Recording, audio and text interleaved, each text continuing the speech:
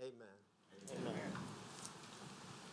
I pledge allegiance to the flag of the United States of America and to the republic for which it stands, one nation, under God, indivisible, with liberty and justice for all.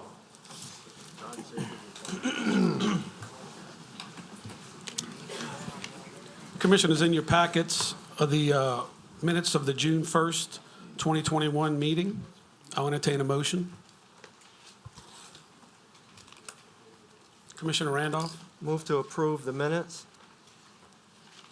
Commissioner Crawford, Second. moved and approved. Please vote.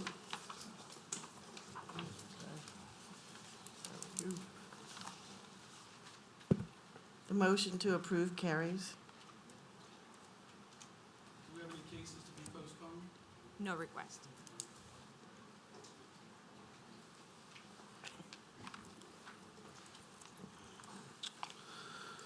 We'll start with case 2021-2335ZC, which has been withdrawn, but I'll read it into the record.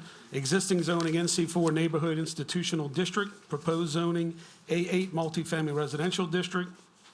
Location, parcel located on the south side of North 3rd Street, west of Harrison Street, being square 64, Town of Mandeville, Covington, Ward 3, District 2. The acreage is 1.32. Petitioner is Steele McDaniel. Owner, Welsh Properties Limited Partnership, B.L. Bryant. And again, Council District 2. This was postponed from the June 1st, 2021 meeting.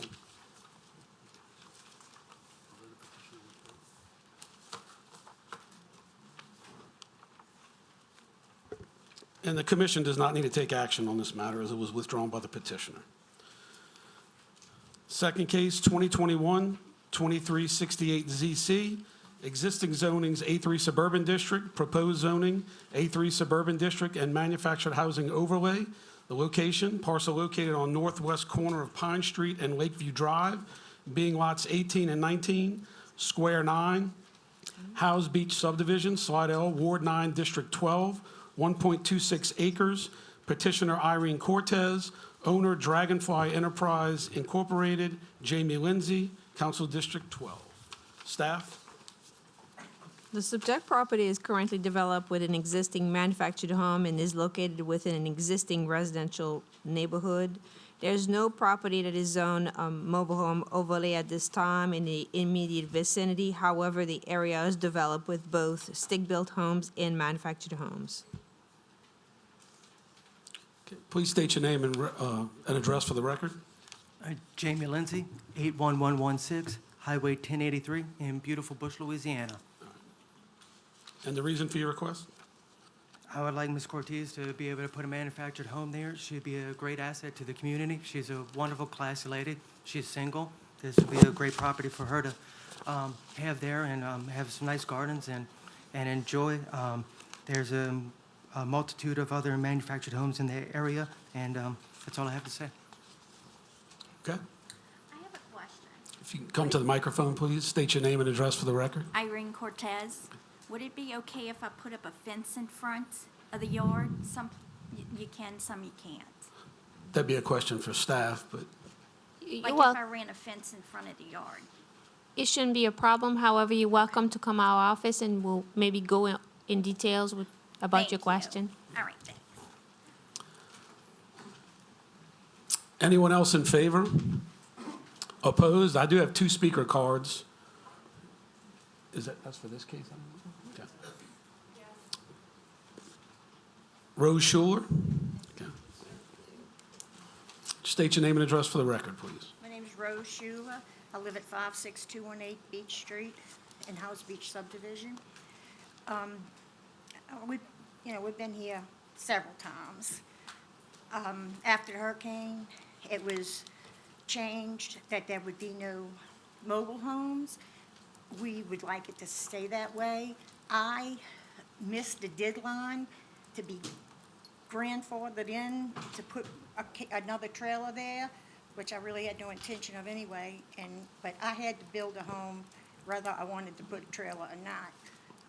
There's other people in the same situation wanted to come back, but because of time frame and getting the money and everything, they didn't, have the money to, they didn't get in time to be able to put a trailer there.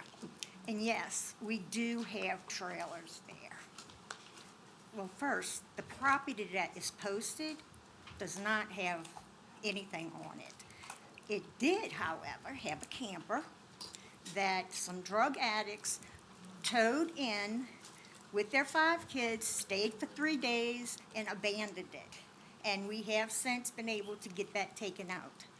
There is one mobile home that is parked at the end of Lakeview in the street that has been there since Hurricane Katrina.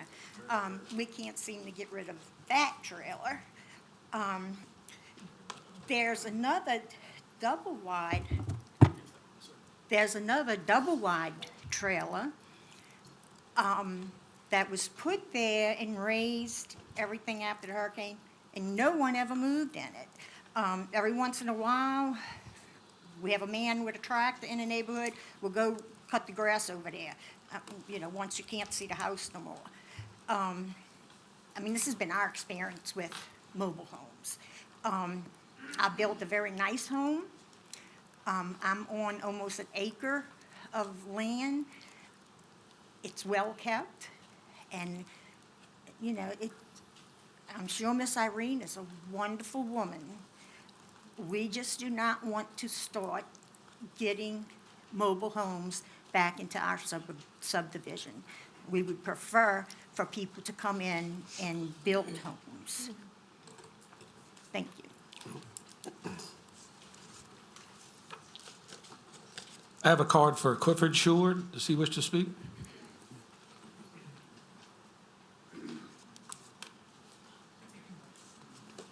Please state your name and address for the record. Clifford Schuler, 56243 Beach Drive, House Beach subdivision.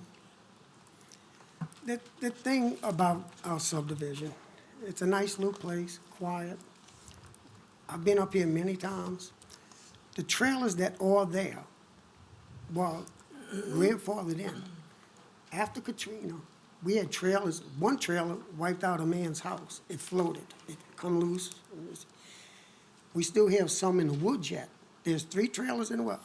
My council member, Mr. Bender, he's aware of it, how bad it is back there. It's not a place for a trailer. I'm gonna be honest with you. We get another storm, trailers just come apart. My biggest concern is the ones that are vacant back there. We have young kids going into them late at night. God knows what's going on back there. And I'm gonna be honest with you, it's not, it was recommended, I believe, March of last year. We went before the council because a fella come here and was denied his zoning. So he did the rejection, whatever they call it. And the council said they would prefer stick-built homes. I don't know exactly what the term means, but anyway, they rather that over trailers in that area.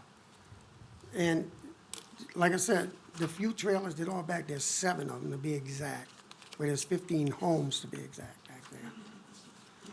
And the 7 that are there are pretty well kept up, but it's people that were grandfathered in because they were there before Katrina. I mean, that's all I have to say. Okay.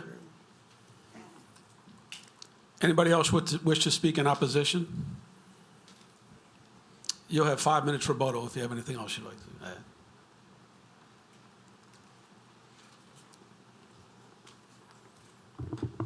There was a Winnebago that was parked on the piece of property there that I had personally removed from the piece of property, and somebody did move it there, and we did take care of that, and we have taken very good care of that piece of property there. That piece of property is not located near beach. It is actually on Lakeview and Pine, which is a few blocks away, and it is also very adjacent to the interstate. There is a, like he was saying, where the manufactured homes were, there are 2 directly behind it, one half a block away. There's one across the street from it. This this is the best use for that piece of land there. That piece of land has been offered to people who wish to put a stick-built house there, and they've denied. It's been for sale. Any of the objectors could have bought it with monthly payments or for cash for many years. Ms. Cortez would be a great asset to that area there, and I really believe that area, even though they have stick-built houses, I think most probably its best use is actually to go back to more manufactured buildings because of its location. And I think asking for approval on each one is very important, but I know that neighborhood very well. I've been working in that neighborhood for a very long time, and that's really the route it's gonna go, so that we can have affordable income in the Slido area to people who wish to take very good care of the homes they have, and she will. Thank you. Mr. and Mrs. Schuler, you have any rebuttal?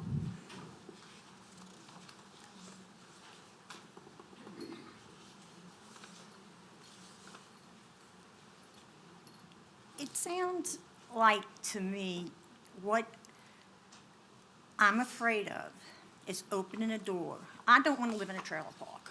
I don't want my home to be in a trailer park. And if we open a door for one person, it's going to open the door for everyone else behind them. And I don't recognize this gentleman as being part of my community.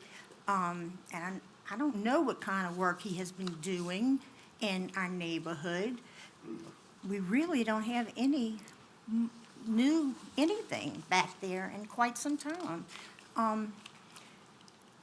But just like he's saying, he wants to change the whole neighborhood. He thinks where we live would be better as a trailer park instead of a subdivision.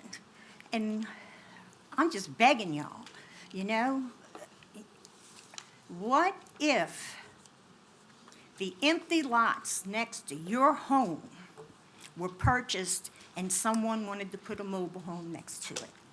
You know, I'm plead with y'all, you know, let's not open a door and get people in there, you know, get trailers in there that it will just be a domino effect. And it'll be quickly, I have a feeling, because we were here not too long ago. Thank you.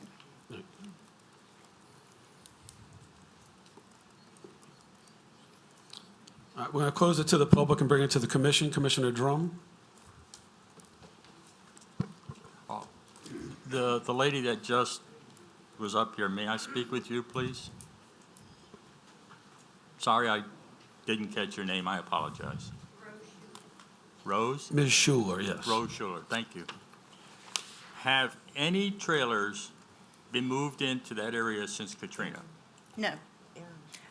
Oh, no, I have to rephrase that. Those that had trailers, lost their trailer in the subdivision, were allowed to replace it with another trailer. But not everyone replaced it with a trailer. Like me, for instance, I built a home. Lady in the back, she had a trailer. She built a home.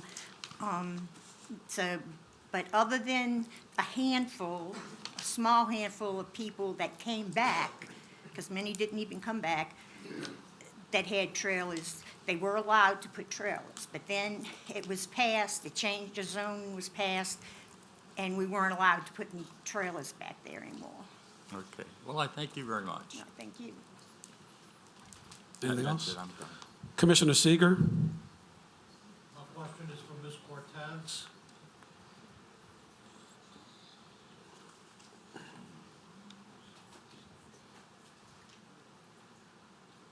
Yes, hello?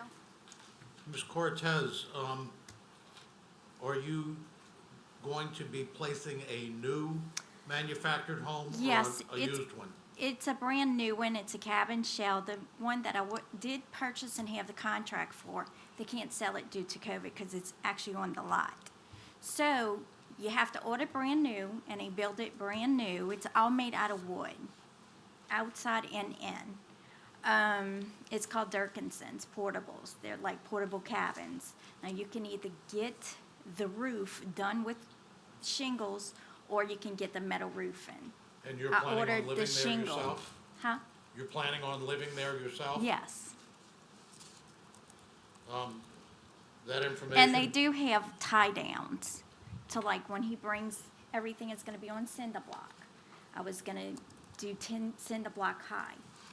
From there, he ties everything down, and then you run the whole underneath with brick. Now, I did call the elevation company and spoke to, I think it was either Dave Shoring or Rubing, and he said that you have to get a certain permit for him to go in there and do the framework underneath, because they go in with cinder block, brick, everything now. So he says as long as I can get a permit, he can go there and place it. And they have grants. They With pay that like information being 80%. provided, I move to approve. But it said something about a flood zone, so that's why he said go up, and it's best for him to come out because he can frame it, seal it, and everything. And then right now he has grants up to 80%, and you pay the 20, which is fine. Wait, Okay. Thank you. Motion to approve by Commissioner Seeger. Commissioner Barcelona? I have a question for Ms. Cortez. Sorry. So I noticed that there's two lots, lot 18 and 19. Are you gonna put a home on just one lot, or? The thing is that I ordered a metal garage, and there's a sliff here. You have the electric pole that runs here, and the building is gonna be an extra 8 foot. So it's not 28, it's 38 by 12, not 16, because we thought we were gonna have to get a 16 for the setback. Well, he didn't have that, he can do the 12. Takes 8 weeks. So I wanted to take the other garage and put it on the side, because I'm gonna get an electric car and I have my SUV. So in front of the building, there's no windows, I'm gonna do a wood garage to where I have 2. So both lots, Well, it's just actually one lot. It's Mis- like a corner in. Mr. Barcelona, I can answer the question. She will have to get a new survey done and combine the 2 lots into one okay, before a building permit can be submitted. okay. So the last question, both lots are .126 acres? Is that the area of both lots? Yeah, it's 25 foot It does look by like 2 lots because it's the phone post in front of each. 25 So by I would like to add another 116. building later for a shop. I do nails. 25 by 116. Okay. All right, I'll second Commissioner Seeger's, Second by Commissioner Barcelona. Commissioner McGinnis? I have a question for staff. Helen, so are there, the lots that are in that subdivision, they're zoned MHO, manufactured housing, because they were grandfathered in? Is that correct? I There's mean, no manufactured housing overlay within the subdivision. If within there the are subdivision. So even though they're grandfathered, they're not zoned that. That's correct. There are some existing manufactured home, but there is no manufactured housing overlay. They're just grandfathered in. Okay. Thank you. We have a first and a second. If there's no other comments by the commission, we'll call for a vote. The vote is to approve.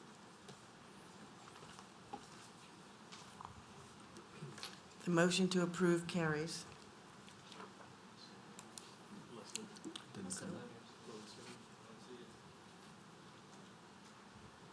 Start over, I guess. Not working.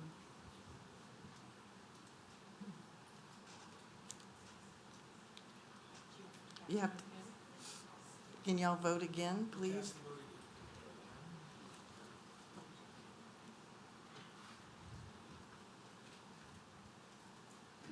There it is. Ooh, 1, 2, 3, 4, 5.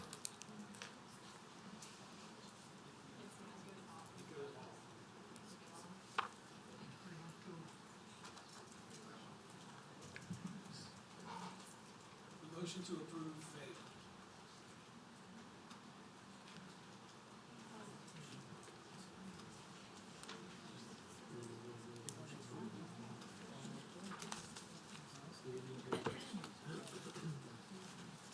Do we need to vote again? Need to vote again? Do we need to vote again? Was that accurate? Yes. It was, No, if that was an accurate vote, we don't need to vote again. The motion failed. okay.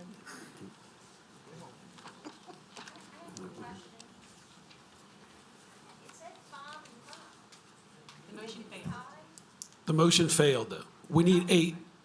We need a majority for it to be approved.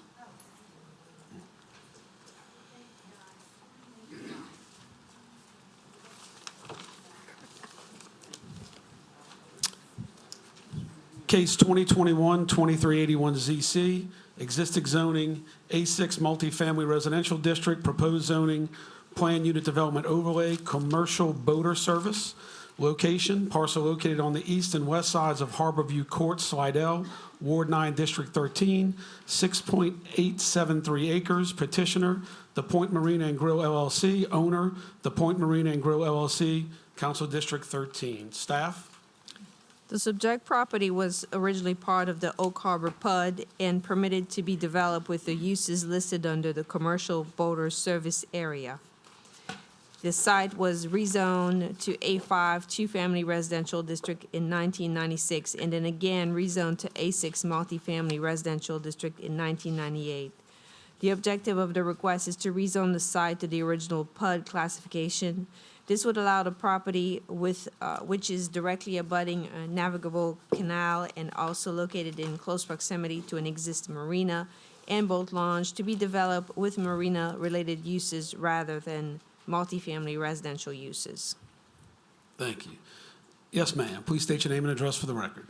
Thank you, Commissioner. Julie Quinn on behalf of the applicant, The Point Marina and Grill LLC, address 112 Founders Drive, Baton Rouge, Louisiana, 70810.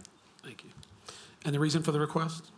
The reason for the request is my client purchased this property approximately a year ago, maybe less than a year ago, and in order to do the improvements that of the existing structures, which were a tackle shop, a bait shop, a restaurant, gas pumps, etc., it's not properly zoned in A6. We're not exactly sure how it accidentally got put in A6, but we needed to go back to its original zoning of the PUD, if I'm saying this correctly, Boater Service Overlay PUD, which is consistent with a marina and all of its accoutrements. So we're rebuilding the tackle shop, rebuilding the bait shop, rebuilding the restaurant.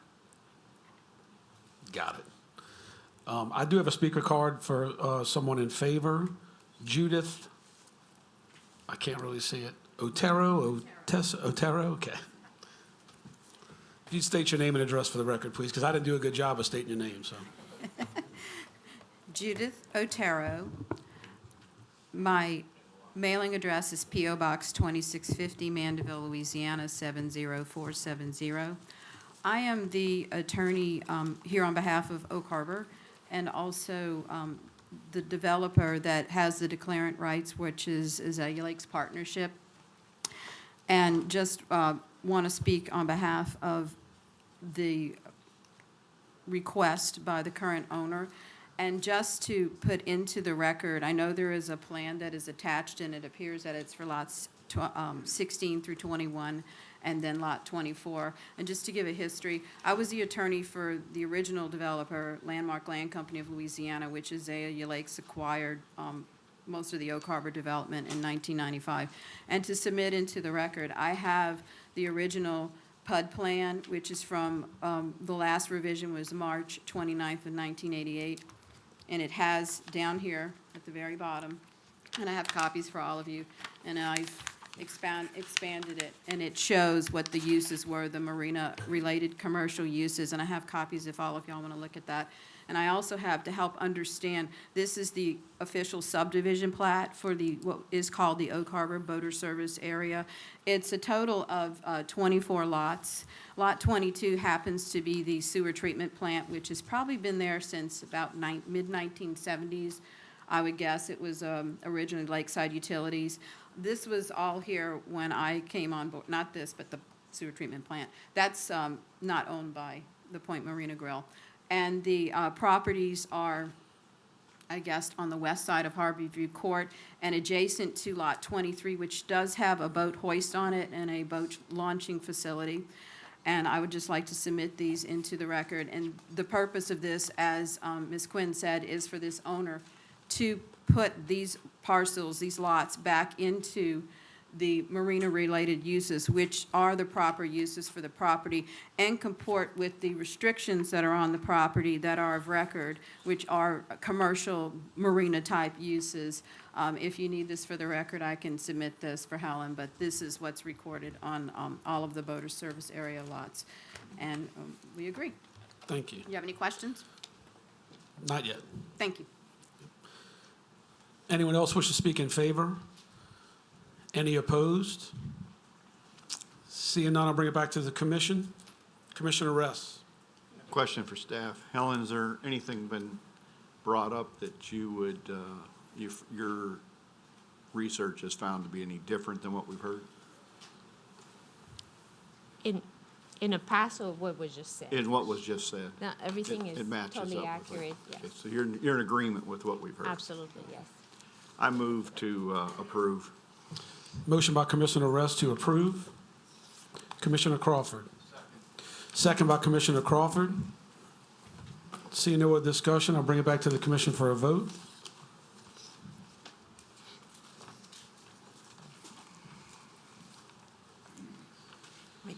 Now.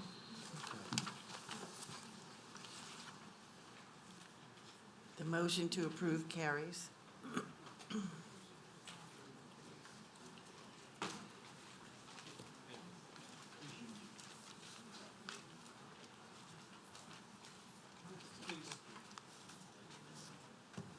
Drive you crazy. This is case 2021-2391ZC, existing zoning, A1A Suburban District, Rural Overlay, Manufactured Housing Overlay. Proposed zoning, A2 Suburban District, Rural Overlay, and Manufactured Housing Overlay. Parcel located on the north side of Longleaf Drive, east of Louisiana Highway 59, being Lot 122, Longleaf Estates, Addition Number 1, Covington, Ward 10, District 6, 5.1 acres. The petitioner is Neil Pinkham, owner Neil, Evangeline, Ian, and Kedra Pinkham, and it's Council District 6. Staff? The 2025 land use plan designates the site to be developed with agricultural and rural residential uses. The subject property consists of a 5.1 acre parcel that was originally platted as part of the Longleaf Estates subdivision.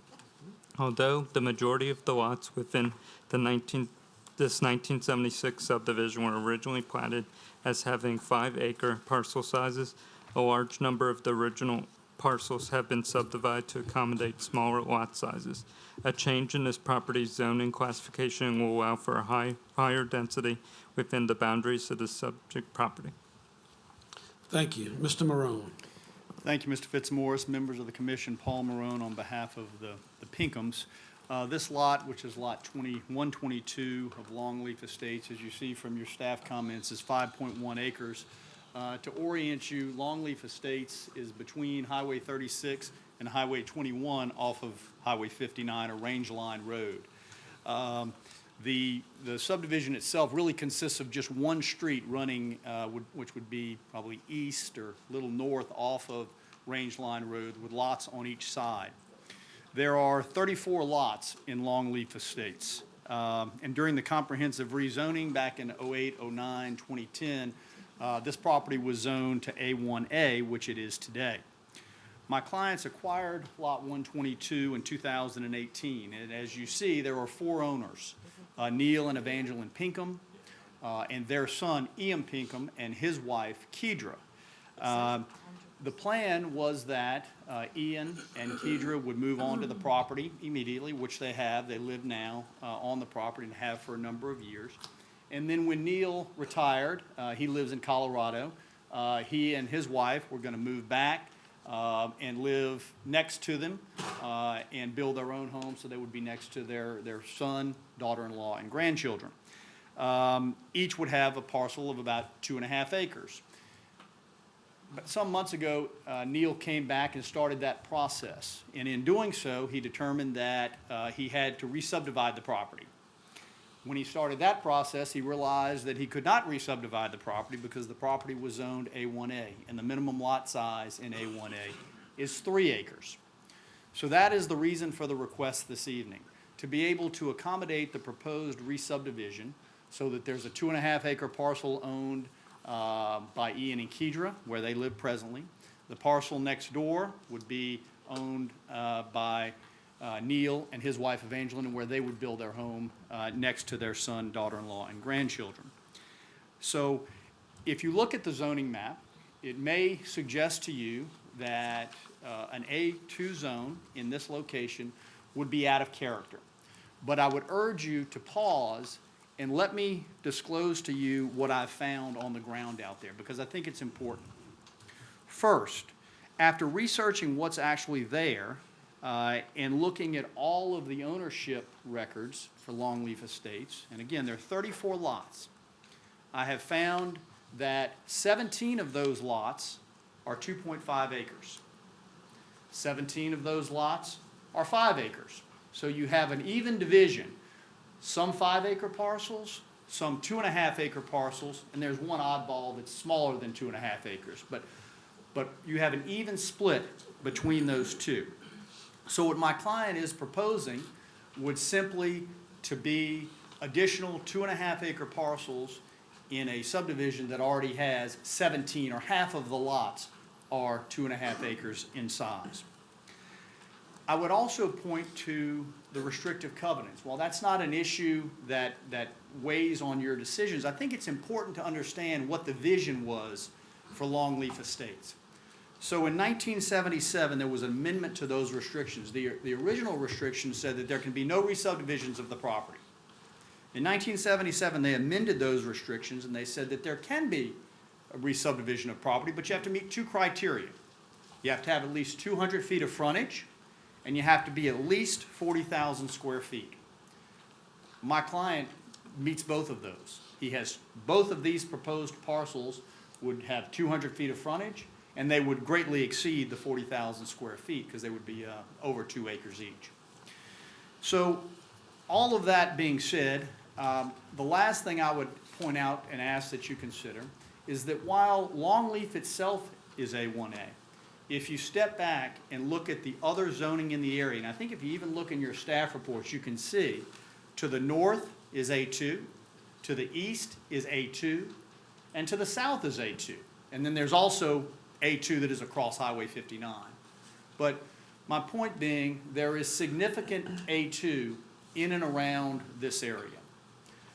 So with that being said, I would submit to you respectfully that the proposal that we make this evening, which is to go to A2 to accommodate a 2.5 acre parcel, is very consistent and compatible with what's out there now. You may ask yourself, well, Paul, if all you want is a 2.5 acre parcel, why do you have to go to A2? Because that's the only zone that would allow it. All we have is A2 and A1A. A1A is 3 acres. A2 is the next available zone. There's no way to create a 2.5 acre parcel unless you're in A2. So that's the reason for the request this evening.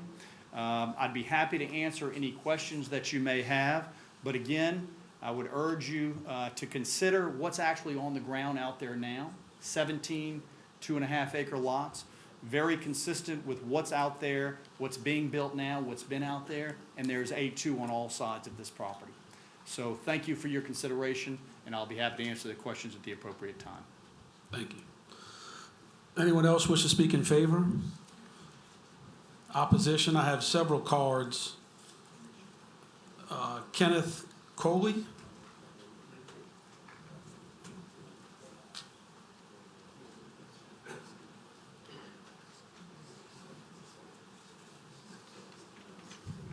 Yes, sir. Please state your name and address for the record. Kenneth Colley, 22404 Longleaf Drive, Covington, Louisiana. And you're against?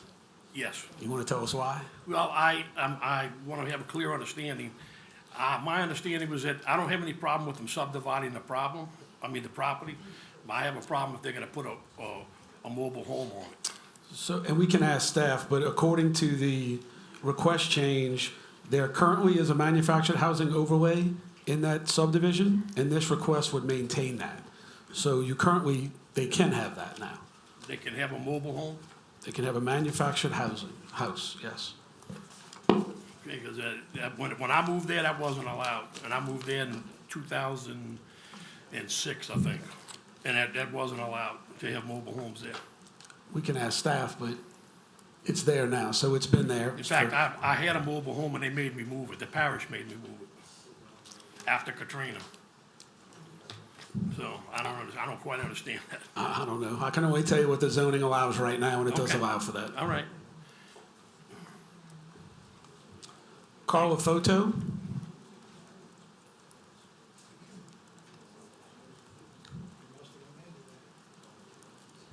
Please state your name and address for the record.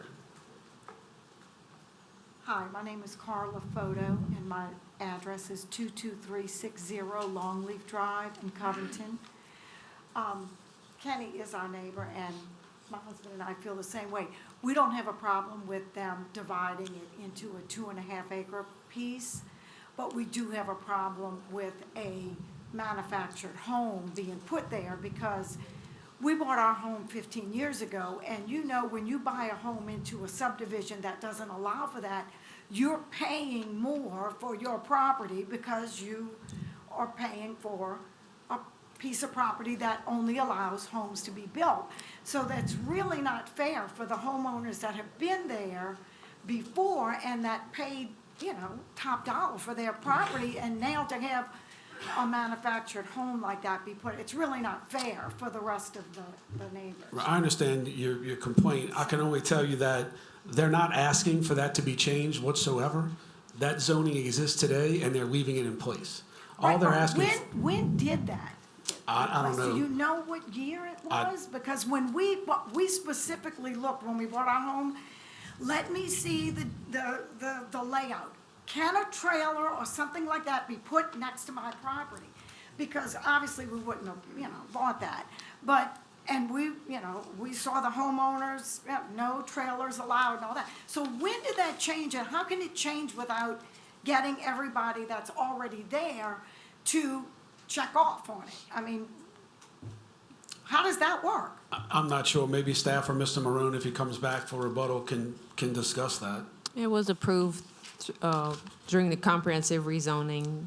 The manufactured housing overlay was added at that time in 2009, 2010. And they don't even let anybody know that the zone in your neighborhood was changed. They just change it on you. Is that? We what had you're several public hearings. It was advertised in the newspaper, also on our website, and, Yeah. you know, on a television station as well. You know, we were doing some comprehensive rezoning in the entire parish. It just seems like that's illegal almost, you know, just to do that to people that bought into a neighborhood with certain restrictions and then change it on them without even letting them know. That doesn't seem right. No? Okay. I have nothing to say, but really, you guys live in neighborhoods, nice neighborhoods, probably. If you knew that was coming in your neighborhood, you'd be very upset too. I understand. And I have no problem, they can split, that's no problem. Put a home that's comparable to everybody else's home and keep the value of it. Think about that. That's all I can say. I have one more card for Wayne Pratts. I don't think he wishes to speak, however. No? Oh, you do? Okay. Okay, come to the microphone. State your name and address for the record, please. Wayne Pratts. I own property adjacent to the place. And you guys, excuse me, I had a stroke and I can't remember my address offhand.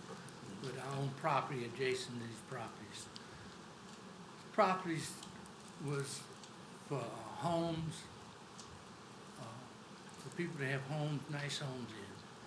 And to bring in a manufactured home like that would ruin the whole neighborhood. Yeah, you know, I don't know where this thing came in, where you can bring those in there. We never heard about it. If they put it through, so be it, but I think that everybody there has a nice, beautiful home. I have adjacent property there that is, got housing there. So I think that, you know, you shouldn't have homes like that there. Thank you. Thank you. Anyone else wish to speak in opposition? You come to the microphone, state your name and address for the record. You have about 5 minutes. Harry Corbedo, 2239 Longleaf Drive, Longleaf Estates, Covington. I'm representing my mother here. She couldn't make it. In 1994, when they bought the land and purchased the property, built the house, there was rules there was a neighborhood association rule book given to them. No mobile homes, no businesses could be run out of it. It was just strictly for homeowners and people that build nice houses. Now, as far as anything being sent out, or TV, or newspaper, when you all said you did it, why wasn't letters sent out to the homeowners in that subdivision, giving them a chance to come here? People don't read the newspaper really, or look at the TV. They got their lives and their jobs to do. I think that was passed without the acknowledgement of the neighborhood, and that's wrong. Thank you. Thank you. Yes, sir, in the back.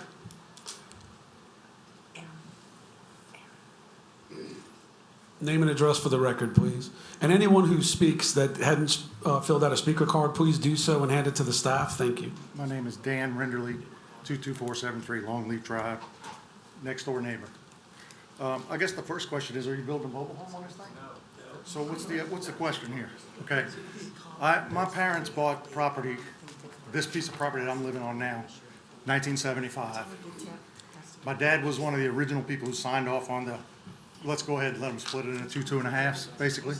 So the requirements were 200-foot front. I didn't know about the 40,000 minimum square footage, but as long as you kept a 200 square foot front, you were okay. That's why the end property on the very end is divided into 3 properties, because they kept 200-foot properties on the street, and then on the highway, they got another house on the back end. None of that matters to me, okay?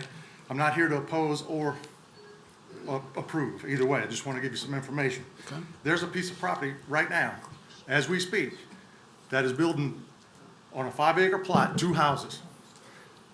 Where y'all at? Wait, did y'all do your homework? Nobody put a flag on it. So they're building on right now on a 5-acre plot. The contractor divided it into 2.5s, and he's building 2 houses on it. So if it's illegal right now, it's being done, okay? That's the first thing. I go through a lot of effort when I'm doing things, okay? This is the 4th house I've built that we're at now. We've been here about 6-7 years, I guess. So I like to look at the restrictions to see what I can get away with, okay? As far as what I read when I was building my house, the restrictions in the neighborhood are good for 25 years unless they're renewed. 1976 to now, they're expired. So whatever y'all put in 2010, nobody knew about. You know, apparently all the neighbors are clueless, as I am, that any new restrictions were put in as far as zoning. Again, I'm not for or against. I don't want a mobile home next to me, okay? Man says he's not gonna build a mobile home, that's fine with me. Keep a 200-foot front, do what the original restrictions said they were gonna do, and I'm cool with it. But if you let him come in and do 100 feet in the corner up there and put a little mobile home on it, no, okay? So you guys, if the restrictions changed, that's fine.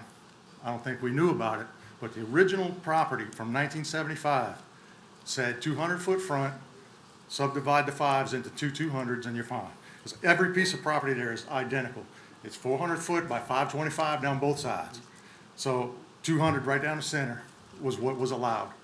As long as they stay with that, It sounds like that's what they're gonna do. okay. As long as you're not building a mobile home, we're cool. We'll get to that in a second. Okay, thank you. Anyone else in opposition? No, Mr. Marone, you have 5 minutes rebuttal, and I think the burning question is there a plan to build a mobile home? There's absolutely no plan to build a mobile home or put a mobile home. Never was a plan to put a mobile home. The only reason the mobile home was even referenced was because it was in place when we filed for the rezoning. But if this commission has the ability, all we want is the A2. We don't need the mobile home overlay. We don't want the mobile home overlay. If you can approve it without the mobile home overlay to give these people some solace so that they know that that is not our intent, we would support you approving it without the mobile home overlay. We don't want to be delayed and we don't want to be tabled, but if the commission has the ability to do that, we would ask you to do it because we have absolutely no intent of putting a mobile home on that property. Mr. Chairman, if Mr. Morone wished to amend his request, he's welcome to amend the request and request to remove the mobile home overlay, and the commission can vote on the request. We make that request to remove the mobile home overlay this evening. So the request has been amended to remove the mobile home overlay. So the zoning will be changed to A2 Suburban District Rural Overlay. And if I can just make one point, just so that everyone is clear, that would remove the mobile home overlay on just this parcel for this application. There may still be a mobile home overlay on other parcels in this subdivision, just so everyone's aware of that fact. Anyone opposed? Have anything else to say? No? Okay, we'll bring it to the commission. Commissioner Drum. I make a motion that we rezone this property to A2 minus the mobile home overlay. Motion to approve as amended by Commissioner Drum. Commissioner Seeger. I have one question for staff. When these 5-acre lots, do you know when they were, the subdivisions were allowed? What year that was? I can answer that. I don't know exactly when that particular subdivision was created. I can research it if you'd like to. It was created in 1976. Okay, thank you. I second that motion. Second by Commissioner Seeger. Commissioner Willie. Yes, I just want to mention to the homeowners too, you might want to keep in mind maybe to later down the road to remove that homeowners, that mobile home overlay in the entire subdivision. Y'all all get together and maybe work with Mr. Morone or whatever, you know, to get that removed. So y'all won't be coming back for the same issue over and over and over again. And on that point, I'd also point out that we are going through another comprehensive rezone currently, 2040, and that information is on our website. You may want to look into that and get involved in those hearings. Commissioner McInnes. To the gentleman who was the historian of the subdivision, am I to understand correctly that the restrictive covenants are no longer valid or current? They're over 25 years old? Come to the podium, please, if you don't mind. You guys make the rules. 25 years, they expire. If you do not renew them, they're expired, right? Isn't that the policy? No. It's not. No. That's what I read on the website. So if you go and look up the restrictions in our subdivision, they've got a line in there that says if these, it's in there, we put it in there apparently, that if these are not renewed within a 25-year period, they will expire. And we have not renewed them. Since 75 was when the subdivision was developed, 76 is when my father signed off, the question you had earlier, signed off on the subdivision part of it, the two and a halves. Helen, what do you say to that? So, I mean, it sounds like those are private restrictive covenants by the homeowners association, that is correct. not parish ordinances. Yeah. Right. Yeah, so covenants can be differing for every different subdivision. So whoever put that in there, put it in there for their reason. And But our homeowners association, or at the time, whatever it was, I think it was 3 people. Okay. They put it in there so that, hey, if you don't renew this, they'll expire. So it has expired. Gotcha. So that's why now we have 10 sheds and we have all kind of stuff that wasn't allowed back then. So, okay? Understood. But you, sir, you realize that the A2 Yes, I do. zoning change would Yes. allow 5 homes, Would allow what? isn't it? No? Pardon? Oh, okay. Well, that's what they're I'm sorry, saying. I missed what she said. There's no protection. So the zoning, the proposed zoning would allow what, Helen? How many homes? Currently?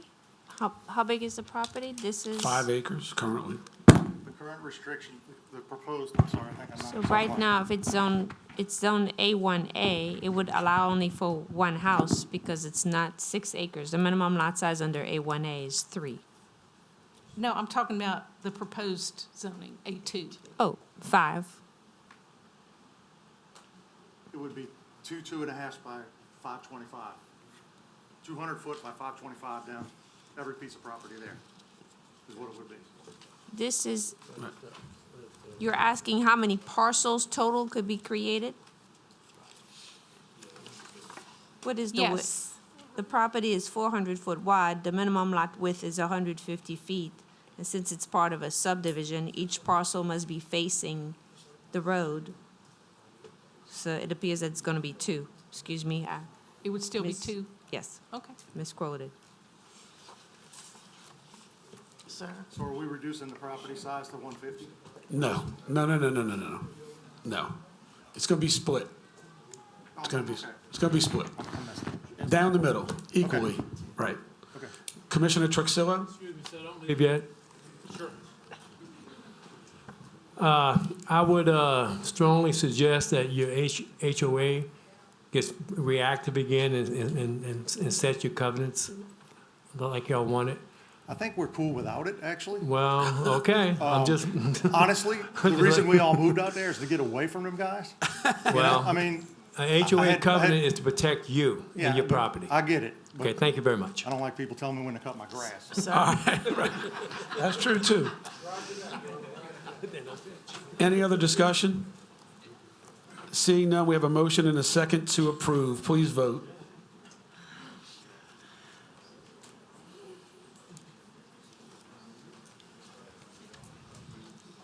The motion to approve as amended carries.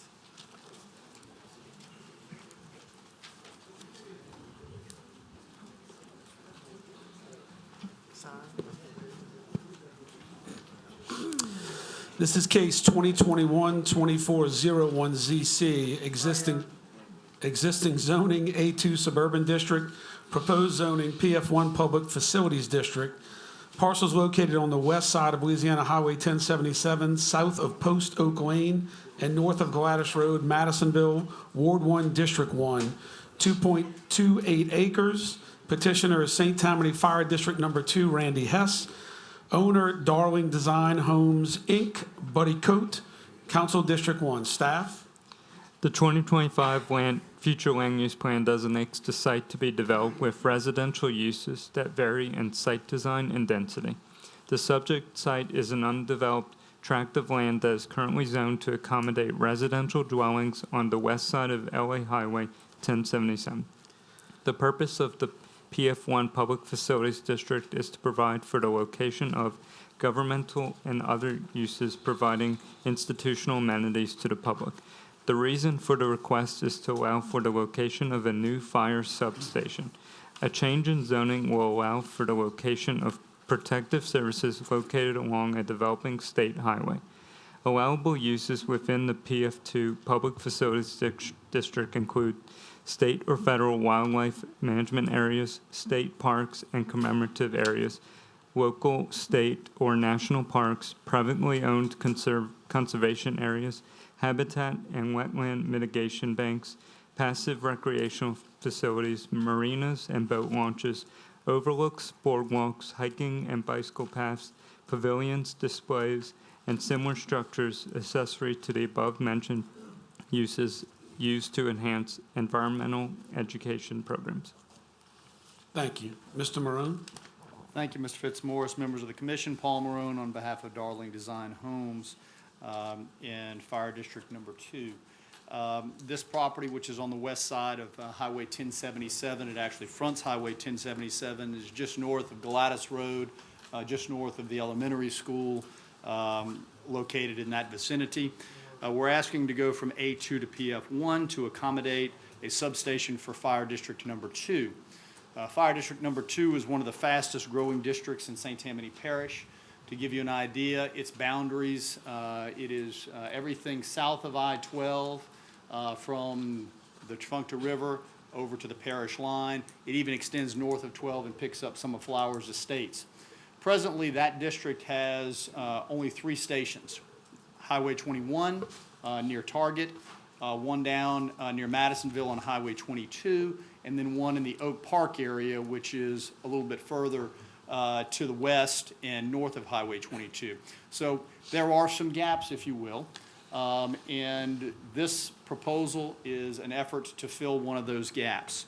By having this location, if permitted, it will allow the reduced response time to the Highway 1077 corridor, to parts of Brewster Road, and areas that are serviced now out of the Highway 21 location. Those of you familiar with the Highway 21 location can imagine the load that is on that station currently, because of course they have all of the commercial that is there. They have the apartments that are there. They have all of those major uses in that vicinity. So being able to have another location on 1077 to provide coverage, to reduce those response times is significant.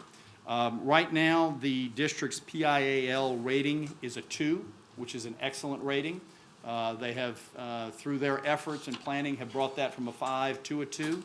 But to be able to maintain that, they've got to maintain their response time, and this is an effort to be able to do that. So this parcel doesn't have any immediate neighbors right now, so there's vacant land on each side of it. We think this is a good location. We think it's compatible. It's an area that needs it. So we would respectfully request your consideration of rezoning these particular parcels to PF1. And I'll be happy to answer any questions that any of the commissioners may have. Also, Deputy Fire Chief David Wyndham is here as well. So if there are questions that I'm unable to answer about operations, he's here and available to do so. Thank you for your consideration. Thank you. Anyone else wish to speak in favor of the request? Against? I'm guessing that's you. Is that, I can't, Brian, you can come state your name and address for the record. Brian Pessis, 350 Highway 1077. You're against? It wasn't checked off for or against, so I'm just. Well, I asked him that because I wasn't sure what was going on yet before I could make an assessment. So you're Sweden. That's fine. We'll get to it. That's fine. Okay. All right. You answered a lot of questions. Thank you. But you're saying there's no neighbors, but I'm across the street. So that's false to start off with. The response time we've had over there has been pretty good. There's 3 fire stations within 1.7 miles of that area.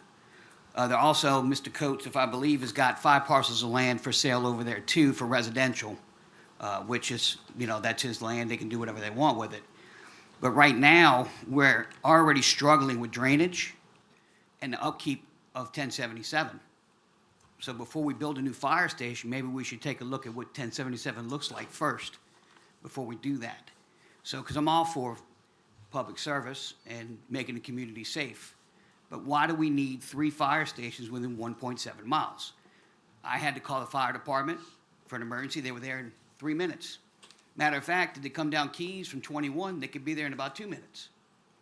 So I know they're building that area up, but I don't see where they've already put lights up in the power station. They built a brand new school.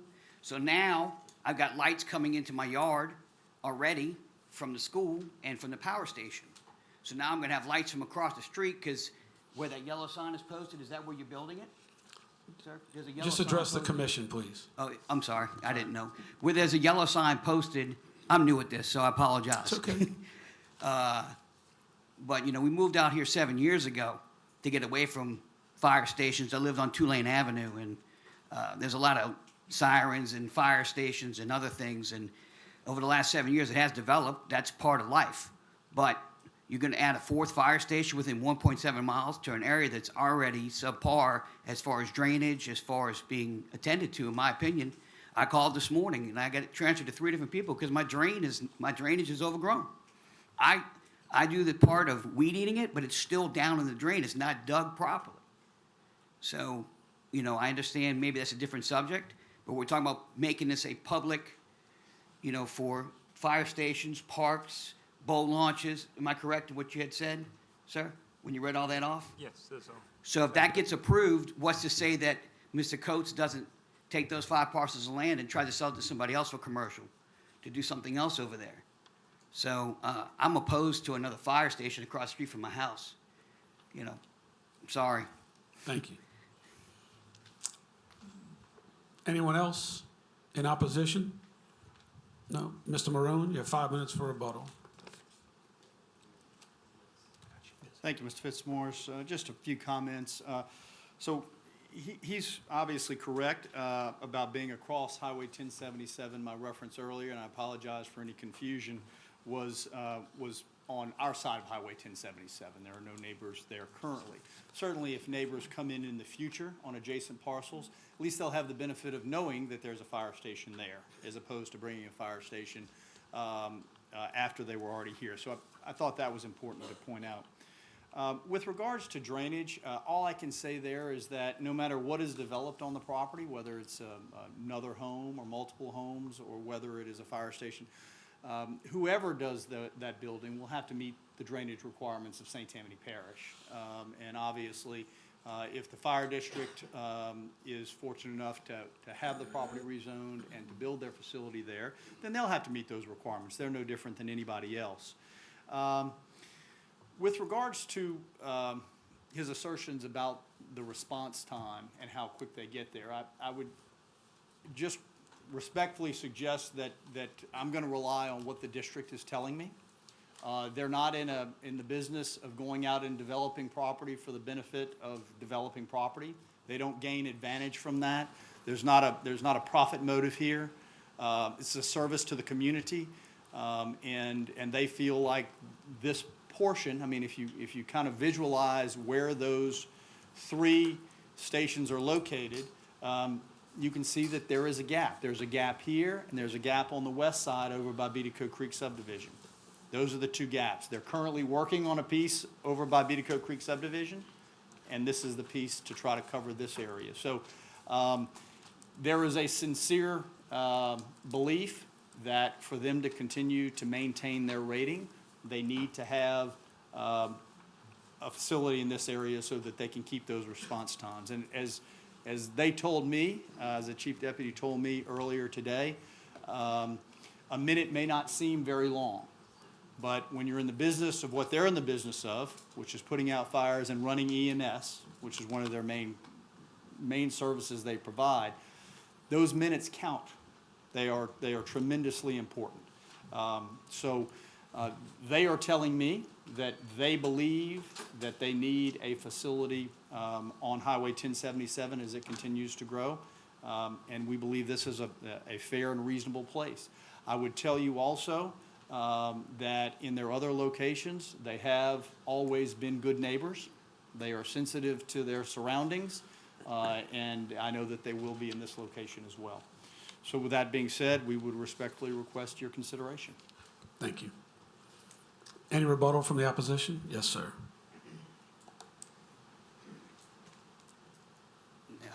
It sounds really good when he says it, I guess.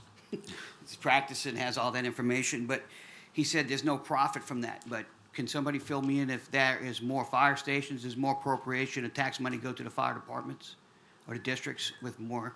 I'm asking for my education. Does that happen? I don't know.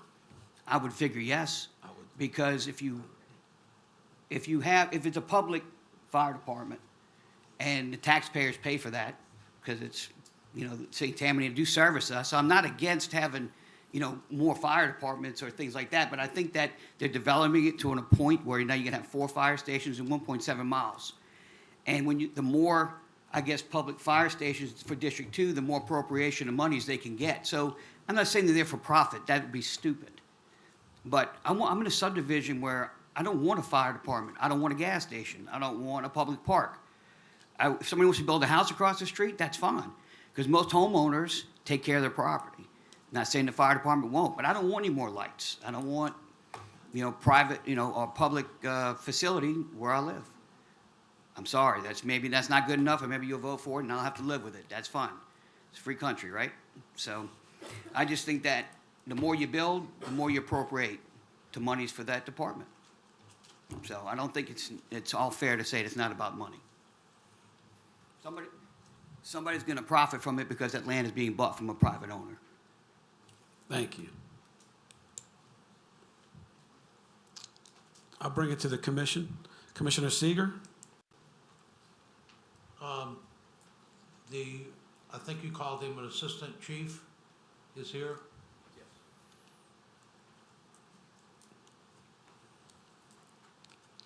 If you would, please state your name and address for the record. Sure.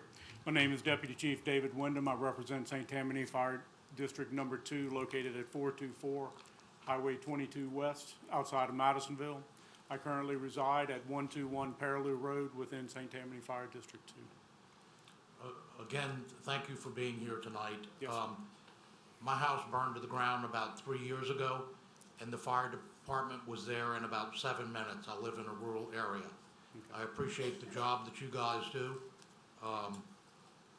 Point blank, do you need this station to maintain your level of certification? Yes, we do. As Paul said, we have 3 stations right now. We're currently trying to build a 4th station near Beatico Creek, and this is going to be station number 5 for us. First off, let me address, he is correct. We have a station that is probably about 1.7 miles away if you go down Keys Road. If you go to Brewster and 1077, you're exactly 2 miles away from that point to Station 23 over by Target, which is the station that's going to cover the majority of that area. When you're driving a fire truck on Keys Road, which is a very small road, as is Brewster, you can't drive at 60, 70 miles an hour. So your travel time is going to be much greater than 2 minutes. Also in that area, we're also covering part of Rex Avenue off of Brewster Road and Madison Farm subdivision. From the entrance of Madison Farm subdivision to Station 23, which is by Target, is little over 4 minutes, providing there is no traffic to contend with. So you're looking at it's a little over 2.5 miles, and that's to the entrance of it. Once you get into it and you start traveling to the back of it, then of course your time and everything goes up because again, you're traveling through a subdivision in a big truck, watching out for kids running in front of you, so you're running about 20 miles an hour at best, if not less. The majority of what we do is EMS, so we carry AEDs, automatic defibrillators. We have a Lucas device on our trucks which provide automatic chest compressions and stuff. We're in the business of saving lives. And when your loved one's on the floor and you're waiting for that fire truck to get there, a couple of minutes is a long time. And under the PIL rating, we've got to get on scene within 5 minutes and 20 seconds of when you call us. That's what we're striving for. We have gone from a rating class 5 down to a 2 in the last 3.5, 4 years. And in order to continue to improve our area as it grows, we're going to have to be able to improve our services. And as far as profiting from it, there is no profit to be made from a fire station. Our income comes from the tax millage that is assessed on the houses in that area, and we operate off of a budget. So we have to budget to buy these properties. This property will not immediately be built on. We've got to get it now because there's no more property being made, and that is an ideal location for us to put a station. But again, we're going to have to budget for it, prepare for it, and then once the station's built, we'll have more people come on to man that station 24/7. We do practice being good neighbors. I tell my guys, don't come out of the stations blazing sirens, especially at 1 o'clock in the morning. If you have no traffic, there's no need for the sirens. The sirens would be coming through that area regardless of whether we build there or not, because we're still going to have to respond to those locations. It's just an issue of where do we respond from? Do we respond from a half a mile away, or do we respond 3 miles away? That's really the critical question with this. Thank you. I move to approve. Motion by Commissioner Seeger to approve. Commissioner Randolph? A second. Second by Commissioner Randolph. Commissioner Crawford? My questions were already answered, but I appreciate that, that information. That was very informative. Thank you very much. Commissioner Rett? No, sir. Commissioner Ress? Yeah, a couple things. In one way, I have a little bit of concern about proximity to a school. And the other side of that is if something bad happens at the school, the proximity might prove to be quite good. I don't know how you argue that. It's the diligence of the crews leaving the station and coming into the station, how they recognize there's a school right there, school buses and whatever. It's pretty close. The other thing I keep seeing here, and I see other cases that we've got, if we can't have fire stations on major roads, what do we do? And what it seems to me repetitively, our major roadways, a lot of them are zoned for residential. And it just seems like we missed the boat there. If anywhere we're gonna have commercial development or this type of development, it seems like we should be on major roadways, so you have, and yet we have people building homes because it's zoned for homes, and then later somebody says, hey, this is a great place to put a fire station, this is a great place to put a school, this is a great place to put a Target, and then what do you say? How do you argue the point between the person that's already there and went by the zoning that's there? And I mean, I just keep seeing this. It feels like over and over and over again. And I'm hoping this if we are redoing the comprehensive zoning, that maybe that's something we can fix and get right, because people are going to continue to build on these roads, and then you want to come in later to put some critical infrastructure in, and somebody's house is there.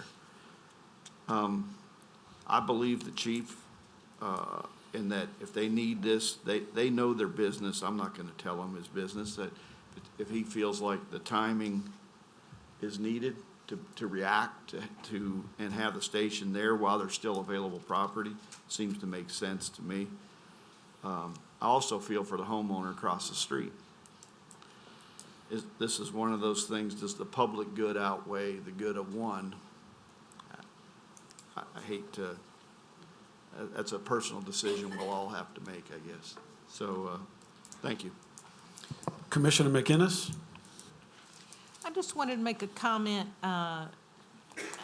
addressing the concerns of the neighbor across the street, is that, you know, perhaps I would suggest you getting with the fire department if this is approved, and try to work with them on a design that minimizes lighting that would be,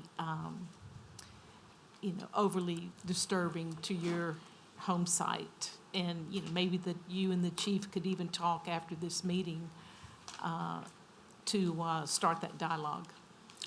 I'm not, I want to say one thing, I'm sorry. I'm not saying I'm opposed, but just putting up a sign and say you want to change it, and I appreciate what you just said, Councilwoman, excuse me, that we should talk, and that to go around the people in the neighborhood. I'm not opposed to having EMS close or putting out a fire, could be my house. But putting up a sign saying we're going to change the zoning and not talking to the people in the community, I think that that's a great idea. So I wanted to thank you for that. All right. Thank you, sir. Commissioner Drum? Yeah, I'd just like to say two things pertaining to the firehouse. They built a fire station a quarter-mile from my house about 3 years ago. My homeowner's insurance went down because the fire station was closer, so that was good. As for the money to run the station, that's on millage. That's not a tax, basically. It's another word for tax. But you have the voice, you have the right to vote for that millage, to either raise it or lower it or keep it the same. They don't make any money off anything. They function off of what is allowed. So there's just 2 points that, you know, came to mind, and every now and then I do think of something nice, and this seemed to be it. So just thought I'd put that out there. Thank you. Thank you.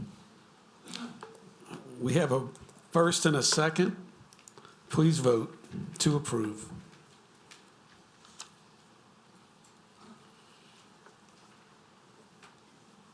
Motion to approve carries.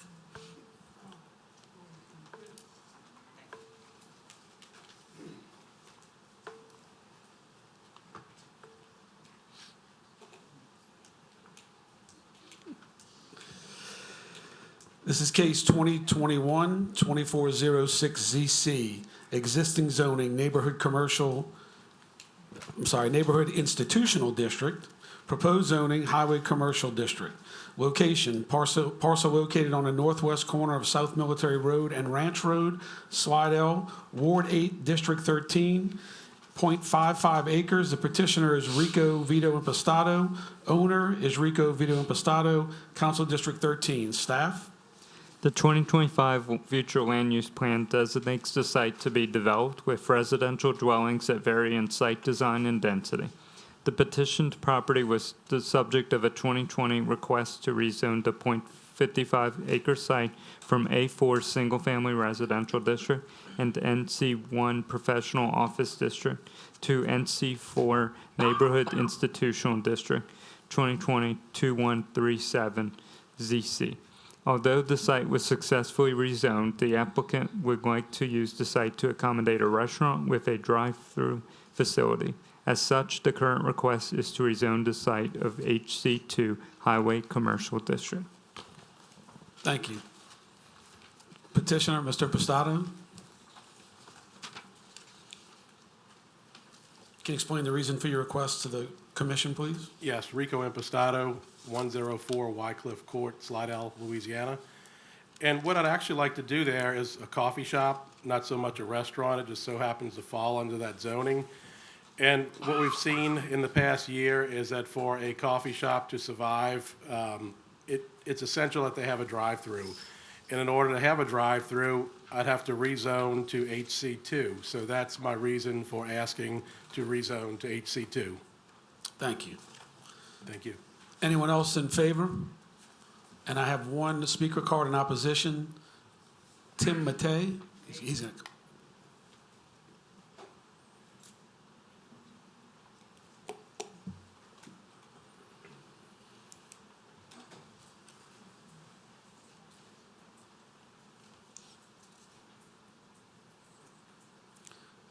Please state your name and address for the record. Tim Mady, 128 Goldenwood Drive, Slidell, Louisiana, 70461.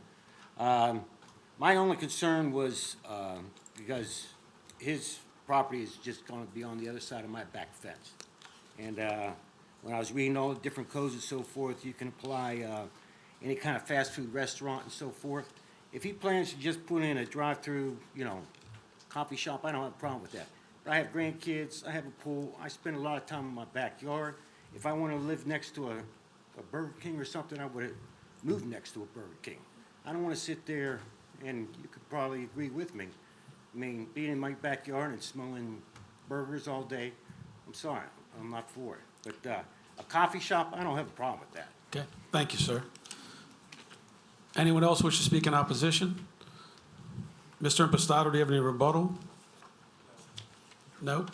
Seeing none, I'll bring it back to the commission. Commissioner Randolph?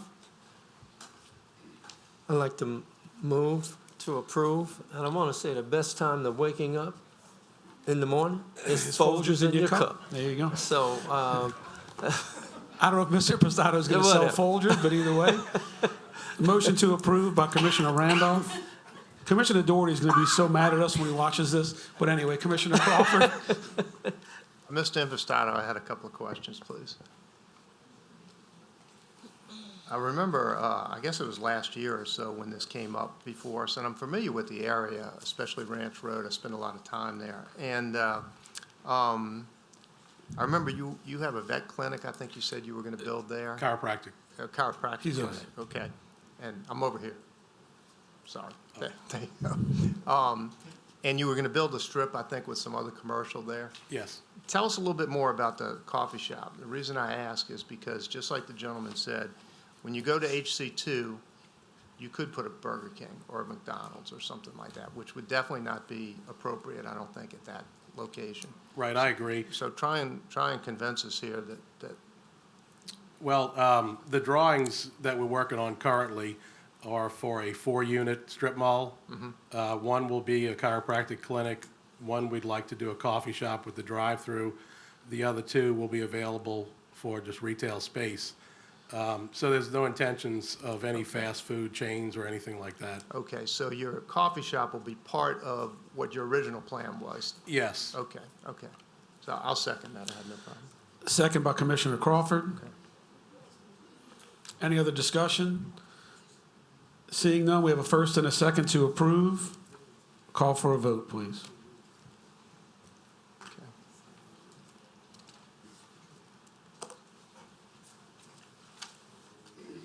The motion to approve carries. Thank you.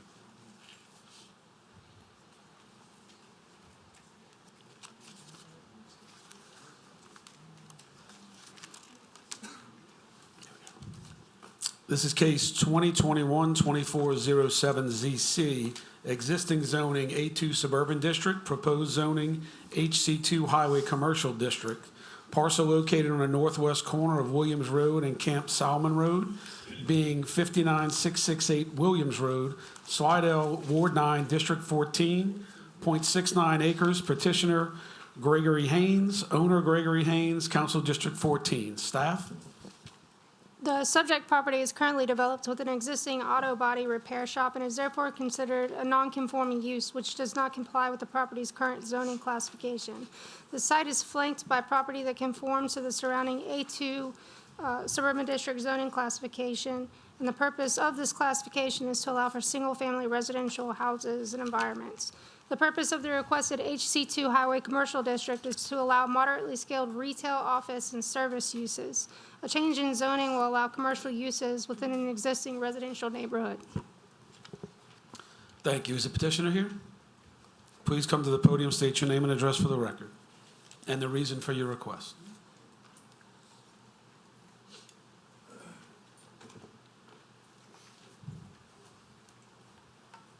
Good evening. My name is Gregory Haynes. I live at 35325 Camp Salmon Road. The property that we're talking about is at 59668 Williams Road. This property goes back, actually, it was a salvage yard in 1953, and my dad built the house that my son's living in to this day in 55.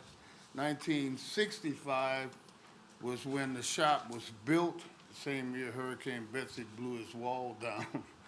But so it's been a mechanic shop since 65. I had it rezoned when he retired in 1992. And I had it zoned, the old zoning classification as C2 commercial in 1992. We got caught up in the 2009, 2010 zoning, rezoning. And I didn't even discover it until recently. Actually, it took effect in 2013. So we're not applying for anything new. We've been going along with it all this time. Thank you. I have another speaker card for, it doesn't say if he wishes to speak or not, but Simon Haynes. Just says you're for. Okay. If you'd like to speak, state your name and address for the record, please, at the podium.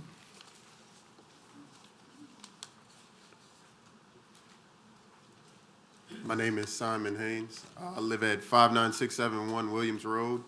The frontage of the property that I stay at is the frontage of my dad's shop, and I'm for that. And the adjacent neighbor, Nyla Pichon, she couldn't be here. She lives at 2035 Gauss Boulevard. She's also for the property being zoned commercial. She has no problems with that. And the neighbor next door is my cousin, and he's for that as well. Thank you. Anyone else like to speak in favor? Yes, sir. Please come to the podium, state your name and address for the record.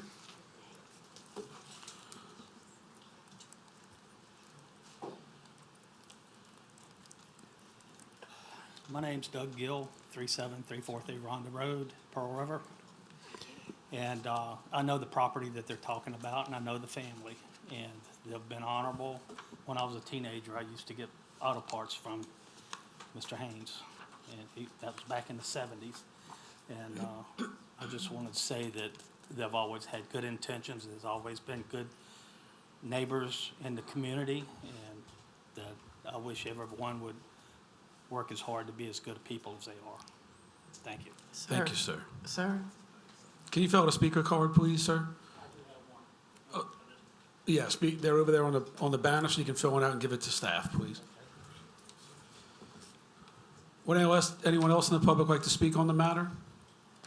Seeing none, I'll bring it to the commission. Commissioner Randolph. Yes, sir. I'm very familiar with this area and also the family as well. As a matter of fact, go way back. I remember the auto shop as well, and I'm telling my age, the salvage yard. But I also want to say I know the family, I know the neighbors in that area. And Greg, can you come up to the podium, please?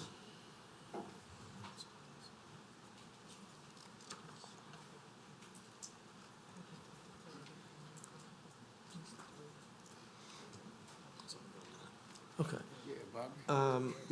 I understand that, well, not understand, but there was a couple phone calls concerning aesthetics. Are you going to try to improve some of the aesthetics in the area?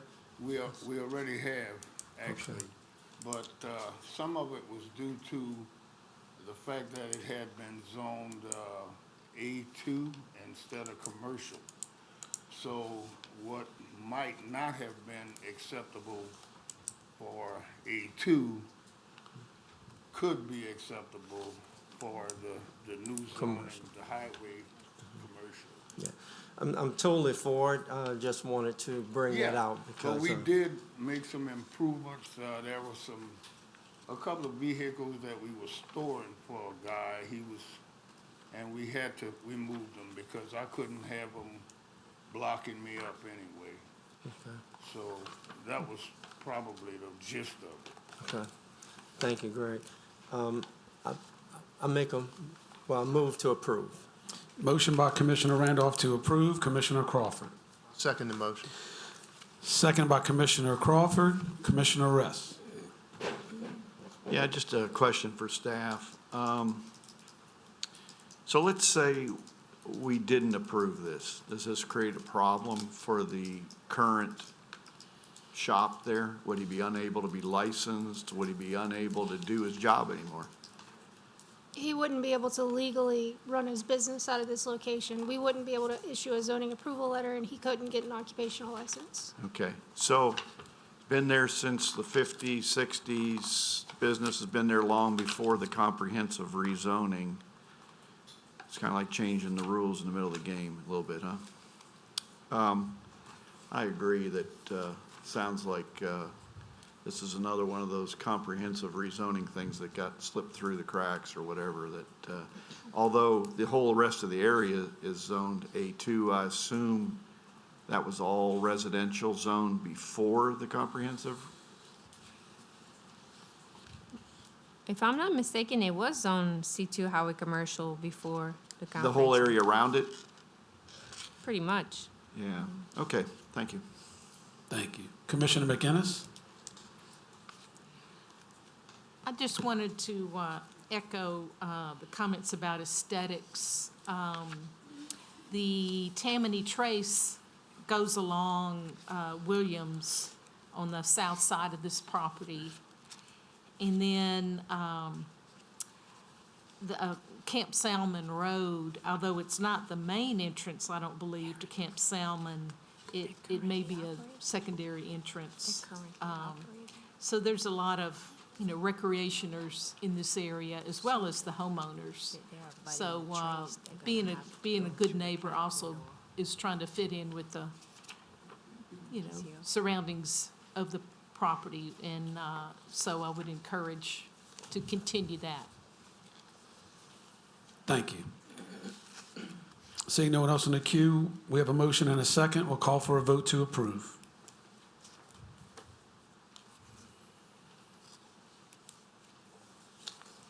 The motion to approve carries.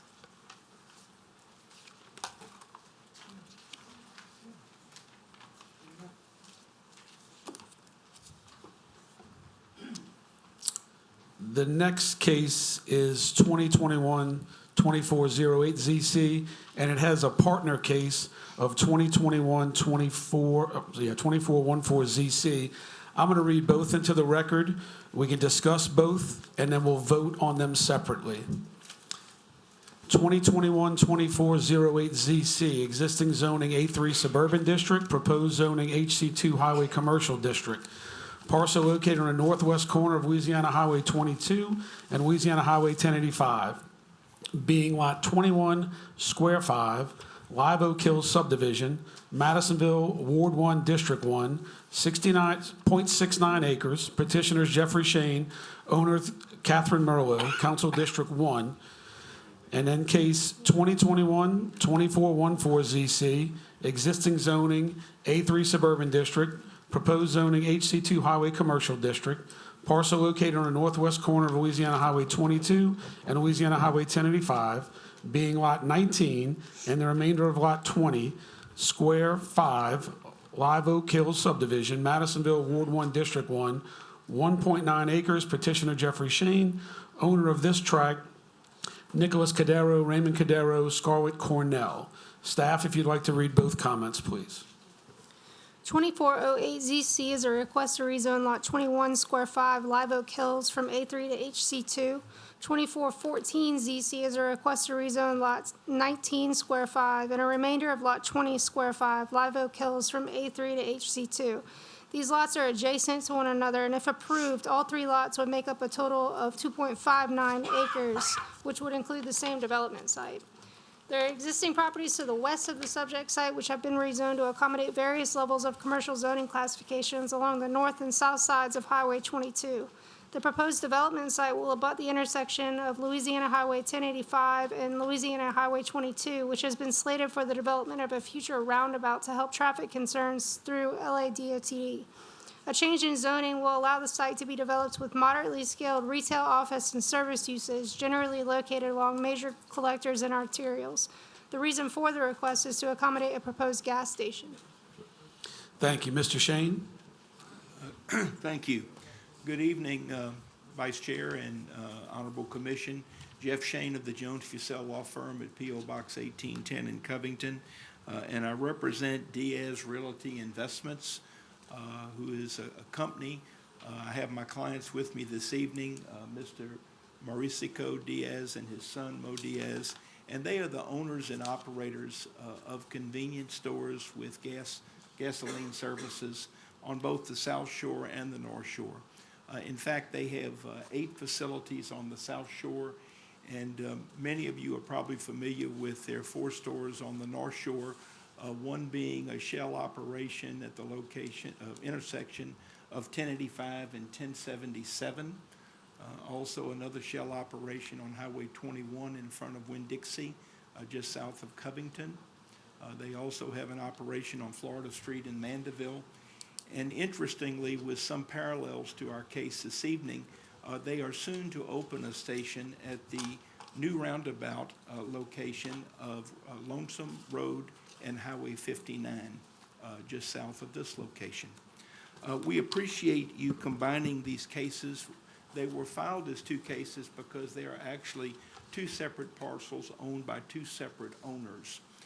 But the 2 parcels together, as staff has noted, equal 2.59 acres, and it's located in the northwest quadrant or intersection of Highway 1085 and Highway 22 in the western portion of our parish.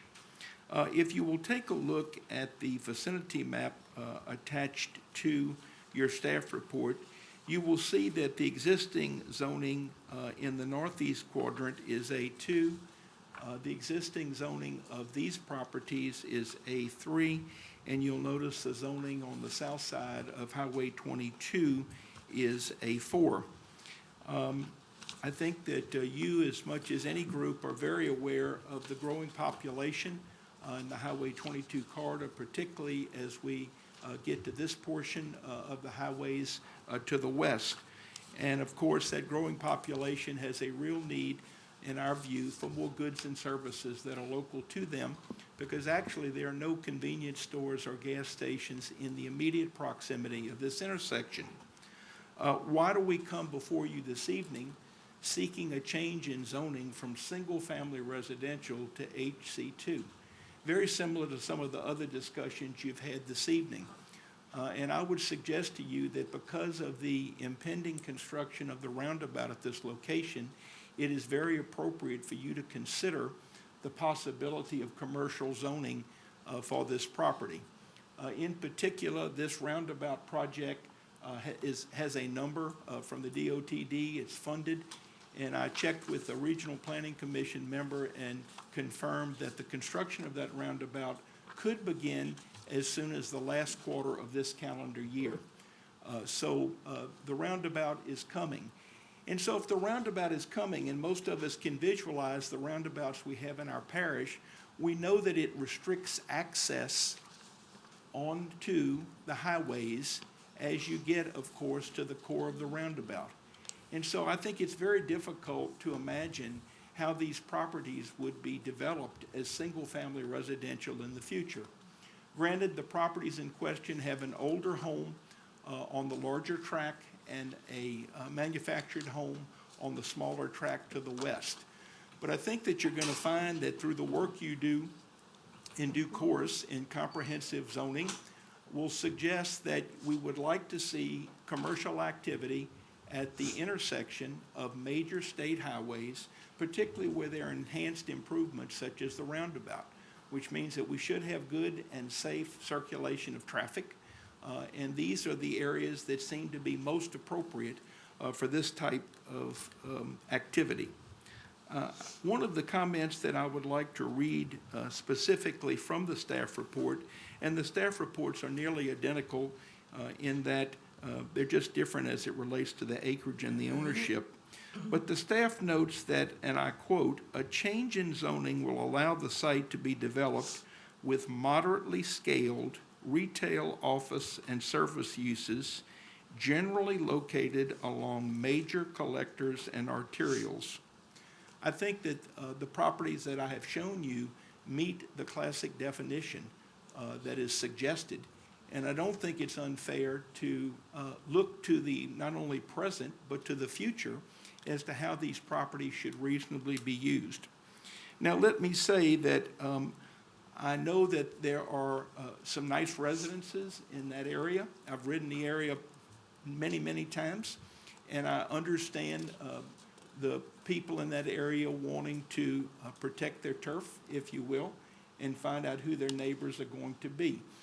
In that regard, my client is planning a site plan which will keep us away from Mary Street, which is the street that abuts us to the north. Also, we envision an 8-foot solid fence around the entire western and northern boundary of the property to provide protection from the residences in the area.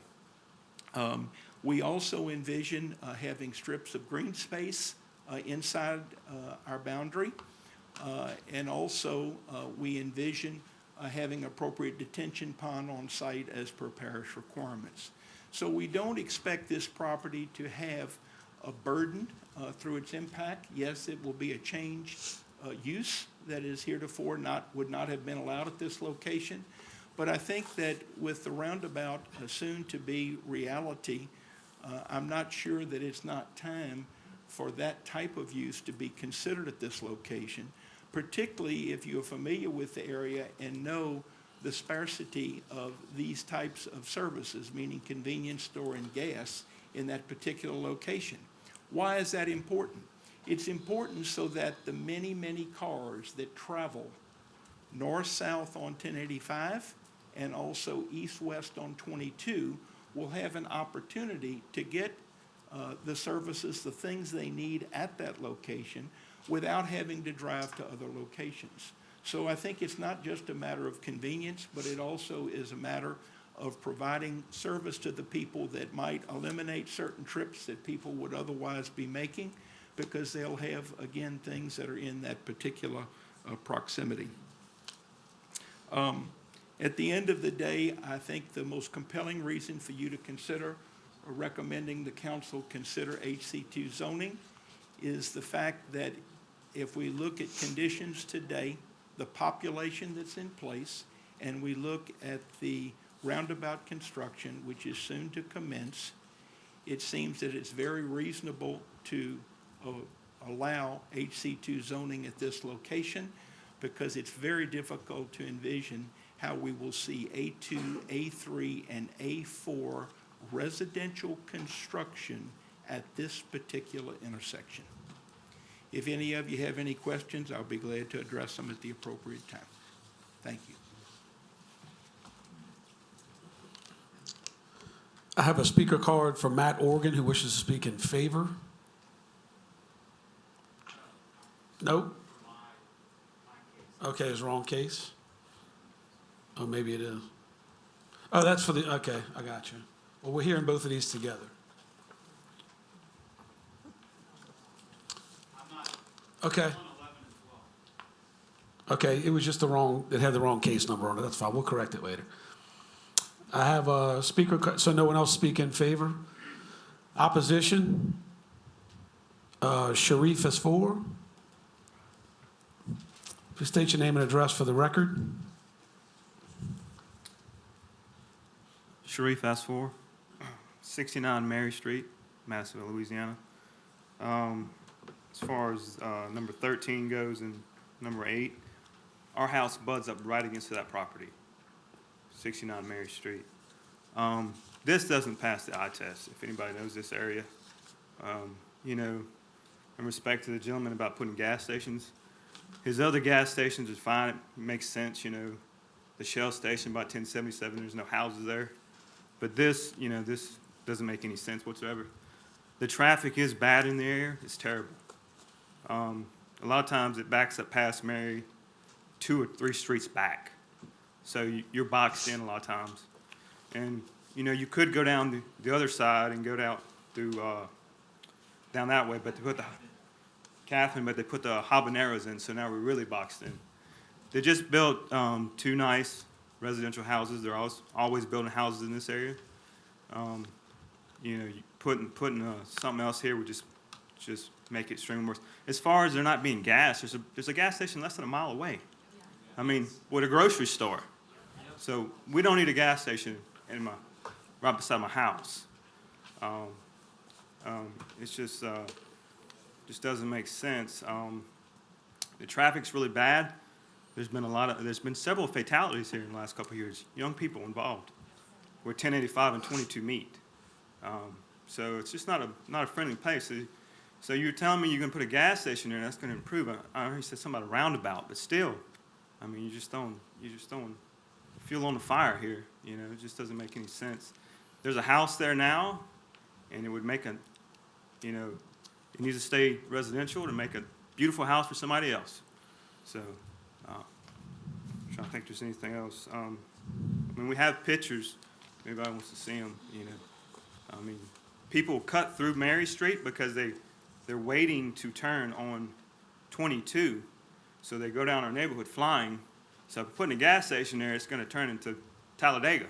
So I wouldn't advise about doing that whatsoever. Thank you. Thank you.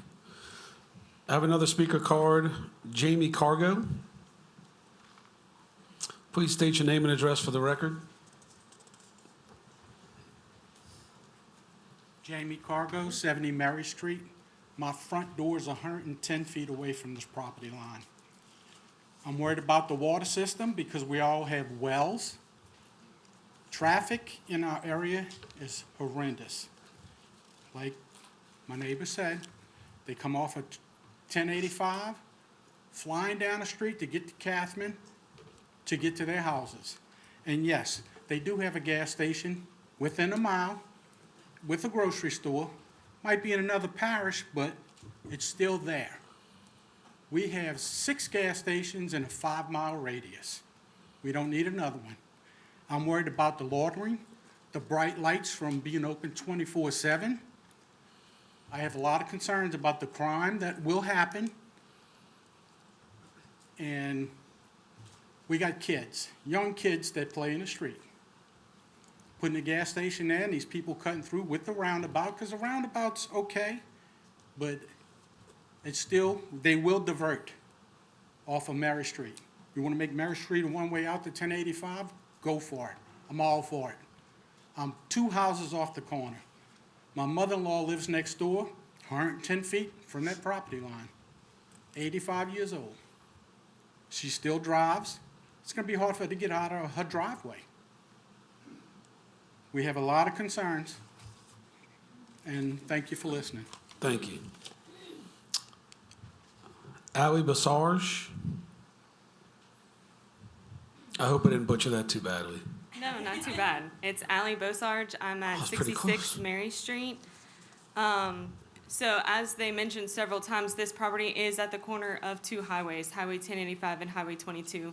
But what I feel like they haven't highlighted very much is that 175 feet of that property is also on Mary Street. That's a residential street. It's an established residential neighborhood. It's not just a home or two that's there. It's an established residential street. It's what you would think of when you think of a residential street. We let our kids ride bikes. We go on a bike ride almost every day. We let our kids play in the front yard, have neighbors over back and forth. Rezoning this property to highway commercial that is on our street is going to very much impact that. And I understand what he's saying as well about there's a roundabout going in. These are two major roads. That is why we have neighborhood commercial zoning, so that we can provide local goods and services to communities with minimal impact to the neighborhoods. But this would be way too much of negative impacts, and it would far outweigh any benefits that it would provide. We have concerns, as my neighbors have mentioned several times, about the traffic. The traffic does get very backed up. They use our road as a cut through. If there's any type of entrance to a business on our road, that's only gonna make that traffic worse. I mentioned our kids' safety. We're very concerned about that. We have several families with young children on that street. I'm one of them. I have 3 daughters at home.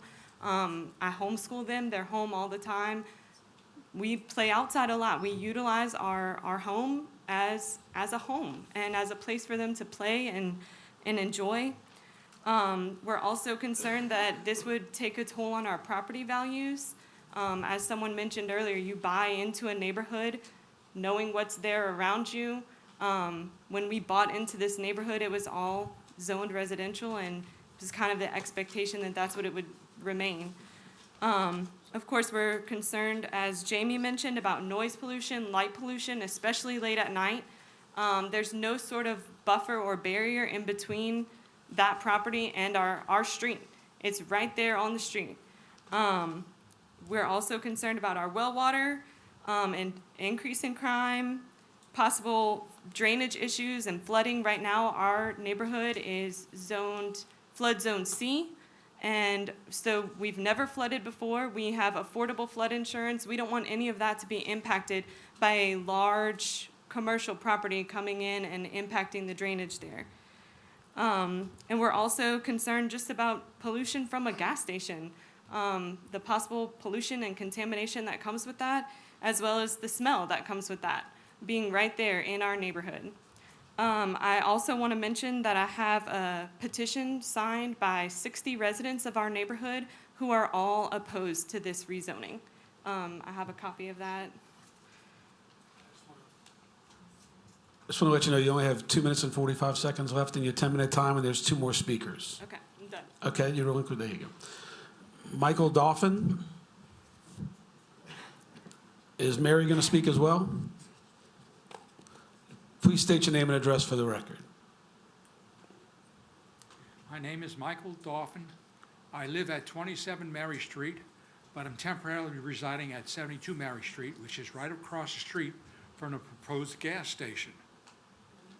Now, proposed gas station is right along 1085, Highway 1085, which the traffic there already is horrendous.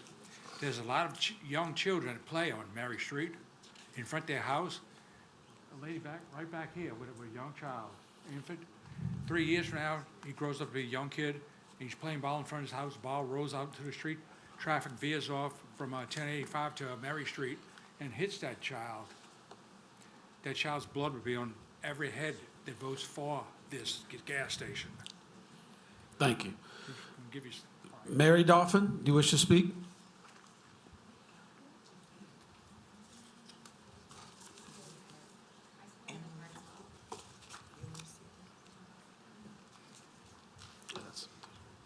My name is Mary Dauphin. I'm the 85-year-old mother-in-law of Jamie. And Michael is my son, and he's living with me. temporarily. His real home is 27 Mary Street, and I live right across the street from where the gas station's supposed to be built. We built our home at 72 Mary Street a couple of years ago. It was our dream home, our retirement home. My husband and I wanted to live there. And all my children were down the block pretty much. There's a lot of kids around, just like grandchildren. And I am definitely against it. My husband didn't get to live in our retirement home. He passed away a couple of years after we moved there. But it's a beautiful home, and it's right on that corner of 1085, almost 22, 1 block away, right across from the gas station. So I'm against it, of course. I'm old. I don't want to be worried about crime and holdups and even the traffic. It's bad enough. Wakes you up at night. You know, the front of my house is on Mary, but the side of my house is on 1085. I'm going to hear that traffic more. But anyway, I just want to tell you, I'm against it. I'm too old for all this. Thank you. I think we have one more speaker in opposition. Did you fill out a speaker card, ma'am? Okay, it might be somewhere in the pile. If not, if you could fill out another one for us. Certainly, Please I state can. your name and address for the My record. name's Carrie McLean. I live at 47 Alice Street, which is the street one over from Mary. I'm at the corner of Landry and Alice, which is the first side street that connects our whole subdivision. Now, our subdivision, as nobody's really mentioned, it's all a dead end. We only have exit from one side of our subdivision. Well, I guess technically 2 sides. We have one tiny little exit that we almost can't use anymore to get onto 22, where's Kathman, because once Habaneros was put in, we now have cars poking on both sides, not on the side, right in the road. The buses can't even get through, and there's been multiple times when we've actually had to go and pick up our kids at the school because the buses can no longer make it through. At this point, they're looking to put in a gas station where we have buses dropping off school children. We're having kids aren't getting home from kindergarten until 5:20 in the afternoon at times because of the traffic issues and getting in and out. Every single person in our community is on well water. And I cannot imagine there's not going to be a pollution hazard to our drinking water adding a gas station when all the chemicals involved with that. Thank you. This is my time over. Well, there'll be rebuttal I'm against, I'll put that. Yeah. There'll be rebuttal time as well, so. Mr. Shane, if you'd like to rebut.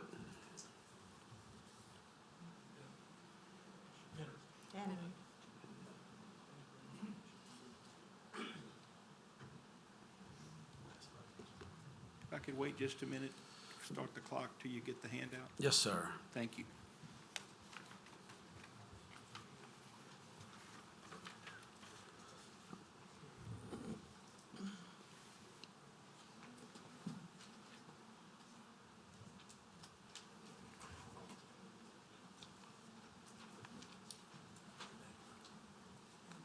Thank you, ma'am.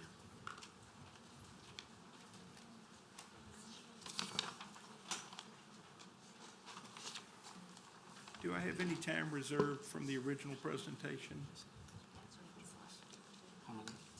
You had 2 minutes left. Thank you, sir. So if you'd like 7, you can have it. I hope I don't need it, but I hope so, too. I've been sometime accused of worse. Thank you for the opportunity to make some remarks. You as a zoning commission know and understand that there is no requirement that we provide you a conceptual site plan when we seek rezoning. I say that largely for the benefit of the public so that they don't believe that a change of zoning requires a site plan. Anticipating some of the remarks that we have heard this evening from the neighbors, we have prepared a conceptual site plan that I wanted you to see because I think it addresses in part many of the things that have been raised by them.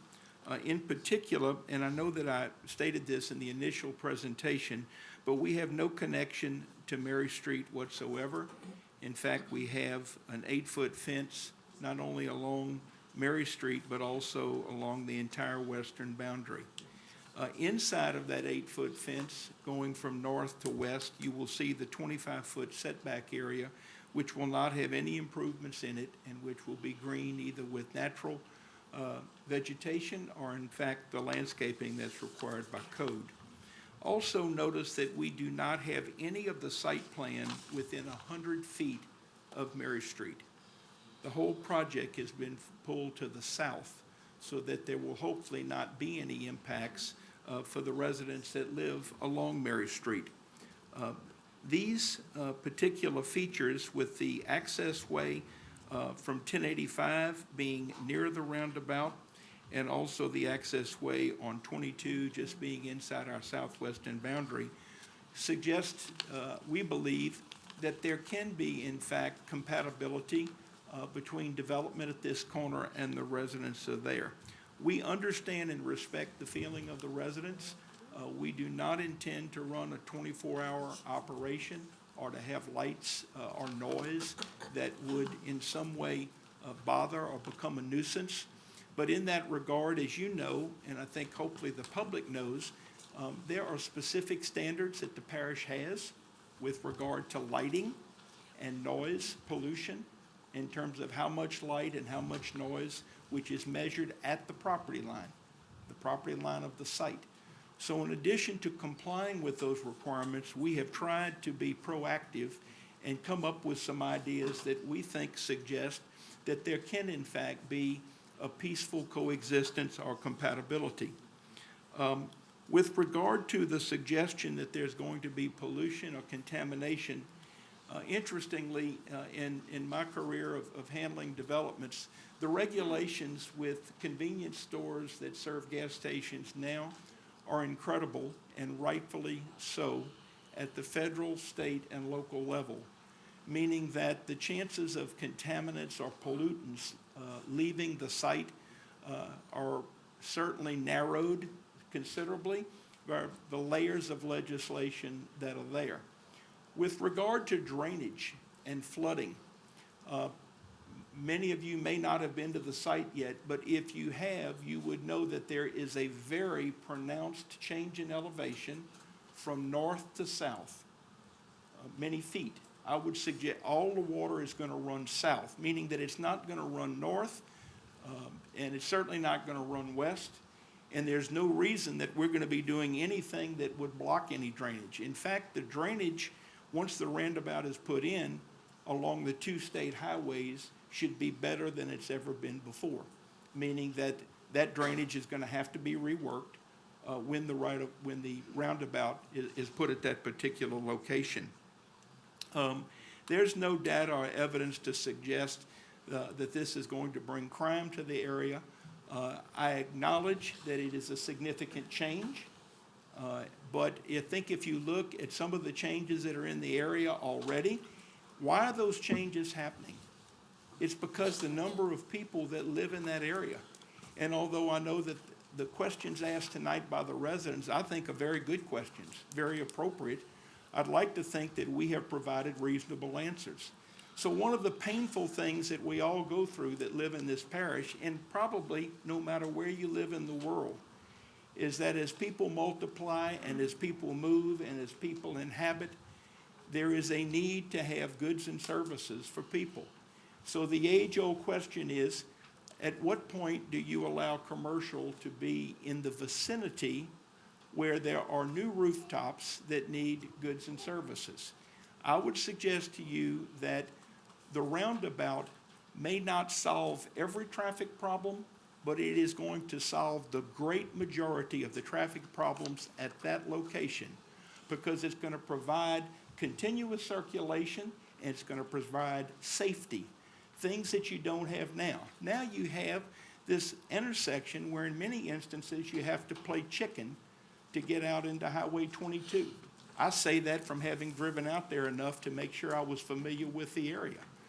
The beauty of this proposal is that if and when it were to occur, it will have the benefit of some of the latest infrastructure that we'll have in the parish. So at the end of the day, I believe that it is appropriate for you to think about what the needs are, and if in fact the proposal put before you takes into consideration some of the impacts that the residents have expressed this evening. Look again at that green 25-foot buffer inside the entire northern and western boundary. Look again at that 8-foot wooden fence that is along the northern and entire western boundary. Look at the kidney-shaped detention pond in the southeast corner of the property. Look at the location of the driveways and the fact that there is no access connection to Mary. And last but not least, look at the area north of the site which provides 100 feet separation from the facility or the site that's going to be developed in Mary Street. All of those things were done to show that we want to be as good a commercial neighbor to the people in this area as possible. And for those reasons, I ask that you consider recommending to the council that this property be rezoned HC2. Thank you for your time. Thank you. The opposition will have 5 minutes for rebuttal.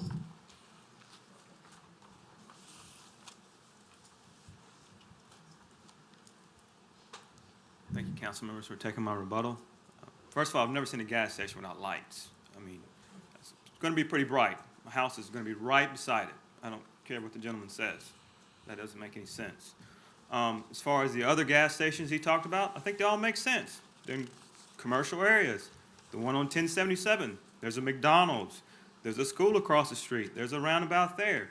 But my house is not right beside it, the door. So, and as far as impacting Mary Street, that property butts against Mary Street. It will impact Mary Street. It is part of Mary Street. It may not be an exit coming out, but it will impact Mary Street. People will cut through.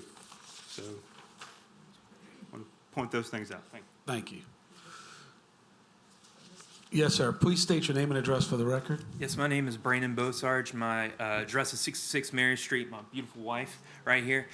She previously talked. I did fill out a card. I apologize. I did say that I wasn't going to speak, but I just do want to say thank you so much for your time. And to Mr. Russ, is that correct? Point, you know, we can't stop commercial zoning. We can't stop it. There's highway, there's developments coming. The fact is that there's a lot of concerns here tonight. If everybody from the Mary Street subdivision can stand up, they're represented tonight. Okay. We have some concerns here because we have, just in the back right there, there's a newborn. I have 3 kids. There's a couple kids across the street, and then we have several, in addition to kids, elderly as well. And then we have several people working for energy, healthcare workers, and mothers, and we have several people who we're going to leave the area. If this gas station is built, you know, we're potentially going to leave and lose because it is going to just change the dynamic of the area. And in addition to that, I believe the well water, I mean, there's not going to, I do not foresee, best of intentions, you know, I do not foresee them reporting every time there is a spill. So in addition to spills and other chemicals that would be affecting our well water, you know, that would be affecting our children and the elderly, the people that we cannot defend. And in addition to that, let me clear up my thoughts. You'd be losing a wonderful community of individuals that we've formed a wonderful neighborhood that is in development. There's new developments coming up. Even a commercial listing that's on our street right now does not have a buffer. And so it's very disappointing because I believe, and thank you so much for the builders that are coming in. Our home is a Jenkins home, you know, coming in and revitalizing that area. I think that would stop the revitalization of this area by pushing us away and pushing us out of that area. And that's unfortunate. That's unfortunate. I know you have the best of intentions and there's goods and services coming in. We already have goods and services. You know, I can't stop the commercial zoning. We can't stop that, but what we can do is we can change it. You know, there can be a change, not a gas station. You know, maybe it's some sort of other commercial zoning, A2 or a commercial neighborhood, because that would be more beneficial to our neighborhood and in concern to the livelihood that is at that neighborhood. Thank you for your time. Thank you. Yes, ma'am. You have about a minute. Dana Yowell, 38 Hester Street, Madisonville, 70447. I've lived at that address now for 8 years this summer. I'm just asking you, please do not rezone this property for commercial. Please leave it residential for the safety of my daughter, for the peace of my mind, for the resale property of my house, and for the 4 streets that make our neighborhood. That is not an HOA. We live there, we do what we want pretty much. We're easygoing. Ever since Habaneros came in, I feel like we gave Habaneros a chance, and most of us are not happy with the outcome of that, and I don't think we're willing to take another chance. And I don't want a commercial neighbor. Sorry. Thank you. Anyone else?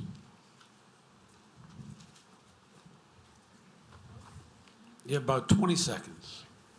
My name is George Watson. I live at 16445 Pelican Road, Covington, Louisiana. I'm co-owner of the property at 68 Mary Street with my son, who is here, and my grandson, who is here, 5 months old. When we bought this house 6 years ago, it was for a residential neighborhood for him to raise his family. There is no need for a quick stop gas station. If we wanted that, we could have built next to the Shell station that he refers to at 1077 and 1085. It Thank you. doesn't fit with the current residential neighborhood, and it will make a difference. Thank you, sir. That's the end of the public comment period. I'll bring it to the commission. Commissioner Drum. Jeff,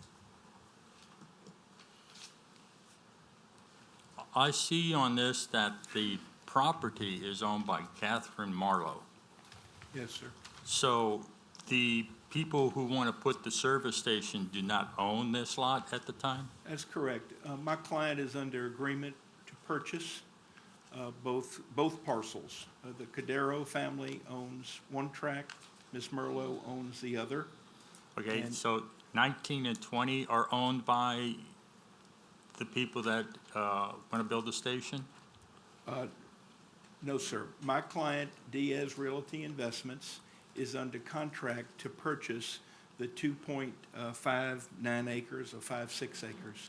That's the Cadero tract, which is 1.9 acres, right at the corner. That's lot 19 and the remainder of lot 20. In fact, if you'll look to the last page of your staff report, I believe that my survey is attached. Yes, sir. And so we propose to purchase both parcels. We have them Okay. under contract. Okay. Let's see. Let me go slowly on this one. Usually I go too fast. My tongue works faster than my mind. Okay, so the rezoning, the contingency of purchasing the property is based on the rezoning. Is that correct? Yes, sir, in part. Yes, sir. Okay. Which is not atypical. Right, right. Probably 75% of the cases you see with regard to an upzone or change of zone typically would be parties that have a property under contract contingent upon procuring the zoning they need to make the use they intend. Okay, and I also noticed from the photo that we have here, next to lot 18, there is a house, and it looks like actually 2 houses right along that property line. That would be to the west. Have you spoken with those people? Or is there anybody there?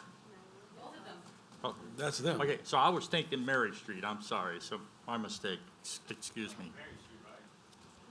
No, this is off of 22 West, right next to the lot. Yeah. According to the photo I have here, looks like a trailer on lot 18, and then it looks like there's 2 houses right next to 18. The trailer on 18 is a part of this tract being Correct. purchased. And then, No, we did not go out in advance and speak with any of the residents. Generally speaking, we don't do that, just like we don't speak with any of the commissioners in advance. I think the director can correct me if I'm mistaken, but the idea is that when we file the case, until we get to the first public hearing, there's typically, we don't have these meetings or conversations. It's not a lack of respect for the Right, I people that are understand. there. Yeah, I just- But we haven't had an opportunity until this evening. does anybody know if those folks signed the petition?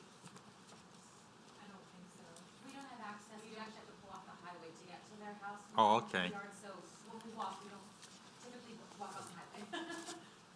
Yeah, I'm going somewhere. I'm sorry, Jeff. I got off on a tangent. No, sir. That's fine. The folks that want to build the service station, where do they live? The South Shore. What, Metairie, Kenner?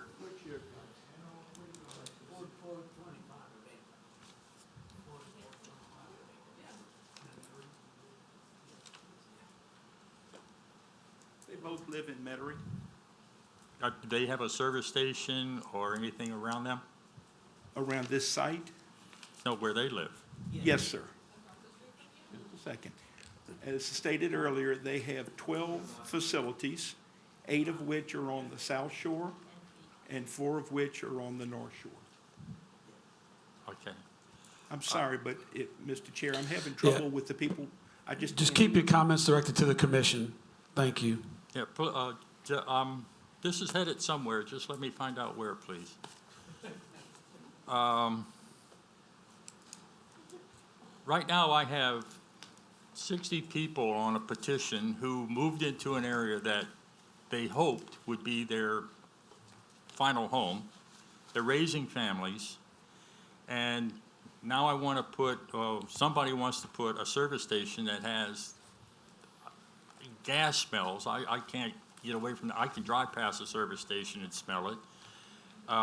There are going to be lights because when we change time zones, not time zones, but daylight saving times and all that, those lights are going to come on sometime during the day, and it's going to hit somebody in the face. They also do have wells. According to what I'm hearing, they don't have city water, they have well water. Yes, sir. Okay. So,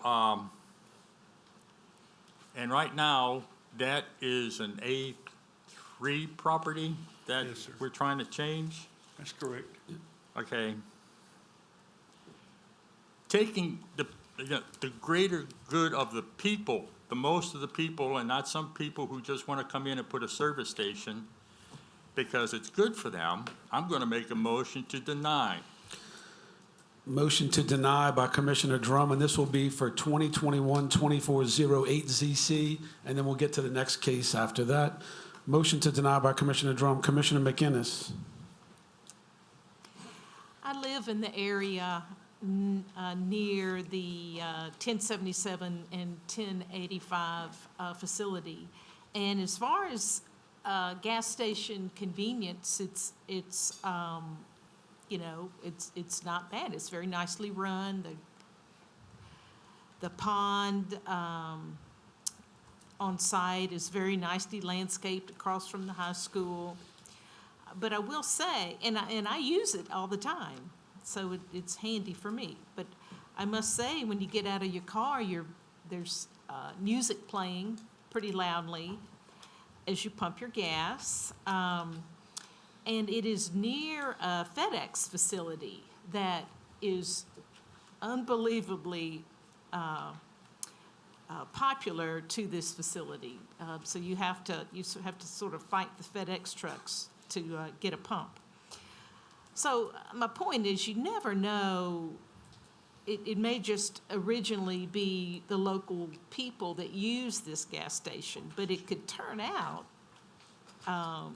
you never know in the future who's going to really love your gas station and use it quite a bit. I'm surprised we didn't hear from any of the subdivisions on the south side of Highway 22, because they will get the drainage and surface runoff. And I just feel that with the lighting, the noise, the fumes, the added traffic, that even though there's a traffic circle, there's no law that says you should have a gas station convenience store at every traffic circle.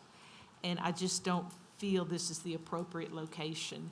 And I'm going to second the motion to deny. Second by Commissioner McInnes to deny. Commissioner Ress. Looking at the development, it goes back to what we talked about a little earlier here.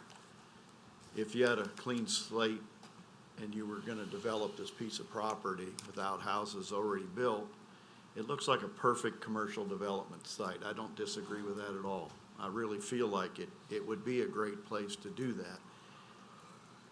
But unfortunately, we've turned it into a housing development first. And the people that have invested and decided that that's where they want their home. And we typically never put commercial properties abutting residential areas. We typically, there's NC type properties in between. We just don't typically have commercial butting up, or we try not to for the most part. Here we have the ability to decide right now. It's not like it was already done. Although I know where they're building their present one on the corner of Lonesome and 59. And I remember when that battle was going on between the people that lived down Lonesome Road. It wasn't very pretty. But I actually, at the time, thought you were right and that it should have been, because it was far enough away from the residences, not in their backyard, not directly across. And so in this case, I just think it's the wrong type of development for that location due to what's already established there, not because it's not a good spot for it, but because of what's already there. It seems like the wrong thing to do to these people. So I agree with the denial. Thank you. Commissioner Willie? Jeff, I have a question. Just get another little clear, fine-tune my picture in my mind here. The roundabout you talked about. I don't know the dimensions of that roundabout. I don't know if you do. That property line, will that roundabout come into your property, inside that property line? We believe that all of the taking has occurred. We do not believe that there'll be any further taking to accommodate the roundabout at this intersection. But it's probably going to be pretty close. No, sir. Well, if you'll notice that the property line is actually not rectangular in the southeast corner, that accommodates the taking that was previously made. I'm looking at the aerial picture, and, you know, I'm just trying to picture the size of the roundabouts they've normally been building around here. It's going to be close to the property line, it looks like. Oh, yes, sir. I mean, I'm sure that it is. That's right. But that's near our pond. Yeah. The detention pond that we've shown you on the site plan. Okay, thank you. Commissioner Randolph? Cancel. Okay. We have a motion by Commissioner Drum to deny and a second by Ms. McGinnis. Please vote.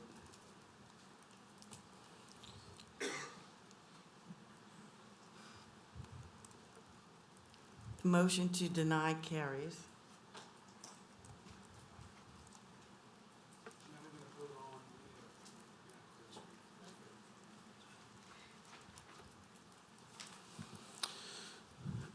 Now we need a motion and a second for case number 2021-2414ZC. Commissioner Drum? For the same reasons I gave for the last one, for the same reason I make a motion to deny for this as well. Motion to deny by Commissioner Drum. Commissioner McGinnis? I second it. Second by Commissioner McGinnis. Please vote.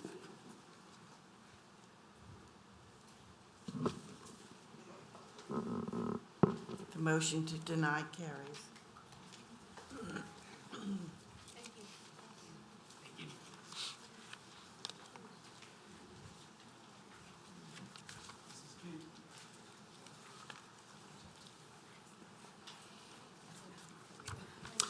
Case 2021-2409ZC, existing zoning A2 Suburban District, proposed zoning NC2 Indoor Retail and Service District, and MHO Manufactured Housing Overlay. Location, parcel located on the north side of Pine Street Extension, west of Louisiana 41 Pearl River, Ward 8, District 11, 1.973 acres. Petitioner, Catahoula Land Services LLC, Jeffrey Bindi. Either that or Benedict, I can't see it. Owner, Catahoula Land Services LLC, Jeffrey Benedict, Council District 11, staff. The 2025 future land use plan designates the site to be developed with residential uses that vary in site design and density. The subject site is currently developed with an existing single-family dwelling and accessory structure and is flanked on all sides by property that conforms to the A2 suburban district's allowable uses. The purpose of the requested NC2 indoor retail and service district is to provide for a location of retail uses and services in close proximity to residential development in order to provide goods and services to the residents of the neighborhood with minimal impact. A change in zoning will allow small-scale commercial uses and manufactured homes in an existing residential neighborhood. Thank you. Yes, sir. Please state your name and address for the record. Good evening. My name is Roscoe Couture. I live at 2238 Plaza Drive in Chalmette. I'm here on behalf of Jeffrey Benedict and Catawba Land Services. We're looking to rezone with a mobile home overlay and a neighborhood commercial 2. The existing property already has about 10,000 square foot warehouse building on it. We plan to use 1,500 of that square foot for a small mattress and furniture store. The hours would be from 10 to 5 p.m., so it wouldn't be open late. It wouldn't contribute any disruptions to the neighborhood. There's already a mobile home on the property, and we plan to fix it up, and somebody's going to move into it that's part of the company. So somebody will be living there, and it will be on the same property as the furniture and mattress store. Thank you. Anyone else wish to speak in favor? I have 2 cards that are, let's see, Doug Gill, other. Would you like to speak?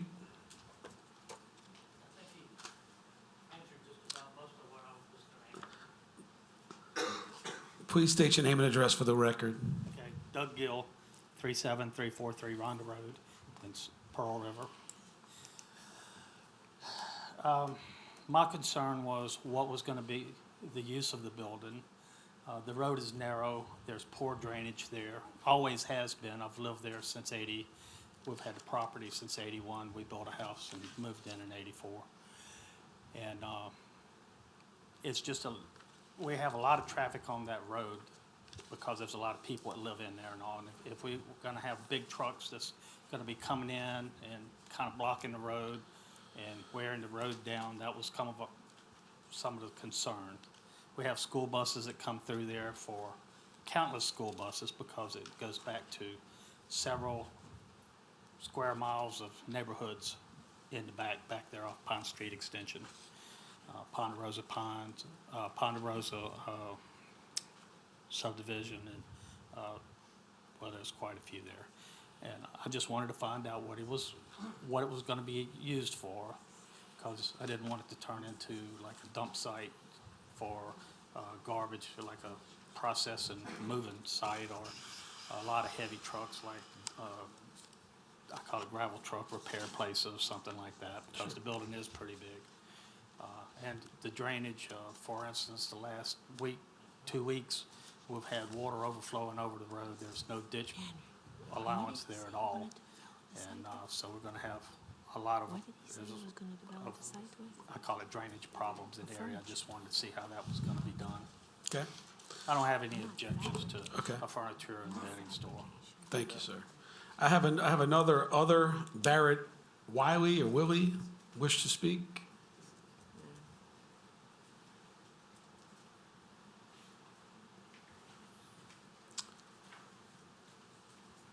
Please state your name and address for the record. Barrett Wiley, 38118 Pine Street Extension. I was trying to figure out, same thing like Mr. Doug, what they were planning on doing with this thing. When this building was originally built, because I looked at purchasing the property, it is a commercial building. It's 60 by 120. Well, unfortunately, a commercial building on residential zone property is worth nothing. Because I was fighting with the previous owners on purchasing it because they wanted, $250,000 for 2 acres of land.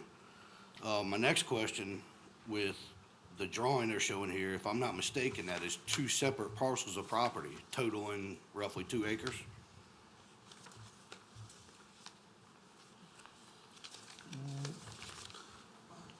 Because when I looked at purchasing the property, I had the original surveys, and this square that they have drawn out actually heads back towards 41. It's like a triangle piece of property. 1.9 acres. So in two tracks or one? It appears to be 2, actually. This is two separate parcels of property totaling roughly 2 acres. And if you look around, Mr. Ress mentioned earlier, commercial properties, residential areas. The road is subpar. They have patched the same pothole at the Radio Road and Pine Street Extension 4 times in the past 3 months. The property was wooded along the fence line. They have previously came in, they tore a trailer down, put roughly a couple hundred yards of fill. I'm working during the day, so I just see what's changing on the way home. And Gum Creek runs directly behind this property. So the natural drainage of flow goes from Pine Street Extension, drains to Gum Creek. They have now built all that property, leveled it up, and like Mr. Doug said, there's never really been an established ditch there. Water flows across the road during a hard rain now and runs into the street on the east side. It's mine. So I am strongly against this. We do not need any more traffic in this area. There needs some be some improvements. We've been having drainage issues. But I'm trying to figure out, can he rezone 2 separate parcels in this one meeting? Well, excuse me, sir, I actually gave you the wrong information. The parcel of land was, it was 11 or 12 acres, and it was, the property line was moved That's to the left. to create the 1.973 and the 11.949. Can I see that? Sure. Because I'd seen the original, there was actually 5 pieces of property originally. Good. I'm going to let somebody else come up and speak in opposition. We want to slide to the side, and Helen can show that to you. I have another card, Sydney Miles. Don't wish to speak, just opposed, okay. Jonathan Abair, against. You wish to speak? No? And then I have Mike Heck, who's against, that does wish to speak. Yes, sir. Please state your name and address for the record when you get to the podium.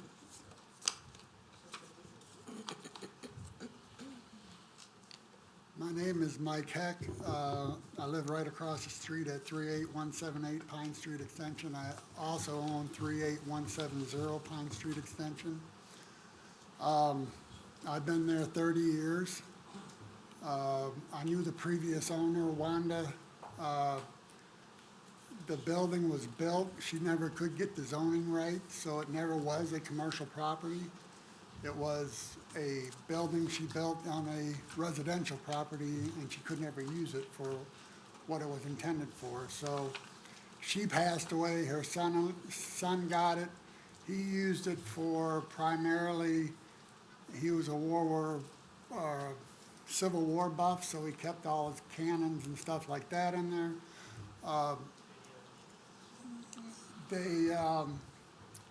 When they came on the property, since they've been there, like he said, they tore down the existing, there was a trailer there, they tore it down. There was a fence line there, they tore it down. The reason the road is not draining, they filled in the ditch. There's a culvert that runs under from my property to his side of the road that is now completely covered. So now every time it rains, it floods Pine Street Extension. It's a residential area. We really don't need a commercial. We got the Christmas tree farm at the end, that's commercial, that is great for Christmas, but it doesn't last all year. We have, all these new subdivisions off of Pine Street. When I moved there, I could count the cars in a day that moved down, back and forth by Pine Street. Now it's every 3 minutes, there's, 10 cars going by. With more traffic for a commercial site, I just don't see it doing us any good. So that's all I have to say. Thank you, sir. Anyone else wish to speak on it? Mr. Gill, yes, sir. Y'all have about 3 minutes left, and then we'll go to rebuttal. Another good issue that he brought up is something. We have a fire department there about, I don't know, maybe 4,000 feet down the road. And it's dependent on being able to get up and down that highway for both emergency rescue and for fires for homes and such. And with all this that's going on, like he's talking about, it does cause a lot of crowding there. We have people in the neighborhood that ride bikes. Some will walk to the stores and things like that, and it really makes it kind of awkward to be able to walk down that road without the fear of being ran over. And the street's narrow. It really needs to be, I call it reworked. But for right now, it barely takes care of the residential part. Besides what's critical is the fire department. Yes, sir. Thank you. Anyone else? Yes, sir. If you'd like to speak in rebuttal, you have 5 minutes. So the main issue would be for the manufactured home overlay. We're trying to get that so we can get power out to the property. As far as the NC2 goes, I'm not sure what that really has to do with the drainage or the landfill. It's, I guess, I don't know how the furniture, the retail store can come into play with, how certain places are draining. Yes, sir. I actually have Jeff Benedict on the phone right now. He can go ahead and. I kind of got caught up on the tail end, but it sounds like, was that the fireman talking about the drainage on the property? Not necessarily the firemen, just residents in the neighborhood. Yeah, we've got to get that addressed. I mean, it looks like there was some semblance of a ditch at some point in time, and I think when we cleared that underbrush, it moved some of that, mud and dirt and stuff. We can definitely, that doesn't matter if it's NC2, residential, whatever, we can fix that drainage. But that's, that looked like it was a drain maybe 10, 15, 20 years ago, but it had been filled in. But we can get that fixed. I don't think that has any bearing on whether or not it's neighborhood commercial that's next to a highway commercial area. I mean, a neighborhood commercial, we may have 2 or 3 customers over there in a day. So I think that's different than, what we're applying for neighborhood commercial. We're still going to address that drainage, whether it's residential or neighborhood commercial. Does that make sense? It does. And thank you. We're gonna let the gentleman at the podium speak for the balance of the time if there's anything else to be said. Thank you, though. So, I mean, that could be, sidetracked, that could be discussed with us on the side. I mean, what we're doing here today is just applying for. Just tell him he's no longer at the mic. The rebuttal side has 5 minutes as well, if they have anything else they'd like to say. Yes, sir.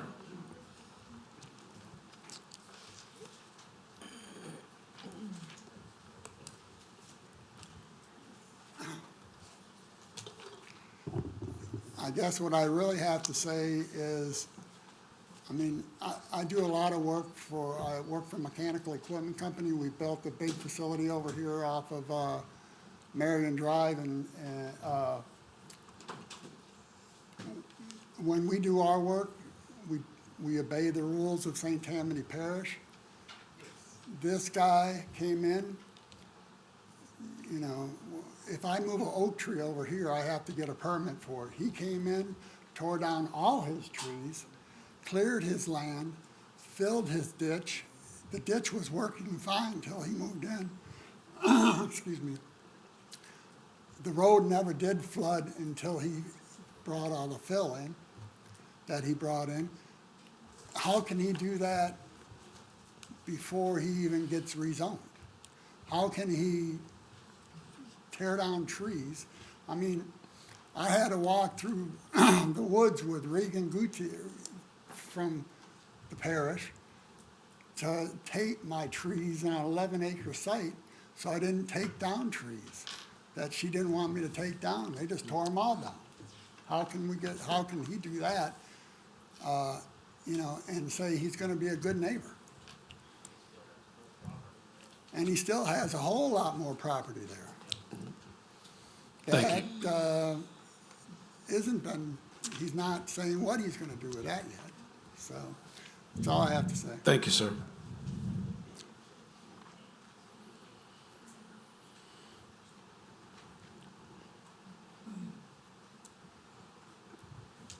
The whole thing in a nutshell is, they're trying to rezone this commercial property.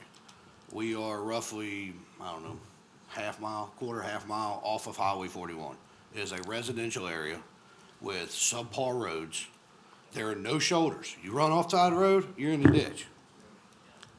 You know, this is not a place for, I grew up there. My grandparents have owned the property across the street from there. They bought it in 1976. I was born in 1983. I came home to that property. I have since, in the past 6 years, repurchased that property.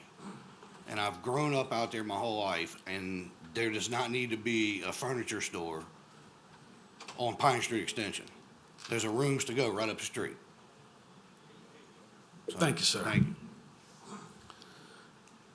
Anyone else? Seeing none, I'll bring it to the commission. Commissioner Willie.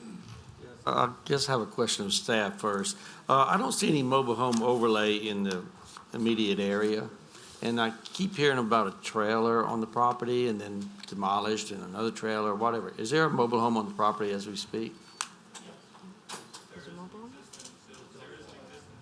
You can come to the podium, please.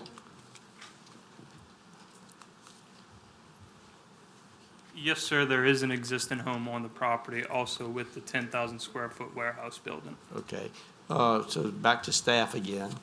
Why would he need a mobile home overlay if he's already got a mobile home there already? Because the power has been turned off for more than 6 months. Over 6 months, so it hasn't been used. Yeah. Is it in livable condition?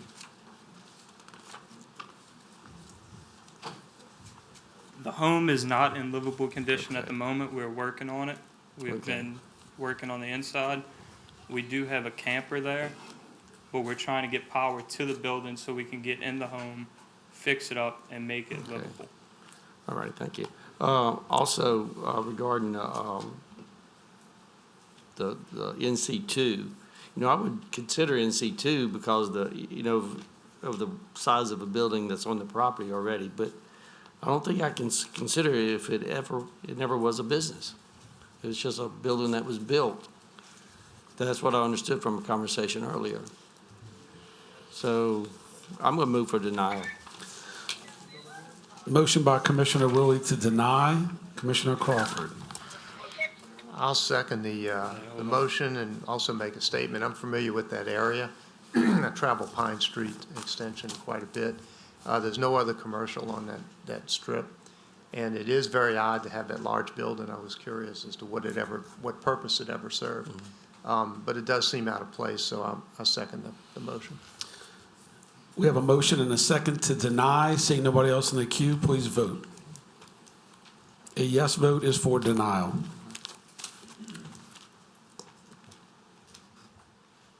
The motion to deny carries.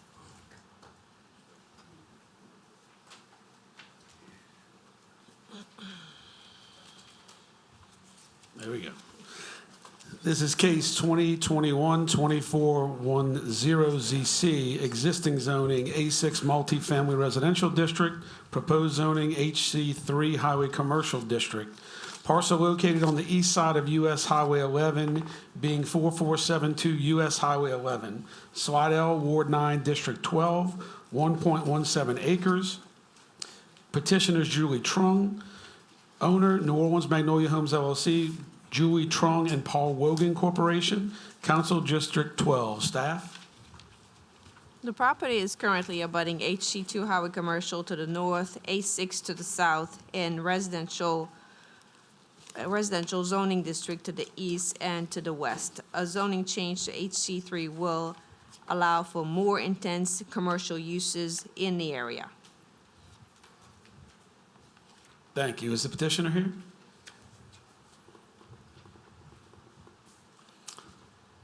Yes, sir. Your name and address for the record, please. My name is Charles Wogan. I'm the president of Paul Wogan Corporation. Our address is P.O. Box 1103, Slidell, Louisiana 70459. My home address is 150 Pebble Beach Drive, Slidell, Louisiana 70458. I'm petitioning for a change from multifamily residential to HC3 commercial. I'm speaking from a background of having 41 years experience in the construction and management of the Royal Eden Apartments, which are located immediately adjacent to the property which we're selling, lots 38 and 39. Lots 38 and 39 are under contract with the New Orleans Home Restoration, whatever it was. And the reason that we're selling the property is that the property is located on the lakeside of the levee protection system.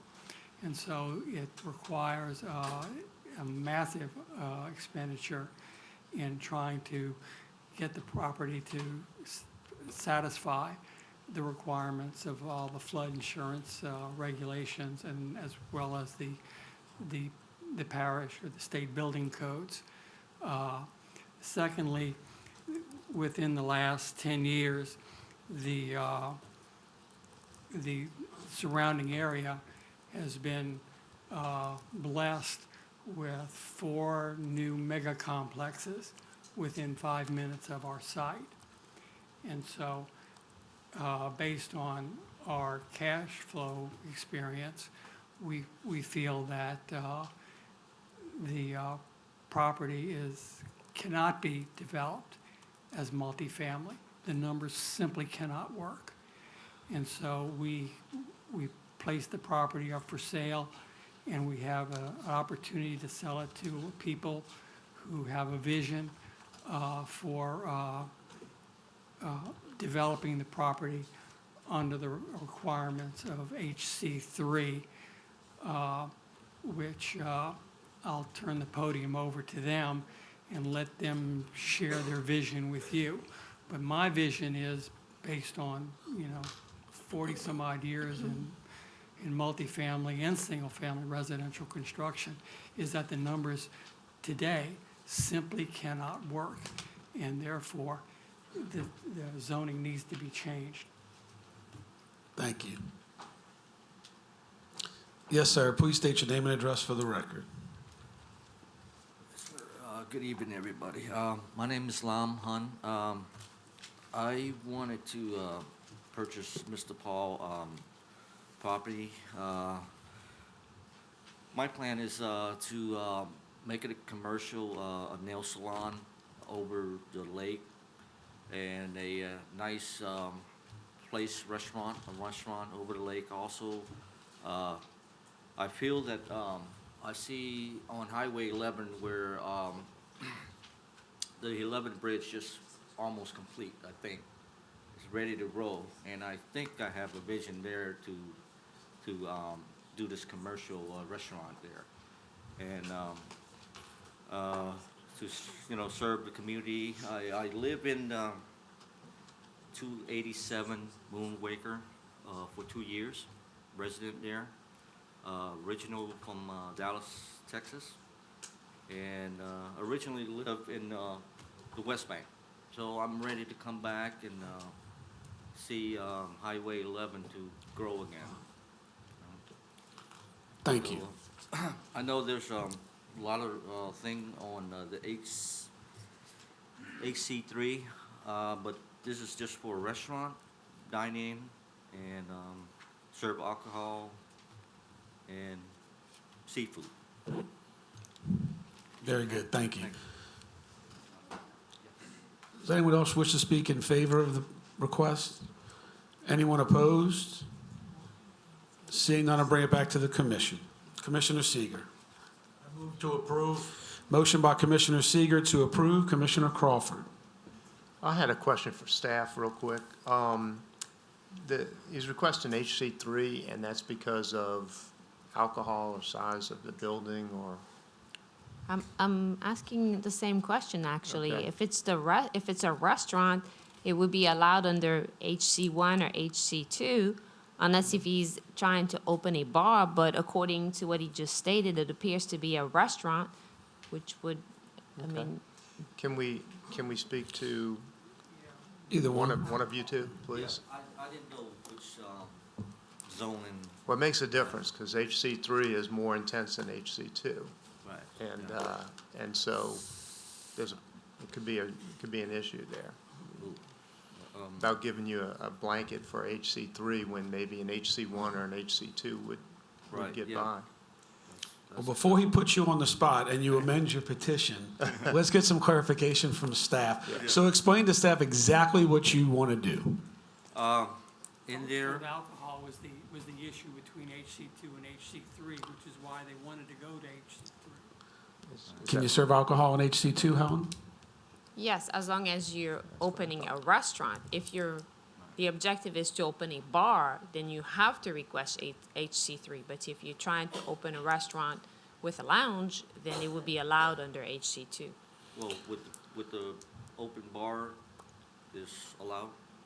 Well, are you trying to open a bar or a No, restaurant? a restaurant with a bar. Okay, but the main use would be the restaurant. Right. Right. Okay, so a restaurant with a lounge would be allowed under under HC2, yes. So it's up to you if you'd like to amend your petition to HC2. Yes, sir. Okay, well, I'll ask Commissioner Seeger, would you like to make your motion to approve as amended as HC2? Yes, I'd like to move to approve the amendment to HC2. Okay. Commissioner Crawford? Okay, I'll second the HC2. Second by Commissioner Crawford. Commissioner Willie? Sir, I'm probably have to ask you some questions. Your business will be fronting Highway 11. Is there, in the rear of that property, is that water you abutting? Yes, that's Waterview, correct, yeah. Okay, is that access to the lake or whatever, or what does that do? Yes, it also access to the lake going toward Highway 11 branch. Okay, are you planning commercial activity along the water side of that property? No, Like sir. boats coming up to the rear of the property, No, sir. to a deck or anything like that? No, sir, no. Okay, and The only, it's like, we're gonna build patio kind of decking. That's what and I'm- just Look over HC3 the is the water same view, thing? but no activity with boats or anything. okay, and the reason why I'm asking this is I'm concerned about the people that's in, I guess that's Eden Niles across from you. Yeah. We're gonna need to call him. I don't know if they ever saw the posting of the property because they are across the water. They wouldn't be driving down Highway 11. So they gonna be seeing all this lounge and stuff on the water side of the property from their homes right there. Get a letter? That's what Yeah. I'm looking at. Everything is gonna be undercover, no loud music.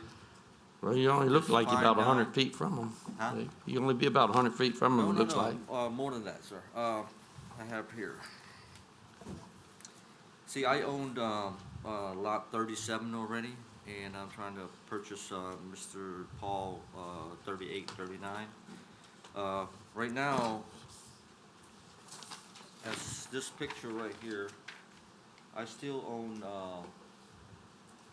let's let's see, a whole, total of the length is 120. Is that correct, Mr. Paul? Can you help me on this? So,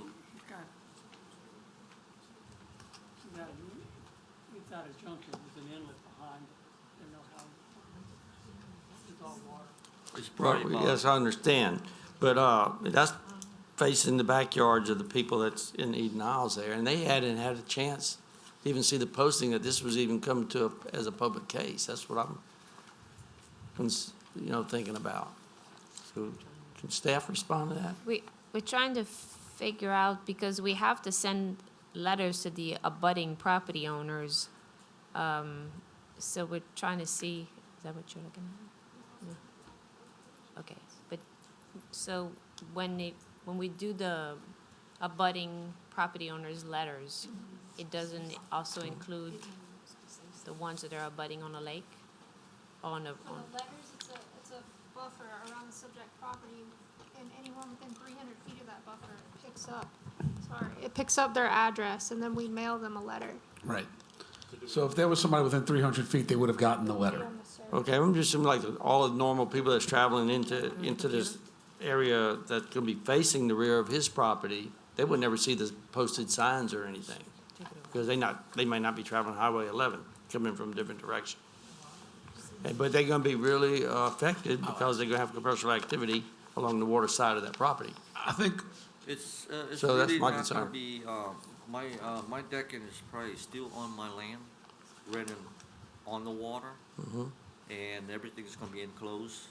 And even, later on, we're gonna put, it's gonna be enclosed more when it's. But you said it was gonna be winter like a time. patio, decking, so Yeah. that don't sound enclosed to me. I'm picturing tables and umbrellas, No, so. no.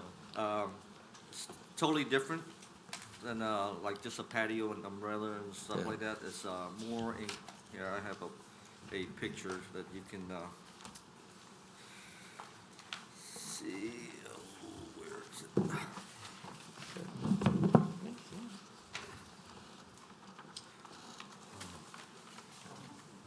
I guess I lost the picture here. Well, yeah, like, the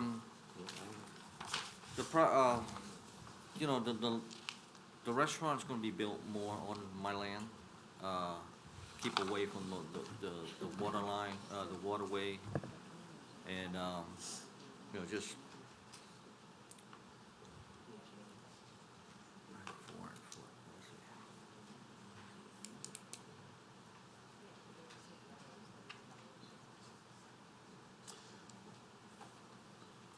let me call on this gentleman behind you real quick. I think he might have some, yes, sir, no, I just wanted to Oh, go ahead. make a comment that prior to Hurricane Katrina, there were several restaurants in that same stretch of Highway 11, Savaggio's, and I think someone called Portical, if I'm not mistaken. But restaurants are nothing new in that area. okay, thank you. They all Yeah. blew away. Yeah. Behind you, sir, if you let him. Thank you. Yes, sir. Please state your name and address for the record and fill out a speaker card, but I'm sorry, I didn't fill out a speaker card. That's My name okay. is Byron McLeod, and my property is 204 Azores Drive, directly adjacent from that particular property. So we would definitely be affected from whatever he has on the lake, because my property is on the lake directly across. I'm not opposed to anything, but I just want to know exactly what it is. It sounds to me, no disrespect, but you don't have a clear path on what he's doing. yeah, so at this level, he's just requesting the zoning, and then when he comes back for planning, there'd be more clear, detailed description of what he would be doing. There's a speaker card there, if you fill it up for us. Commissioner Wood, you have anything else? Gentleman here, did you receive a letter of the? Come back to the mic, please. Code enforcement came over about 2 weeks and dropped off a Okay. door knocker. Right. But That's he wasn't good. sure how many more people in the neighborhood would be affected. Right. And So you might want to touch base with your neighbors, see what they think. Absolutely. Okay. Thank you, sir. Mr. Chairman, Yes. it may be preferable to maybe postpone this case and maybe we can talk to the potential purchaser and also discuss the fact that he may also amend his requests to include an entertainment overlay. It appears that he will be serving alcohol, and it may be required, so we wouldn't want to mislead him into his request. So if the board would be in favor to maybe postpone, it would allow us to meet with the potential buyer and maybe have a better idea of what he's trying to do. So do you understand what staff's recommending? She's recommending that the commission postpone the matter till the next meeting, so you have an opportunity to meet with staff again and go over everything so that we get it clear, we're not making any mistakes, and you get the best use that you're requesting. Mr. Chairman, Yes, sir. just, we're not necessarily recommending or suggesting, just providing an option to the commission. I understand. Well, I'm gonna move to postpone then. Okay, the movement to postpone will override the motion to approve, provided we have a second. Commissioner Randolph? I'd like to second that motion because I think it is very important at this point, because I'm very familiar with that property prior to Katrina, and it was very active, and it brought some life to the area prior to getting across Highway 11. And I think your purchaser need to be more clear and more well-defined on his plan, of which our staff would be very, very helpful in that area. So I second that motion. Thank you. Commissioner Truxillo? Well, I was going to ask the petitioner a question, but since we postponed it, it's a moot point now. Thank you. Yes, sir. So we have a motion to postpone and a second. Please vote. Postpone until the next meeting.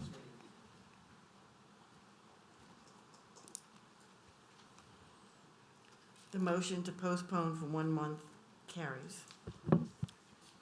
Mr. Chairman, and we will reach out to the property owner and the prospective buyer to set up a meeting.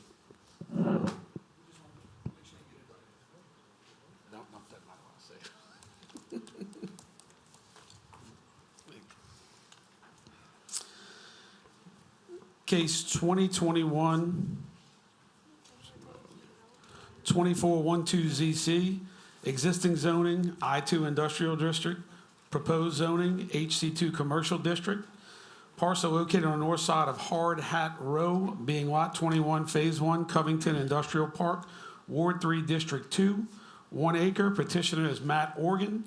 Owner, Sharon and Jeffrey Bourne, Council District 2. Staff? The subject property is currently developed with an existing and unoccupied office warehouse and surrounded by undeveloped and industrial uses within an existing industrial park. The reason for the request is to allow the existing professional baseball training facility to the south of the subject property to expand operations and utilize an on-site office warehouse for dormitory uses, which are not currently permitted within the I-2 Industrial District. A change in zoning will allow commercial uses within an existing industrial park. Thank you. Mr. Organ? Thank you all for having me. My name is Matt Organ. I live at 71344 Riverside Drive in Covington, Louisiana. I represent Top Velocity, who would be the end user and buyer of this property. We have it under contract. I've also worked in the Covington Industrial Park for over 15 years, and I know it very well. I'm in it day in and day out. Top Velocity currently owns and operates out of the property to the south of the subject property. Top Velocity was developed by Brent Porcio, who is a lifelong native to Covington, St. Paul's alumni, former professional baseball athlete. Top Velocity is not your local baseball training facility. And I think it's very important to note that these gentlemen here are not our kids, our 10-year-olds and 8-year-olds and 9-year-olds that are flooding into this park. These are gentlemen that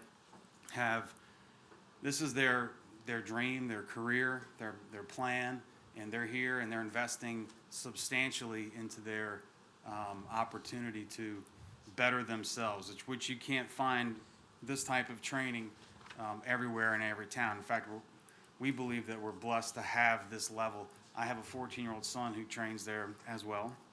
And, and it's an asset for the baseball community. And I'm sure every one of you have been to a restaurant on a weekend. You're going to see baseball jerseys and kids from teams. This is a baseball community. It's very heavily used, and for those kids that are going to grow up to be like these men who are here, spending money in this community, coming from all states around the country. In fact, there's even been some attendees from abroad. So Top Velocity is here. They've been in the park since 2017, and it is a program that's designed for ages of 18 to 30. Many of these athletes will essentially, during their off season, the business is set up to where they come in for a camp, and they go through that training of that camp, and then they stay at this facility and train under that program until they're ready to go back to their respective teams or colleges. And so the goal here is very specific. It's Olympic-based training, and their focus is on Olympic-style nutrition, and so this isn't just it's not a hobby. This isn't a game. This is, when she said, a professional level facility. That's what this is. The goal is to take guys that are pitching 80 and 90 and to get them to 95 to 100, and that's going to get them their contract. That's the end goal. And so for a person like myself who has a son who has those aspirations, I am thrilled to have this in my backyard. They are currently in the park. They've been here since 2017, and I want to make a point that they have, I do believe that there are some people here that may be concerned that they may complain that they're within or surrounded by other industrial uses. They have not made any such complaints, to my knowledge, since they've been here. So they are in the park. This isn't new to them, and it's not new to them or a shock that they're within an industrial park. The building on Lot 21 is a 9,000 square foot facility in total. It's currently 73% office, 27% warehouse. I live and breathe these leases on these facilities day in and day out. We have 156,000 square feet. We, not myself, but a large owner there that I work for. And the majority of the uses that we see there are small office, very large warehouse. And I would suggest that that is the primary reason why this building has sat for so long, because you don't see a lot of really heavy office buildings that have a small warehouse attached to it. And so I believe that that is a primary reason why it has stayed vacant literally for years. In fact, when Top Velocity acquired the building they're in, they had a shot to buy this one. It was available at that time back in, I want to say 2017, 2018. So the good thing about this is that we're taking a facility and we're not drastically changing it. I think that's an important point, because if you look at North Point Business Park, it had elevation station, it had Playmakers Indoor Sports, and it also still has Diggs Volleyball. Those buildings were built within an industrial park. Zoning was changed to accommodate the use, and it worked. Not only did it work for the developer of that park to maintain property values, their property values have been increasing and still increase to this day.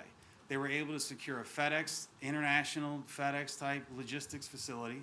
I was personally spearheaded the deal with Allpacks, found the site, negotiated the lease. Not one time in a year's worth of work did the fact that there was recreational facilities come up. So I know that there are certain people that believe that this could be a detriment to an industrial park, that they want to keep it just an industrial park. I bring up 2 points. One, there's already HC2 property in the park. Right as you pull in on the right, there's an office building that's very heavily office. It was rezoned from I2 to HC2 several years ago. And I bring up to the point, if you look at these other parks that have these types of facilities, either A, they're going to continue to operate with that operator, or B, look at Elevation Station. COVID shut down their business. And so what they do, put the property on the market. It didn't go to another jump house. It went to a person who has acquired it to store their personal toys, a 30,000 square foot facility. Playmakers, I don't know the end user, but I know it's not recreational. My understanding was it went to a commercial use. And you see this in other areas. There's other Top Velocity facilities, such as the one in South Florida. It's in an industrial park. you can't find the zonings and the combination of zonings to do recreational and athletic type uses around the area. We don't have, you know, it's a little bit of a different use, and so it requires specific zoning. And it does benefit us because we're currently in the park, and we want to, as another major point in this, because I know the fact that people will be sleeping here because it would be turned into a dormitory is a major point that's going to be brought up. So I would like to address that.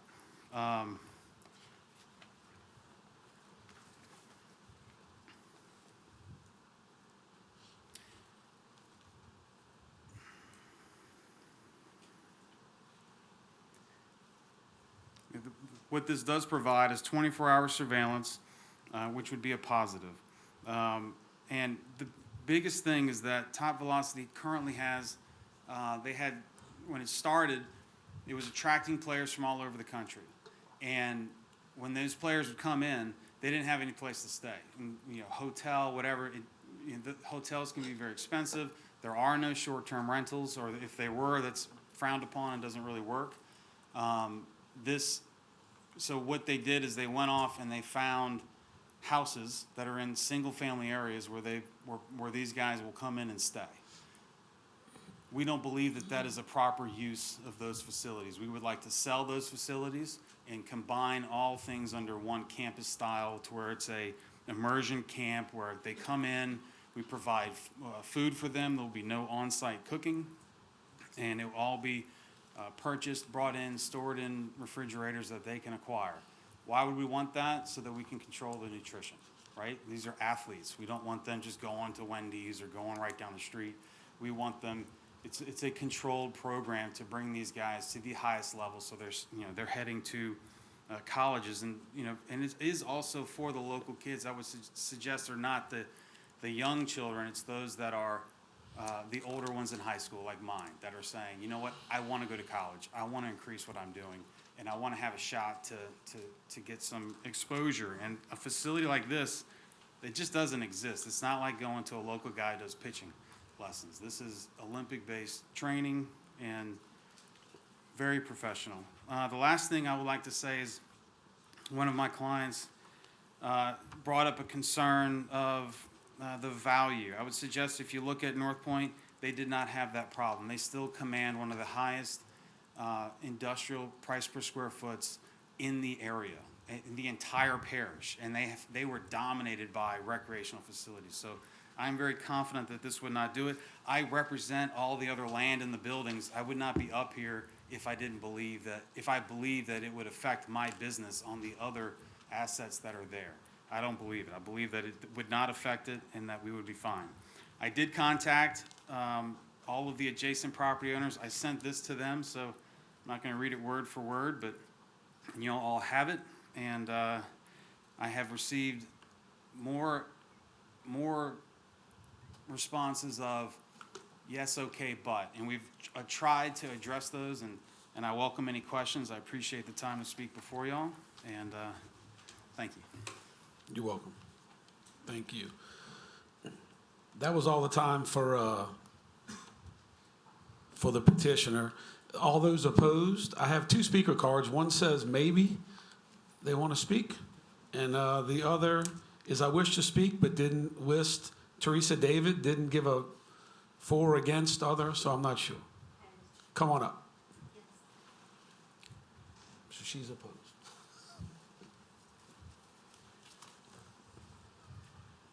Please state your name and address for the record. Teresa David, 604 Pine Court, Covington, 70435. Good evening. My name is Teresa David. I'm the office manager for Tech Crane International. I'm on behalf of Derry Shad, the owner of Tech Crane. As this hearing happened to be scheduled, he is out of town and and left with little no change to change his affairs to accommodate this meeting. Our offices are located at 17639 Hardhat, is adjacent to the lots proposed to be rezoned. We would like to address some concerns. We have operated in the industrial park at the address for 22 years. It is zoned as M2 until it was changed to I2. and have been able to appreciate with current neighbors, including residential area, the ability to conduct our business appropriately. We note that the neighboring property wants to change the zone from I-2 zoning to HC2 and CBF1. Ultimately presents some concerns. They are follows. Will their work infringe on our ability to conduct our business in terms of the I-2 zoning? Will they require us to change the way Tech Crane does business if they are granted the zone change? Are there any rights granted to HC zone property that an I-2 property could infringe in reverse, that a HC zone owner would be otherwise have the ability to contest the work they would normally do in a lawful manner, i.e. dormitory buildings adjacent to a manufacturing building that is creating noise, some smells. We do have 2 shifts at times working 12 hours, possibly 2 shifts working 24 hours, depending on our business. Also, will there contain what they're doing in terms of a sports complex to where it's not going to affect our ability to appreciate what we currently have and set up in our facility? Will any of their equipment find its way onto Tech Crane property? Will there be people sleeping at the facility that there will be additional traffic after hours? As a facility that is secure, is there a potential that Tech Crane would have to increase the level of our security to prevent trespassing in an adjacent building? Foot traffic in general would increase similar to a hotel. That would occur more cost to Tech Crane. While conducting business in terms of our current zoning, with the byproduct normally expected to I-2 zoning, cause a facility next to us rezoned to feel they otherwise are infringed upon to operate? What will be the result in our normal business if we infringe on the way they are doing business? What they are doing with their business would then be responsible for any losses that would have because of operating in a different zone. When you have a I-2 everywhere else, i.e. Tech Crane produces a normal level of noise and odor that would be produced throughout normal production. This would be an item that HC and CBIF owner adjacent to our facility could have as a basis of complaint. Since this facility may have more visitors than expected, it is possible that parking on the public streets may increase. Is it possible that the clients may use the streets to conduct athletic exercise that may impede on the flow of industrial traffic? Would the language of new zoning permit them to come back and possibly file suit against us and prevent us from being able to operate as we normally do? Should there be provisions to protect the I-2 business during the uses now and potential future sales? Neighbors who operate in the same way as Tech Crane sometimes create similar noise and odors at any time of the night. There has not any infringed of our own distant residential neighbors for many years, and it is unprecedented to have a HC2 as our direct neighbor. Until now, concerns in general, we are centered around the fact that if the zoning request as advertised to grant to HC2, it would infringe upon our collective ability to operate in most every respect. We would like to propose that a single-use variance be issued in the endeavor and not what would be a permanent zoning change, such in the event of the property it would be sold in the future. We also have concerns that if the property is sold again, what would be the next zoning request that we would have to appear in? Thank you. Thank you. I have another speaker card in opposition, Jerry Beeswell. Please state your name and address for the record. Jerry Braswell, 243 South Jefferson, Covington, Louisiana. I'm not opposed to the use at all. What I'm opposed to is the rezoning. What I'd like to see is some accommodation for them to be allowed to use the property. Since they're already in the park, they're good neighbors. I don't have a problem with them at all. And they are the real deal, I'll tell you that. Even my wife, who's not a sports fan, told me they're the real deal, so the word's out. They're good.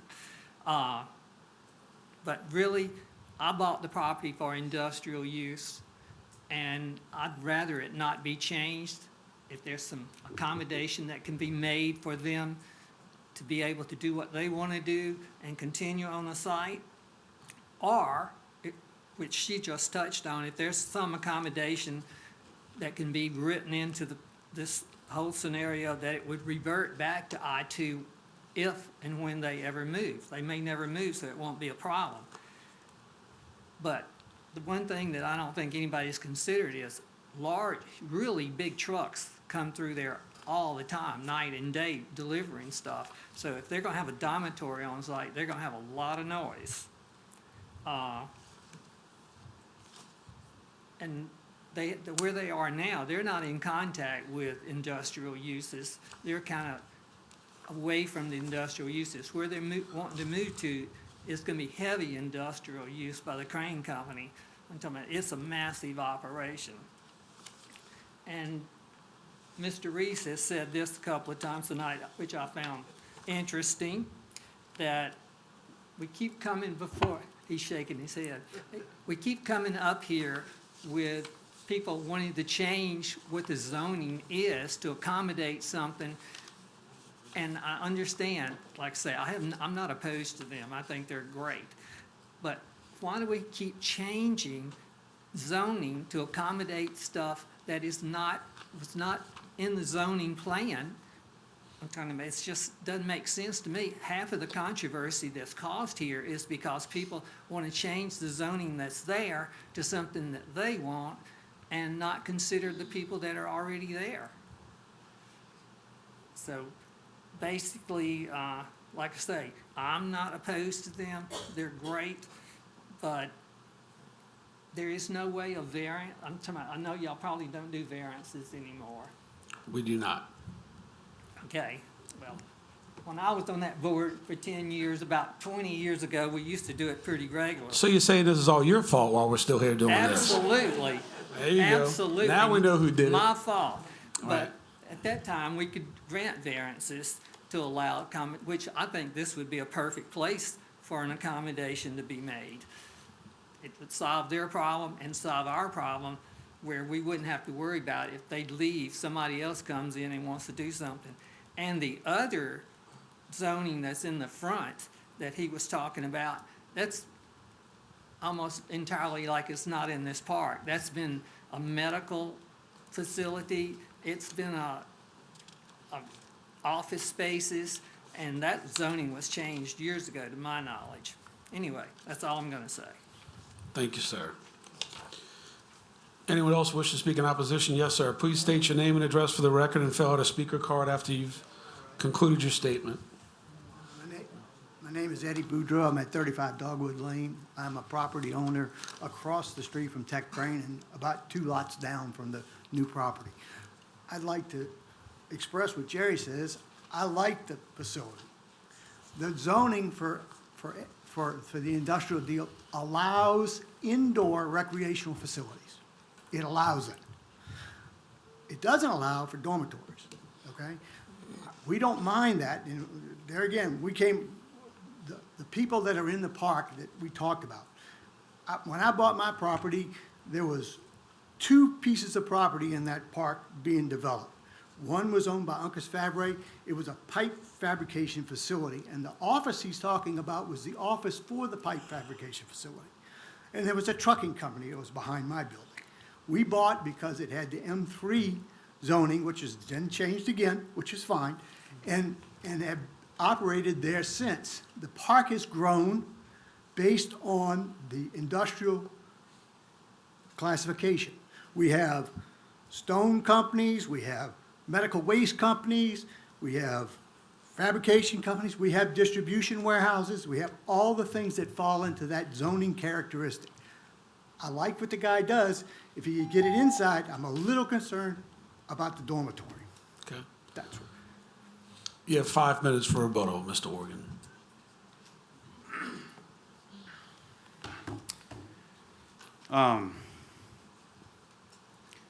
As far as the outdoor training on the streets, I think that's a good point, and that's part of the reason why we want the CBF1, is to have the field so that we can contain that on site.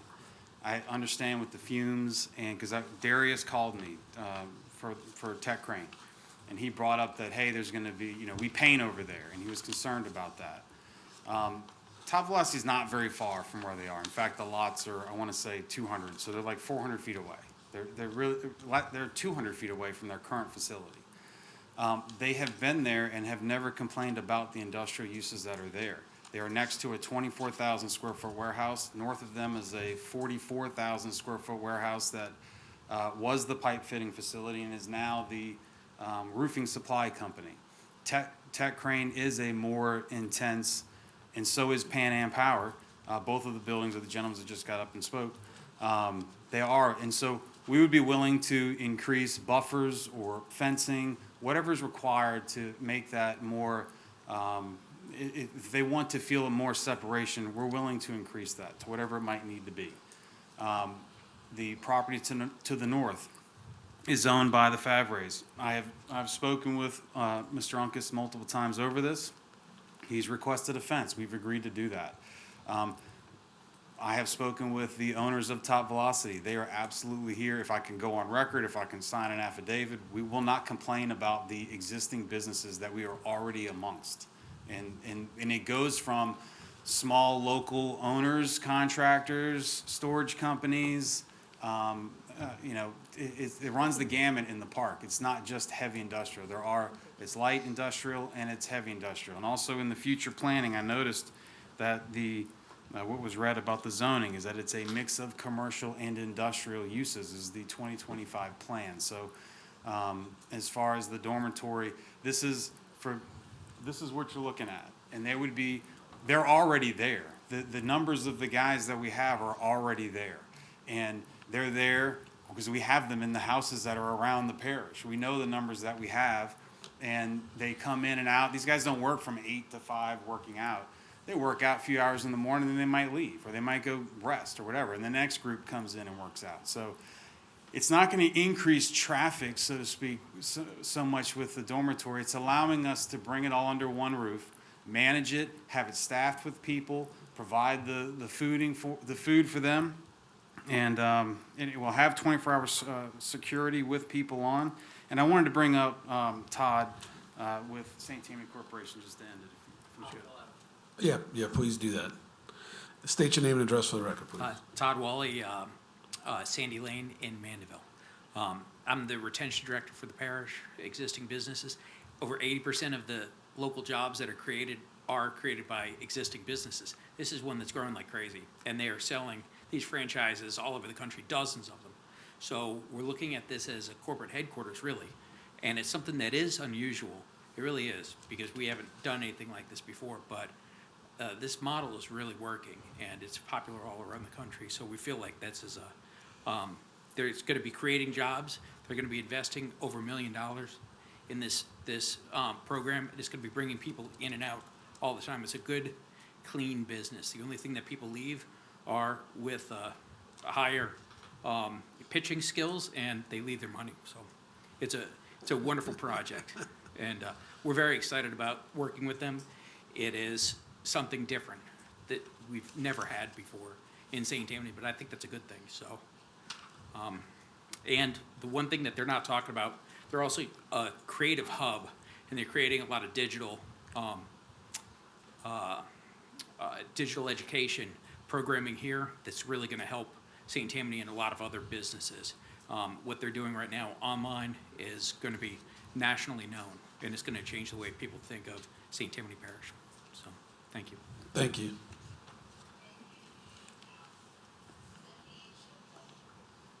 Nothing else?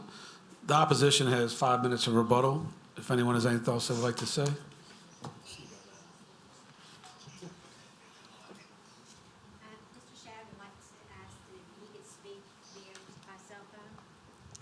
If you put him on speaker, we'll let him do it briefly. Okay. I guess we're still quasi under COVID restriction type things. We'll go with that. Just sell it. Don't worry about it. Okay, Darius. When you write it in the paper tomorrow, make sure you get that I said that. Okay. He's not paying attention. That's perfect. Now he is. He's smiling. All right. Okay. Darius, can you speak? Yes. Okay.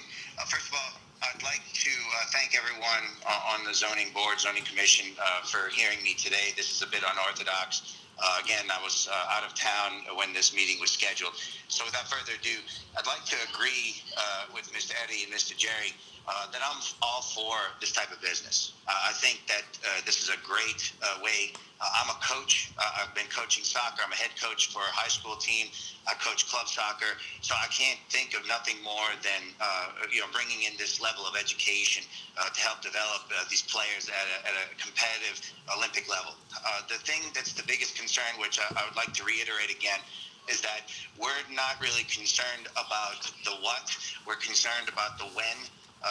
At this point, when will it become an issue where the players may be using the streets to run? I'm the first person that calls St. Tammany Parish Sheriff when there are people speeding down the street.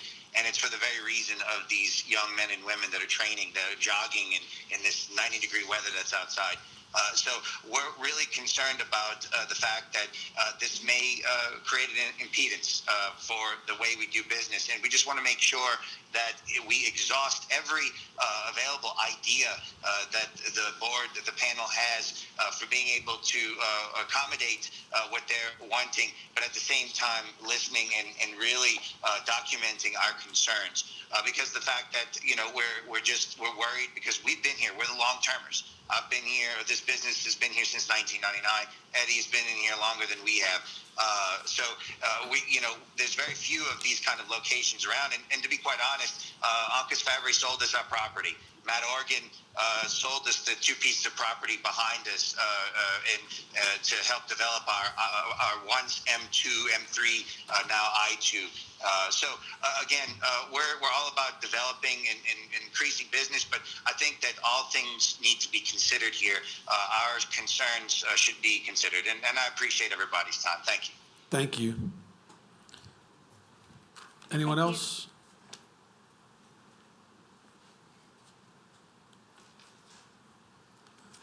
Yes, sir. Okay, what we're hearing over and over, everybody is for this, but they'd like an accommodation that the property reverts back to I-2 if they sell it or they move along somewhere else. I'll look to legal, but that would be a private document that the parish wouldn't be party to. Are y'all willing to do that? What, Yes. I already offered it to the Fabres to give him a right of first refusal. Hang on, come to the podium, please, so we can record. I'll offer it to you. They have a right of first refusal at an appraised value. If we leave, then you would be able to acquire the property at that and revert it. We can sign a document that says we'll do it if this business doesn't stay here, but then I think the issue is who enforces that. The parish would not enforce that. No. So it would be a civil thing at that point. So would we sign something? Absolutely. If we're not there, we don't want the property, and we want you to have, I work in that property. I want it to be industrial. I know you do. All right, I'll let y'all, but that'll be a private matter. I'm looking for right there. But I think we hear what you're both saying. So, anyone else? No? Okay. I'll bring it back to the commission. Commissioner Willie. Here. I guess the use of the property is no problem. I think that location is, you're already there, but it would be all right if you wasn't already there. It's a good location, for that use. Is it HC2 or HC3 they want to go to? I'm hearing. It's HC2. Because on our agenda it says HC3. That's a companion case. Is that And there's a typo? companion case as well that we'll get to next. What? There's a companion case with this one? It's a typo, actually. We requested HC2, but in that packet, I saw that as well. It says HC3. No, it says HC2. I'm looking at headline HC3. If you look at the meeting agenda, I'm looking at it. no, you're looking at the Staff staff report. comments, yeah. And what I read That's into what the I look records, at usually. it's HC2. So it's going to be HC2, because Yes, I was sir. worried about that was going to be like say we was talking about earlier, HC3, that could turn into a big giant bar. No, You we know, don't want that.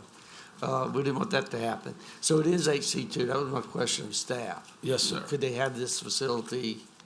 Now, can you dorm people in HC2? Yes. Okay. Can you dorm them in I2? No. No. Okay. That's what I need to. We came in and requested the conditional use. It wasn't if there was that, I would have requested. Yeah, that doesn't exist, so I I'm know, sorry. it doesn't exist. And so we met with Helen, and went through what we would be required in order to do this, and that's where Yeah. HC2 and CBF1 Yep. came from. And I agree with Jerry, you know, I wish we still had variances, yeah, all the way. It's his fault we don't. We don't. It's his fault, yeah, okay. Okay, I'm gonna move for approval, and they can figure out the Motion to approve by cases Commissioner they want Willie. to deal with. Commissioner Randolph. Yes, sir. I'd like to make a second to that motion as well. Second by Commissioner Randolph to approve. May I have a few questions also, Mr. Chair? Yes, sir. I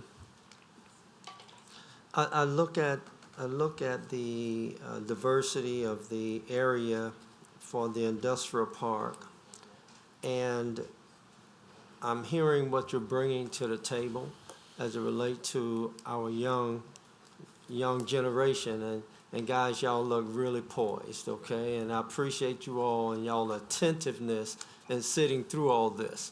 So you notice baseball discipline you to sit through this too, right? What about us? Yeah. But my only concern is the mix and matches.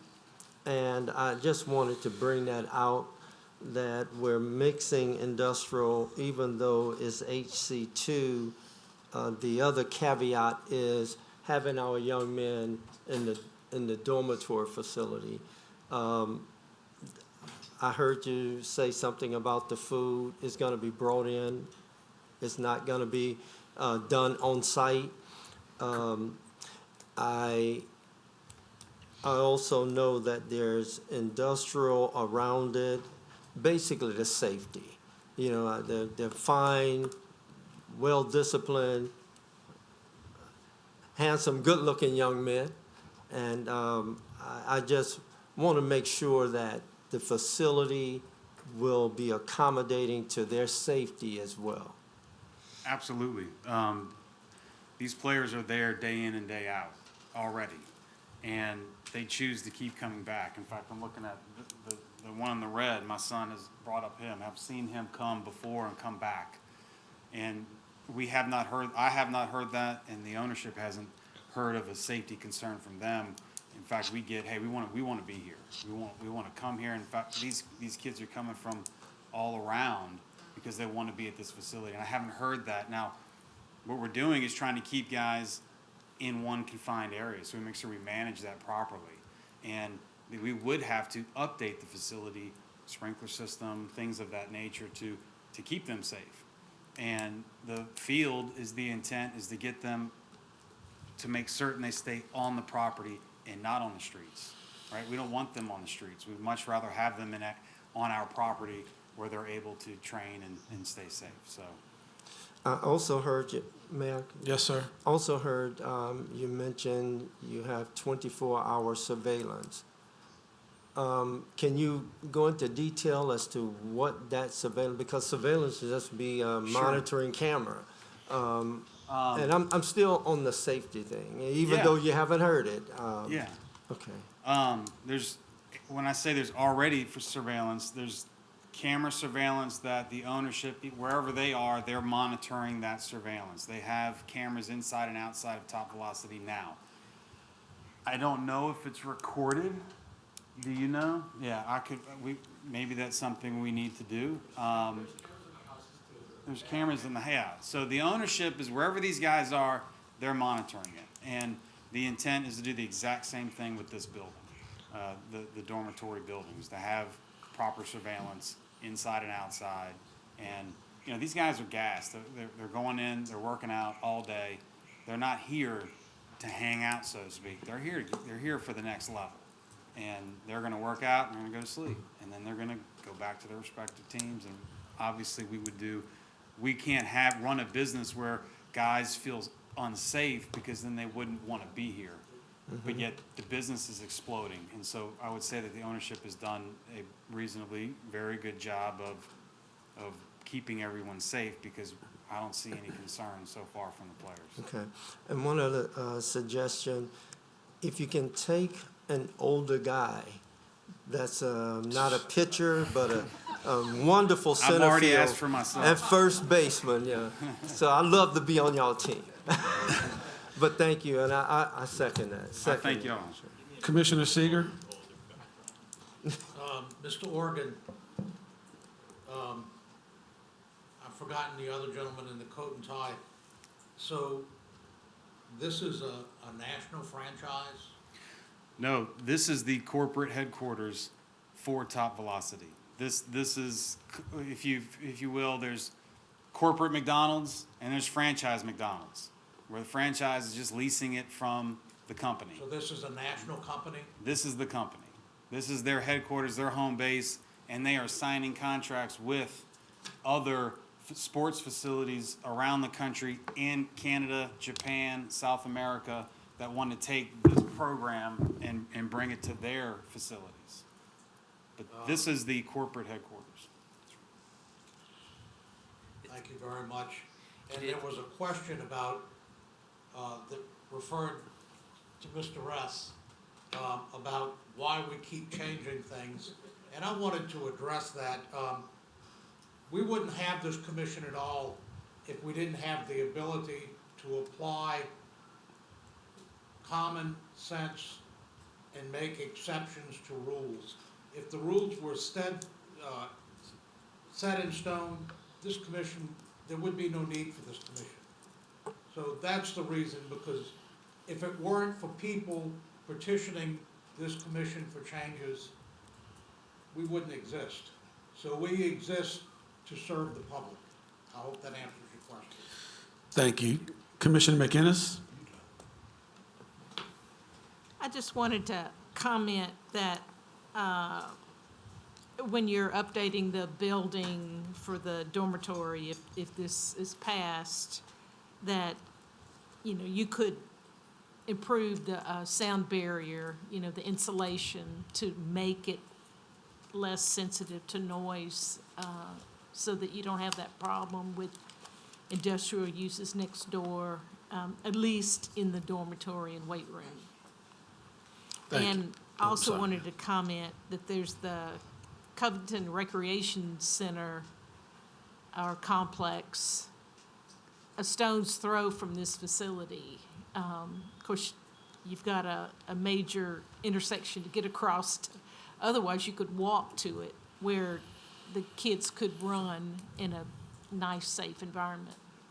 So I think you can adjust to the situation.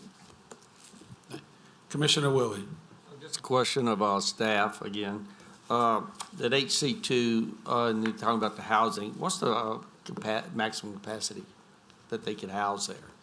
If I'm not mistaken, it's 100 rooms. 100 rooms, so 2 people per room, 200 people. What y'all looking to? We do not intend to have 100 rooms. We want to take the existing facility and have up to around 40 people. About 40 people, Which is what we currently okay. have.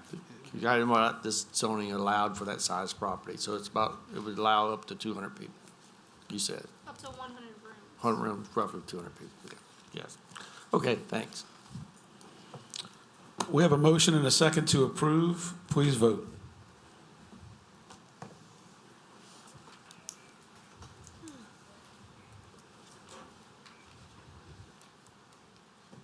The motion to approve carries.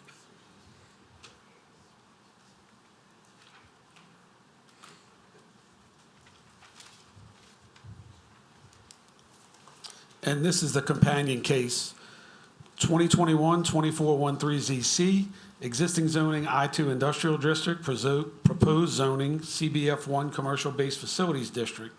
Location, parcel located on the north side of Hard Hat Row, being Lot 20, Phase 1, Covington Industrial Park, Ward 3, District 2, 1 acre, petitioner Matt Organ, owner Sharon and Jeffrey Bourne, council District 2. Staff?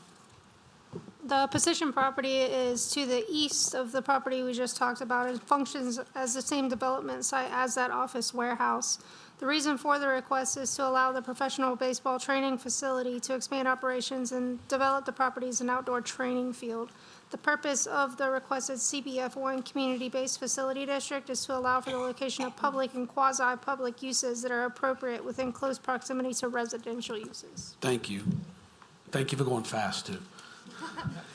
So, given the late hour, if there's anything new to discuss, if anybody would like to, if they have any other thoughts they'd like to address with the commission, if not, we'll bring it back to the commission. Commissioner Seeger. Move to approve. Move to approve by Commissioner Seeger. Commissioner Randolph. Second by Commissioner Randolph. Seeing no one in the queue, please vote.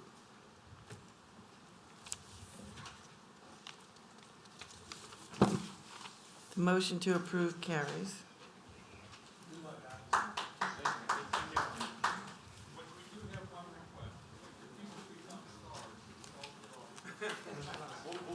That's right.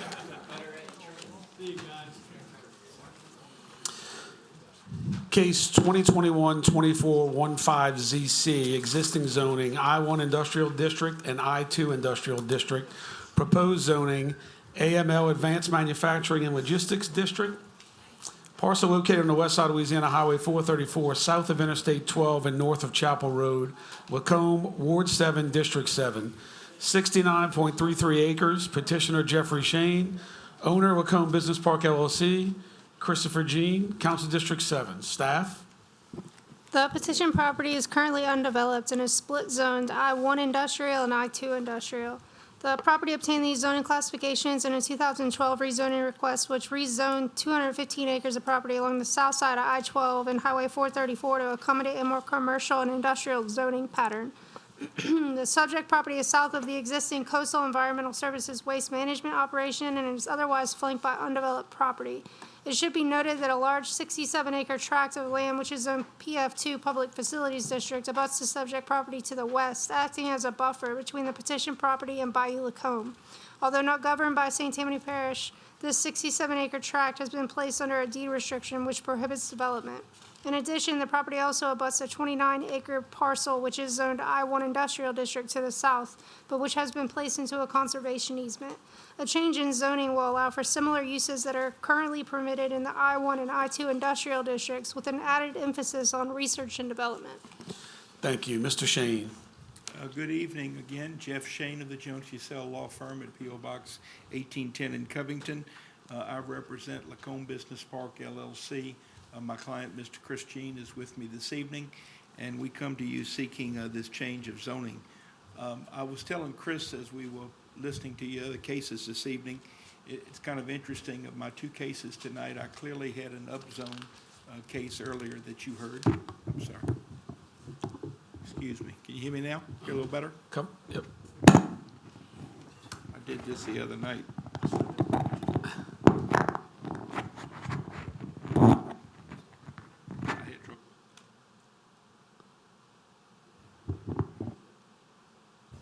Testing? Go. Yes. Tried to help someone the other night, and I didn't do any good trying to help them. But I'm in that club now. typical lawyer, I'm glad the director could do that. But, so the other case I had tonight, obviously an upzone. The point I make is that I think a pretty good argument can be made that this may be a request for downzone this evening.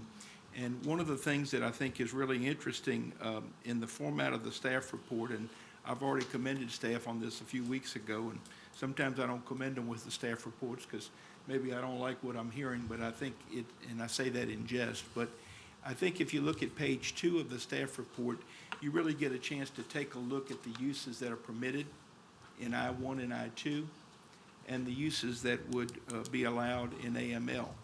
And I believe that the staff comment at the top of page 2 is very telling in that although certainly there are still some manufacturing uses in AML, the thing that I think is very important is the emphasis on research, development, and manufacturing, as opposed to processing and some of the other things that we typically see in I-1 and I-2.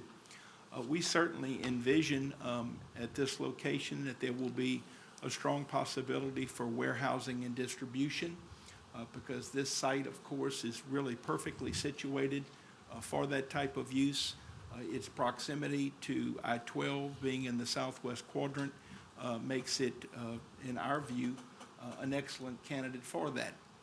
Why do we seek the change of zoning? We have the property under contract with a group out of Dallas that has confidentiality agreements with users. We do not know who the users are, but we do know that when we presented to them the zoning uses in AML, this was the category that was more descriptive of what they intended to do, as opposed to they're not the traditional industrial users, meaning they didn't need the I-1 or I-2.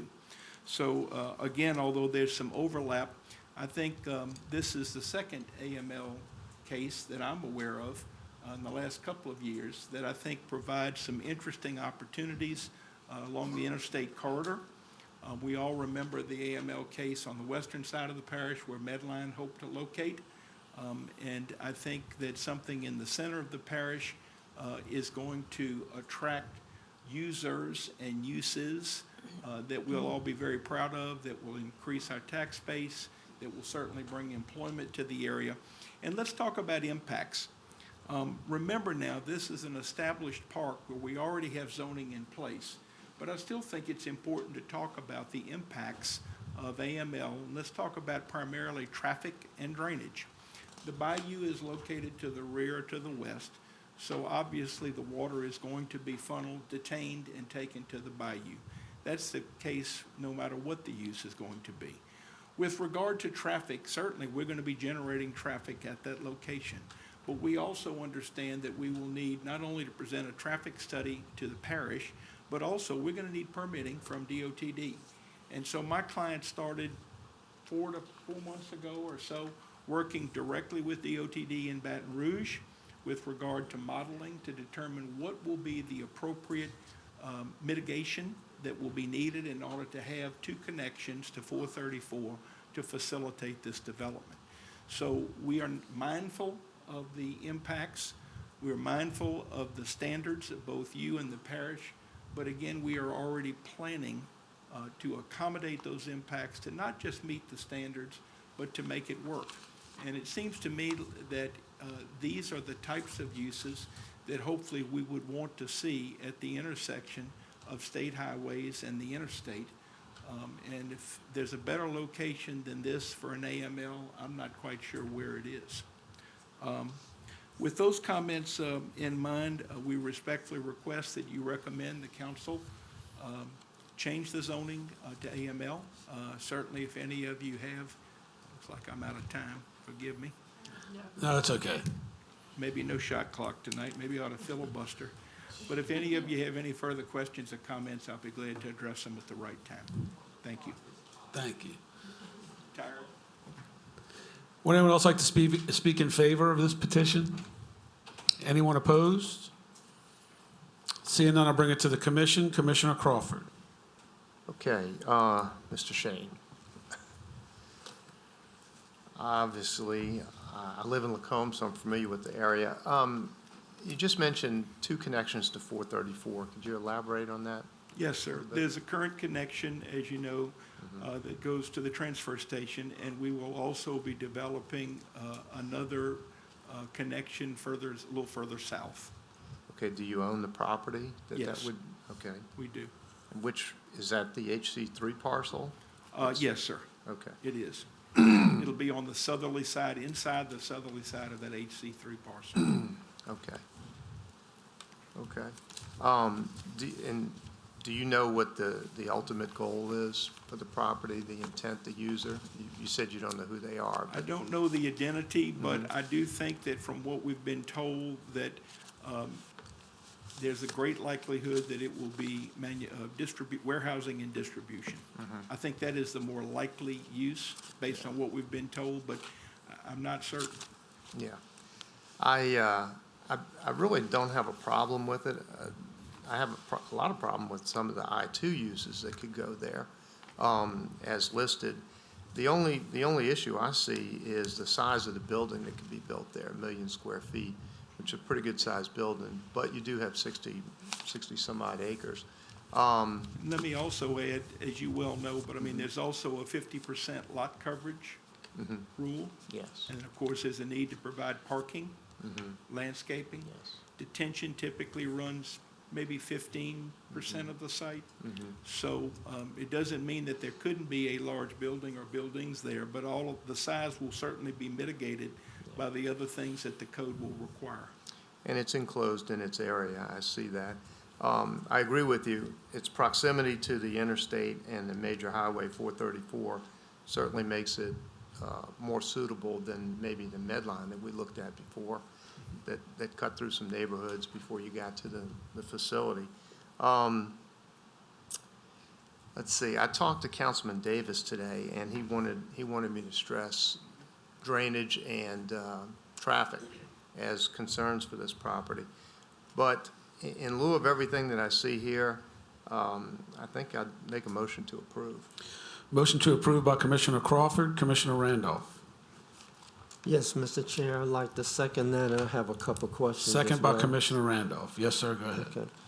Mr. Shane? Yes, sir. One of the things that you and all of us are aware of and that we have to deal with every day is infrastructure. And we know it's coming, growth is coming, and it's really hard to, we're not gonna stop it, we can slow it down, but Highway 434, I know you're gonna do a traffic impact study. Can you give us an idea of how much of an impact that operation is gonna have on the flow of or the volume of traffic density-wise on Highway 434? Just, Yes, sir. I know you have to do the traffic No, sir, but impact. it's a good question, and we've talked about it. It's our belief that in all likelihood, excuse me, if the warehousing and distribution use becomes the predominant use, those trucks will be moving in and out probably 24 hours a day and will not be converging or coming through peak hour, number one. Peak in the morning or peak in the evening. And in fact, those companies, as you might imagine, typically design the incoming and outgoing at times when they don't impact traffic, because they don't want to be in the traffic either. So we think that part of the solution, whatever it might be, after the studies are done and we work with the parish and the state, is going to be in part based on the fact that we should be able to control when these vehicles come in and out. Okay. Thank you. Yes, sir. Thank you. Thank you. Commissioner Drone. Don't go sit down. So you don't have any idea what's coming, but you do have an idea that it's going to be a distribution type of area, type of thing? I think it's likely that it will be warehousing and distribution, but I don't know that for certain. Yes, sir. Well, I find this a lot more agreeable than the previous one you asked about with the medical. Well, that's good news. And today is Friday, isn't it? Yep, it's gonna be. Whatever day you'd like it to be. It's gonna be. Thank you, Jeff. Yes, sir. Commissioner McInnes. Yes. This is for staff. Can y'all tell me where the flood zone line is? Is this partially flood zone A? I do not know, ma'am. We can identify that and let you know, but I don't have that information. Mr. Shane might. I think it's 100% flood zone C. Flood zone C? Okay, that's good to know. And Do you? probably 90%, 95% non-wet, or 98% non-wet. It's really an incredible piece. Non-wet? Non-wet. Seriously? Because the hydric soils map online showed very wet. I don't doubt that. I can just tell you what the Corps of Engineers Okay. has determined. I'm just, the size of a building, 23 acres in size, is just mind-blowing to me. And obviously this area has, the Bayou Lacombe area we've heard a lot over the years from the Bayou Lacombe group and the importance of this stream and, you know, the scenic stream, the fisheries that you have down at the mouth of the river. Would you guys consider going above and beyond the minimum required retentions for runoff, and also consider having, you know, maybe a parking lot that's more permeable for absorption, to not have such a large area of concrete and building, you know, of impermeable surfaces right next to a conservation area and important water body? Because, you know, to me, I-1 and I-2, at least you're going to have some space that's not totally impervious. And with the advanced manufacturing, I think that's going to greatly increase. So I'm just trying to, for something like this, I think the funding should be there to go above and beyond and to get creative on how you can really work to conserve the watershed. Because it is a great location for, you know, right off the interstate. It's not in a developed area like Medline was. So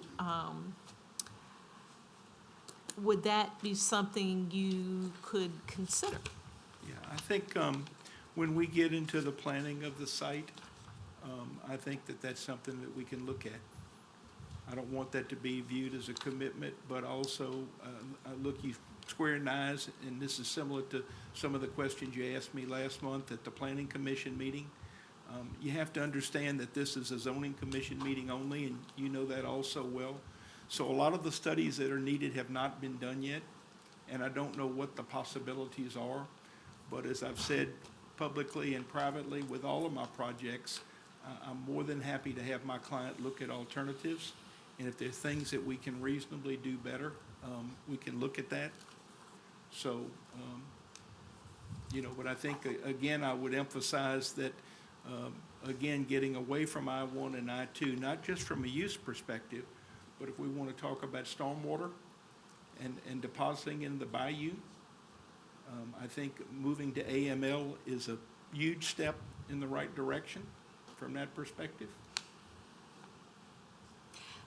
Emily, what's the status of us being able to ask for hydrologic reports early in our process of looking at projects? I'm referring to what was just approved by the council. That was in reference to the PUD overlay when we changed some of the guidelines on the requirement for traffic impact and drainage studies at the zoning commission. That was related only to the PUD overlay. Okay. All right, that's my comments. Thanks. Commissioner Barcelona. Last question. AML zoning says there's a maximum height of 100 feet. What's the likelihood of this facility being slim and none? 100 feet tall? Even if it is a warehousing and distribution facility, we were discussing that tonight, I would think 30 to 40 feet would be the range it could fall in. I don't want that to be on the record to be expressed as a guarantee, because it's not, but I tell you candidly, the 100 feet is nowhere near what we have in, you know, cannot imagine a use of that nature. I mean, 100 feet is extreme, to say the least. So I don't believe that to be the case. Why is 100 feet in the ordinance? My guess is to allow for towers, whether you had a research type facility, I'm guessing, a multi-story research facility. So I think that's why it would be there, but I don't think that we would find it to be practical if this ends up being a warehousing and distribution facility. So I would say probably 50 feet or less is my best guess. All right, thank you. Commissioner Ress. Jeff, before you run away. Sure. Run away. No. No, I just want to support what Commissioner McGinnis said. I see this, and I know it's not the timing, but we won't get a chance before you'll come with a plan that's potentially pretty well developed.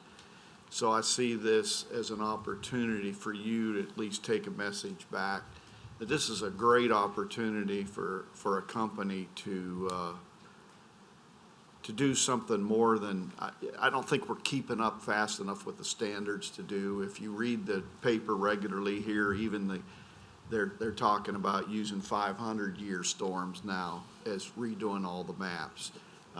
We've got pollution problems in Lake Pontchartrain. We've got problems. We know we have them in the parish. As far as the drainage part of this and Bayou Lacombe, I think the issues that were brought up, potentially there's some real great opportunity for a client to do something above and beyond, something better than we're doing, and maybe help set a new standard for the way we do business. And all we'd ask you to do is take that message to your client. We're not asking for anything, but we won't get a chance before the deal starts to get pretty far along, and then it's harder to make things happen. So we just ask you to do that. Yes, sir. Thank you. I understand the spirit in which it was offered, and as I said, I heard impervious surfaces and maybe trying to even increase the reduction in rate of runoff. So we can look at those things. Thank you, sir. We have a motion and a second to approve. Please vote.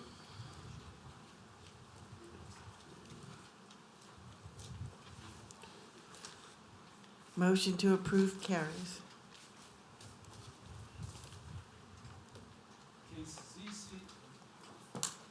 Here we go.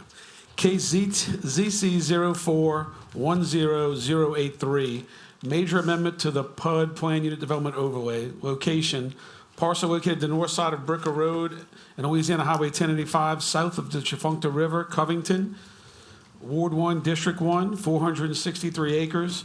Petitioner Jones Fussell, LLP, Paul Marone, owner Terrabella Group, LLC, Council District 1. Staff? The current request includes parcels located along the western boundary of the Terrabella PUD on the east and west sides of Russo Road. Proposed changes to the east side of Russo Road includes that the applicant is proposing to reconfigure 13 existing neighborhood edge lots to 26 smaller mixed residential lots. To supplement, the applicant is proposing 2 new park spaces. This configuration also provides for the addition of 3 new alleyways, which will provide the primary access to these lots. The applicant is proposing the addition of Lot 83, which will create smaller lot sizes along this stretch of mixed residential lots, which are currently numbered 84 through 100. The applicant is also proposing 1 new park space to the west side of lots 89 through 92, which will reduce the current lot sizes. Staff is not opposed to the new lot configurations along the east side of Russo Road. However, the new proposed alley connection to the west of Lot 904 should be modified to connect to the proposed alley to the south near Lot 914. This tie-in would allow the proposed alley network to have greater connectivity and eliminate the need to tie in to an additional access point so close to the existing Russo Road. Proposed changes to the west side of Russo Road include the applicant proposing to reconfigure the property lines of existing lots 735 through 747 to create 4 new lots to reassign certain lots to comply with allowable uses and setbacks applied through the Neighborhood Center 3.1 and Neighborhood Center 3.2 zoning classifications. Staff is not opposed to the new lot configuration and zoning classifications. However, staff is concerned that the lot configuration of proposed lots 870 through 880 are negating an existing driveway from Russo Road, which provides access for an existing residential home outside of Terrabella PUD. To maintain the current configuration, staff recommends the applicant provide ownership information to this parcel and/or an access agreement which will provide the homeowner with an alternative access point. Thank you. Mr. Marone. Thank you, Mr. Fitzmaurice. Paul Marone again on behalf of Terrabella Group, LLC. Terrabella was approved in about 2005 as a traditional neighborhood development, or a T&D, and it's really the only true T&D or traditional neighborhood development that we have here in St. Tammany Parish. Since 2005, Terabella has asked for and received various amendments to the plan based on the vision of the developer and in an effort to try to make the project a better project for the residents that are there and to realize what is actually called for and sought after when you have a T&D. These changes have also been made in an effort to try to bring product to the market that the market is desiring. And it is for those reasons, all three of those reasons, that the request tonight comes before you. There's really two requests. One deals with Phase A12, and we're proposing to amend the configuration of Phase A12. That is the portion of the property that abuts Rousseau Road and is south of Melrose Avenue. The original approved PUD plan had this area identified as single-family residential, and that is going to remain. That is the intent. We're not changing the use from single-family residential, but rather we are changing the nature of that use. In 2005, when the PUD and the T&D was approved, the subdivision ended at Rousseau Road. So this was the edge. This was the western edge of Terabella. As a result, along Rousseau Road, we had edge lots. And if you look at the plans that you have in there, you'll see that around the perimeter, the boundary of the subdivision, you see these edge lots. Well, fast forward to 2021, and actually for almost 10 years now, the western edge of Terabella is not Rousseau Road. It is across Rousseau Road, and it actually runs almost to Francis Road now. So this is no longer the edge. So with that in mind, and given that those edge lots all abutted and the lot line for those edge lots met the Rousseau Road right-of-way, we're requesting to reconfigure that particular phase. What are the changes? First, we're eliminating the edge lots. We're replacing those with the mixed residential lots, which are consistent with the vast majority of the residential lots in the subdivision. If you look at the color code on the PUD plan, you will see that the edge lots are yellow, whereas the mixed residential is the beige. And that is the vast majority of the lots that you see in the residential portions of Terabella. So that'll give us typical lot size, typical patterns and layouts, and it'll achieve the walkability function that is central to a T&D. The new layout results in 14 additional lots. However, no lots will back up to Rousseau Road anymore. We're creating a 25-foot buffer along that area. We're creating 2 new parks and additional green space. We're also creating 2 additional alley systems to provide access. Some of these lots, if you'll see on the plan, will actually front the new green space that we're creating. So the green space will go up, will no longer abut Rousseau Road. We'll have a buffer there, and we have a better layout and configuration, more in keeping with what you see throughout the rest of Terabella. The density, while there are additional lots, again, these are 14 lots, and I would submit to you that that is immaterial when you look at the size and the scope of the development. I would also point out, and as I said a moment ago, since 2005, there have been numerous amendments to this plan. And some of those amendments have had a variety of requests, but many of them have been a reduction in density. So in two different instances in A2, we took townhome lots and we reduced them down to single-family lots. A6, phase A6, same thing.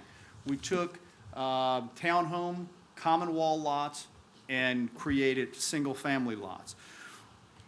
Many of you may not know that in 2005, there was a school site that was approved in the middle of Terabella.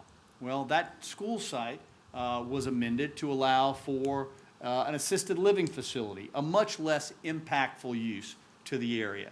In fact, some of the parcels that are on the perimeter of that are now single-family residential. So I point that out to point out that while we are trying to achieve the vision of what Terabella can be and what it should be as a T&D, there has been give and take over the years. There has been some increases, there has been some decreases, and it has been a fluid situation. And 14 additional lots I would submit to you, will not materially change anything about the functionality, the property values, or the appropriateness of this phase within Terabella. What you do have is an overall better plan. If you just look at the two plans, what was A12 and what will be A12, to me, it's undeniable. One looks like the rest of Terabella, and the other does not, because it was designed as setting that western edge, which now that area is no longer the edge. In regards to the second component of our request, the west side of Rousseau Road, really what we're doing there is modifying that to comply with our underlying zoning. In 2012, the west side of Rousseau Road was zoned. Somewhere between 2012 and today, the PUD plan and the underlying zoning got crossed. And we did not realize that until we were working on A12 when we realized that it was incorrect on that side. So our effort there is simply to bring the zoning and the PUD plan into compliance. I see I only have 3 minutes left. I know there are some other people that are here, have waited all night to talk, so I'll yield the rest of my time to them, and I'll address any other questions or issues on rebuttal. Yes, sir. Cheryl? Speaking in favor, and please state your name and address for the record when you get to the podium. Hi, my name is Cheryl Malcolmus. I live at 712 Cottage Lane in Terabella. This is my husband, Mark, and we were the original founders of Terabella. We have also lived there over 10 years now. When we were in the process of developing the subdivision, there was obviously some opposition from the people surrounding the area. A lot of their concerns were worsening flooding, traffic, and density. We've overcome those objections. Obviously, that's why we live in our fabulous neighborhood. And I want to point out that anyone and everyone who lives in Terabella does so because we overcame those objections. And I believe some people now, newer residents now, want to use some of those same objections to stop the Terabella group from this very small change. There's over 350 acres and 750 lots in Terabella. I don't believe it can reasonably be argued that this incredibly small change, that is a less than 2% increase in the home sites, can possibly have any notable impact on flooding, traffic, or density. I've talked with many of the neighbors. They trust the developer. They have been true to their word since 2008, including some very hard times when we were concerned about the future of the neighborhood. Everything they said they'd do, they have done. They've never cut corners. They've never lied to us. I trust them implicitly. We also need some population, more population to support the business and retail establishments inside of Terabella. That is a huge part of what a traditional neighborhood is, and we'd like to have our retail community thrive. So I ask that you approve this amendment. Thank you. Thank you. Also, in favor, doesn't say if he wants to speak or not, Steve Rapier. Okay, come on.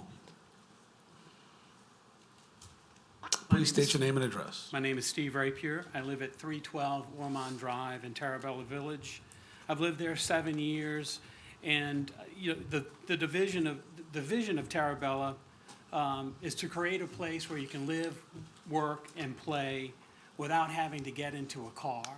You know, I can walk to a restaurant, I can walk to the dentist, I can walk to the bank, I can walk to my physical therapist, I can walk to the YMCA. And so one of the things I love about that development, what I embraced about being in truly a new urbanism development, is you de-emphasize the need for a car. Hearing all of the folks earlier complain about traffic, well, as this development comes into its own and is becoming a success, I don't have to get into my car. Every week I walk to a restaurant, every single week, one or the other, sometimes multiple times. And so, you know, the vision is a great vision for St. Tammany Parish. There's nothing else like it. It's working. I do believe in the development. I believe what Paul said. If you look at the proposed change is consistent from the residential standpoint with the rest of the development. So you currently have 13 edge lots with no parks, no green space, and access to Rousseau Road. That doesn't look like Terabella. What's proposed includes 2 new lots, and it includes new green space, which is consistent with the design and the intent of the development to begin with. And so So I firmly believe, based on the scale, walkability, the green space, that this is an appropriate change. Thank you for your time and service. And now the opposition. I have a card for Robert Bam, who does not wish to speak. He just said, I do not see a reason for this change. They have much more property to develop. Michael Leopold is against. You wish to speak? Please come forward, state your name and address for the record.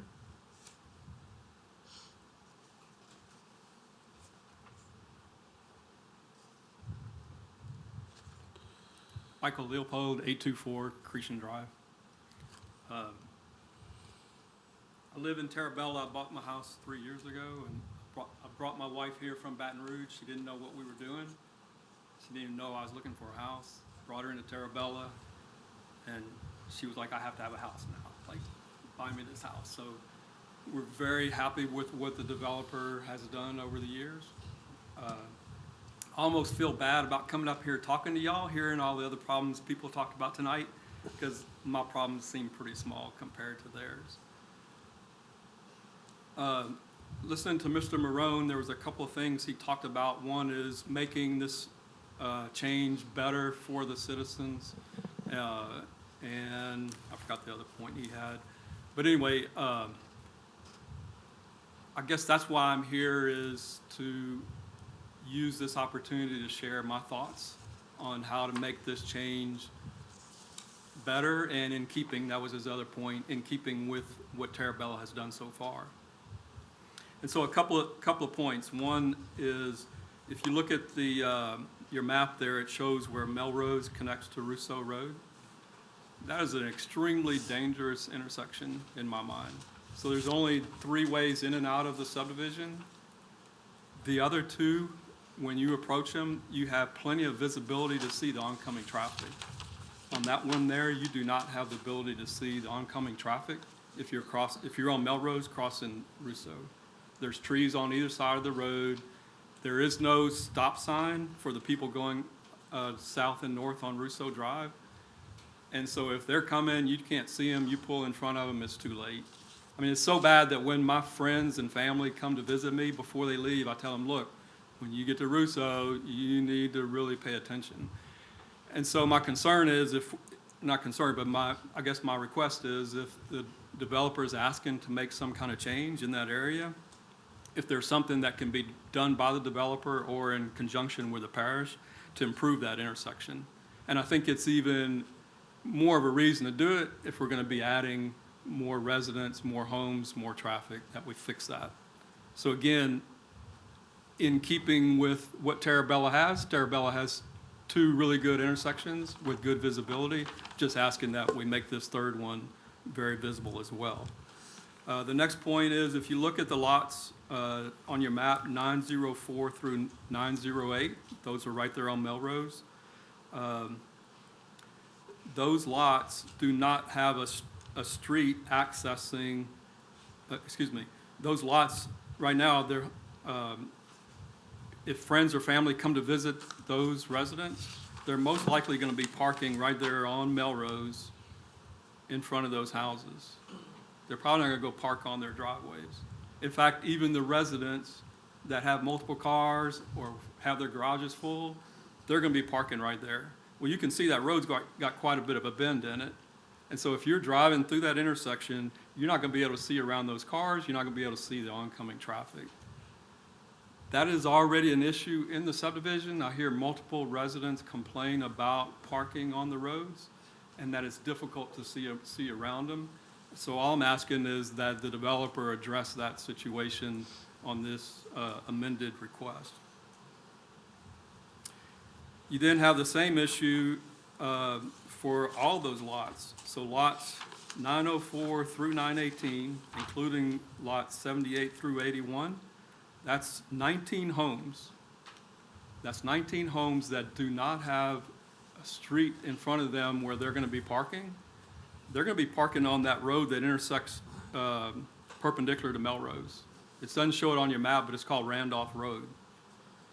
So you're going to have 19 homes with people having cars that they're probably going to, not all of them, but some are going to have cars that they're going to be parking on Randolph Road. which was previously only 6 lots. So you're going 19 cars worth of parking on what was previously 6 lots. In keeping with what Terabella has done in the past, there's another park that they've created already that's similar to this. They went in and put some additional parking just for that reason. And so that's my request, is that the developer address that parking issue.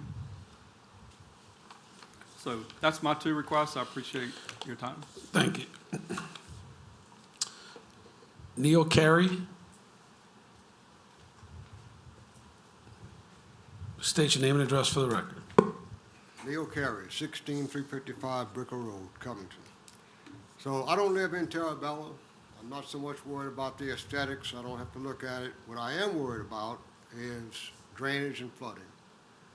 Contrary to one of the previous speakers that they had overcome the concerns about local residents on flooding, sorry, we haven't done that. Yes, this is a small change, but throughout the years, this subdivision and others have been steadily infringing on the floodplain of the Chafonta River and its tributaries. Little bit by little bit. Terabella has already infringed on the floodplains in 2 or 3 different places that are easy to see on the map. All you got to do is go to the firm website. Just go up the floodplain, Tallow Creek, Hidden Creek, Tuscany West, on and on. You get my drift. Every one of them, it's just a little bit here, a little bit there. The floodplain gets encroached on, the water has less place to go, our water levels go up. I've been living here 40 years, I can definitely tell the difference. So what I'm saying here is, this might seem like a small change from a traffic point of view, could be, I'm not really here to speak about that, but I am very concerned about flooding. And so if these kind of things keep on little bit by little bit, then we get exactly what we have right now, is people getting flooded in 2016, 2020, that didn't get flooded before. I just got the Corps of Engineers study sent to me on how they were going to alleviate flooding in St. Tammany Parish. $4 billion. That's our tax money. Why? Some of that was, of course, for hurricanes, for flood control due to storm surge, but a large part of that is right here in Covington to support drainage that has been reduced from these by the influence of these subdivisions. So it's not free. Yeah, these subdivisions, they bring jobs, they bring places to live, but they also bring damage to the people who are already there that then we have to spend our tax dollars to fix. So just think about that, please. Thank you, sir. Kenneth Thurman.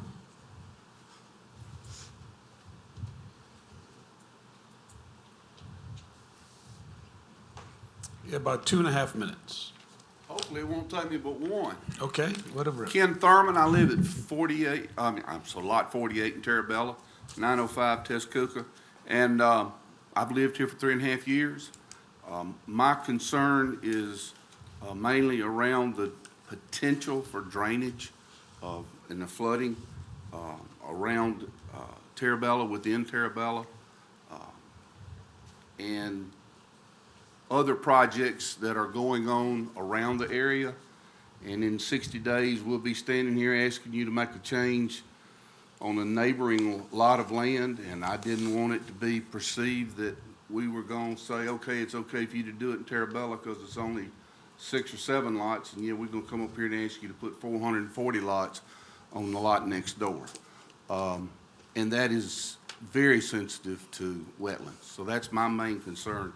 As far as Mr. Morone, the people you represent, the ones in the back, love the neighborhood you put together. I just wish I didn't have 175 apartments that all look alike next door to me when they said that wasn't going to happen. They were all supposed to be different. So the truth in lending, y'all pulled the wool. Please address the commission, sir. They have pulled the wool over our eyes on more than one occasion. And I'm just trying to be the stop guard and watch what's going on, because what has happened, what ended up next door to me was not what we bargained for. And plans change, and I understand that. Some for the better and some are not, so. Thank The you, rest sir. of them have been addressed.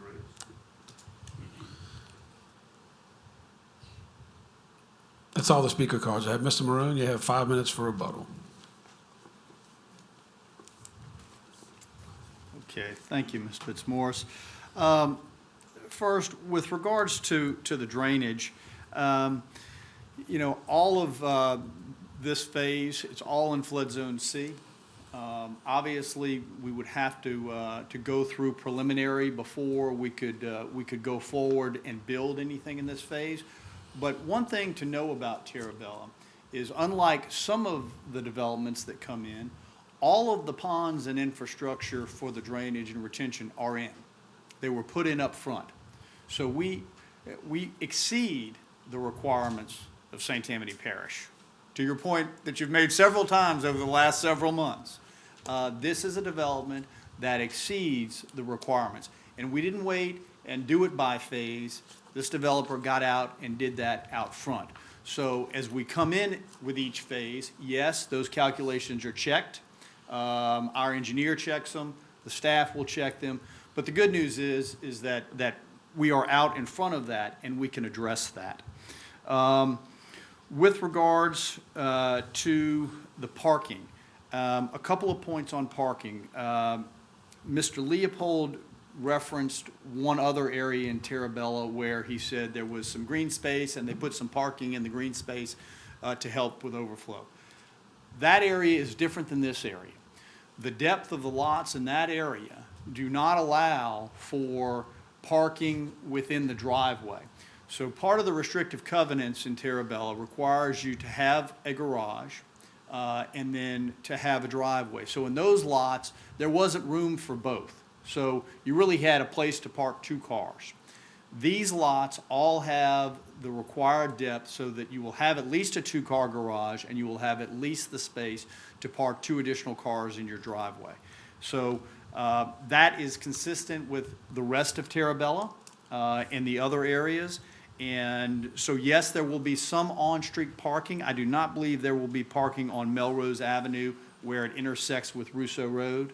But some of the interior streets, there is on-street parking, just as there are in other interior streets. But my point is that that issue is on the radar screen of the developer, and they believe that they have addressed that. So, again, this is a relatively, not even relative, this is a very small amendment to this PUD.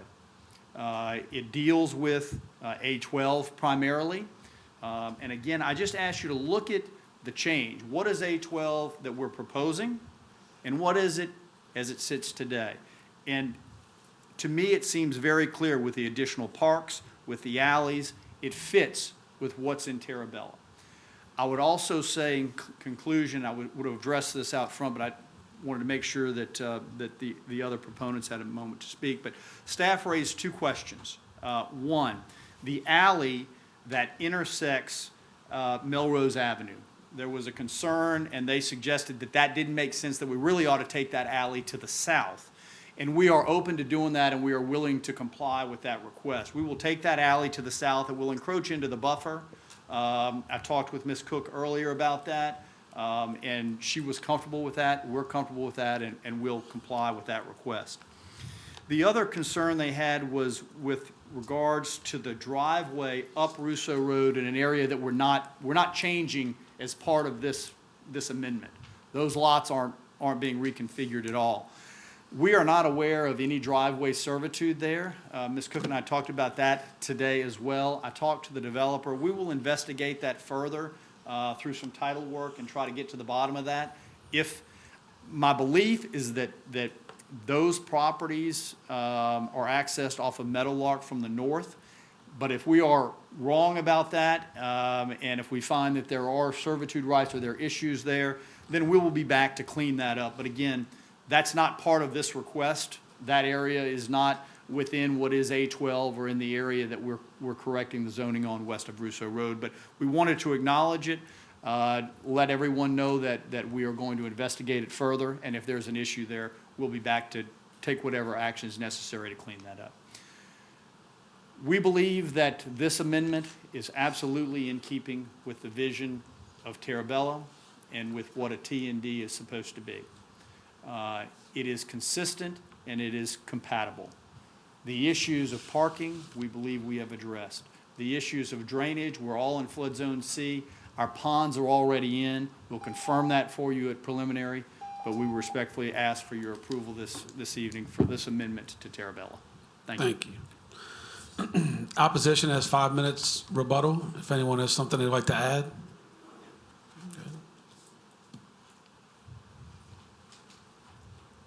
So I'm going to quickly talk about drainage and the magic of detention ponds. They're there for high water events. They work pretty good at that. But what you don't realize is that when you put in all this concrete, you still increase the volume of runoff because the woods aren't there to absorb that water anymore. And it's already been shown that the volume of runoff that's trapped by the woods is roughly 70% as compared to only 15% once you develop it. So all that water is going into the river that wasn't going before. What does that do?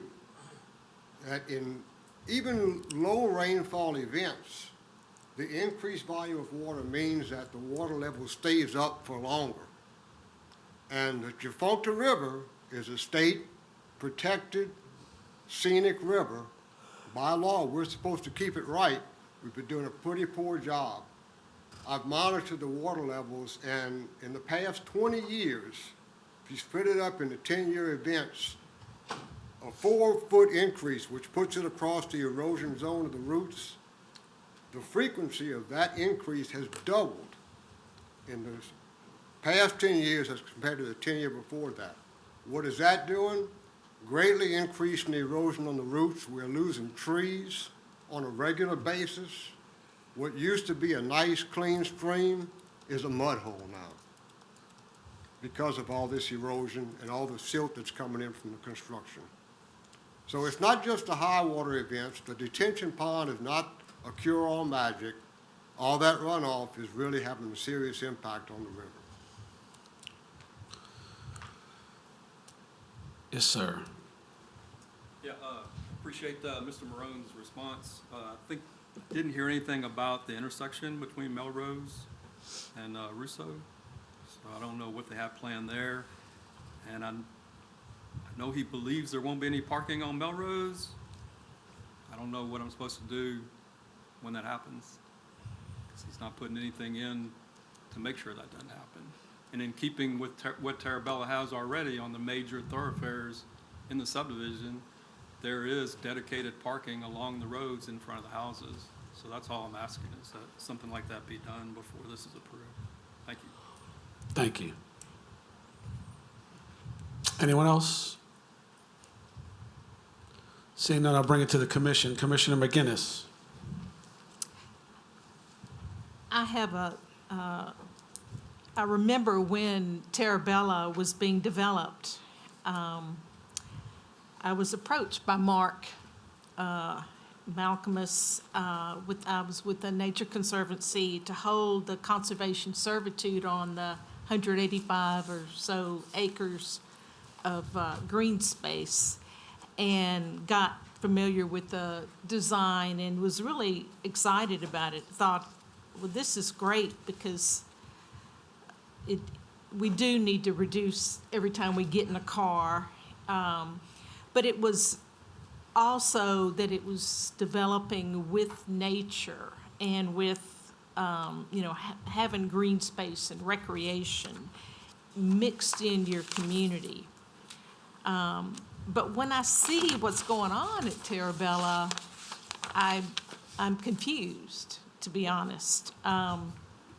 And I want to read, I went on the website and I got their vision. And it says, and I'm going to just take some sections to spare us from a lot of reading. The idea behind traditional neighborhood development is to artfully mix homes, shops, businesses, theaters, schools, and parks. As you walk from the center out, home sites get larger, setbacks get deeper and streetscapes get a bit wider. So the transition from the built environment to the natural environment is gradual.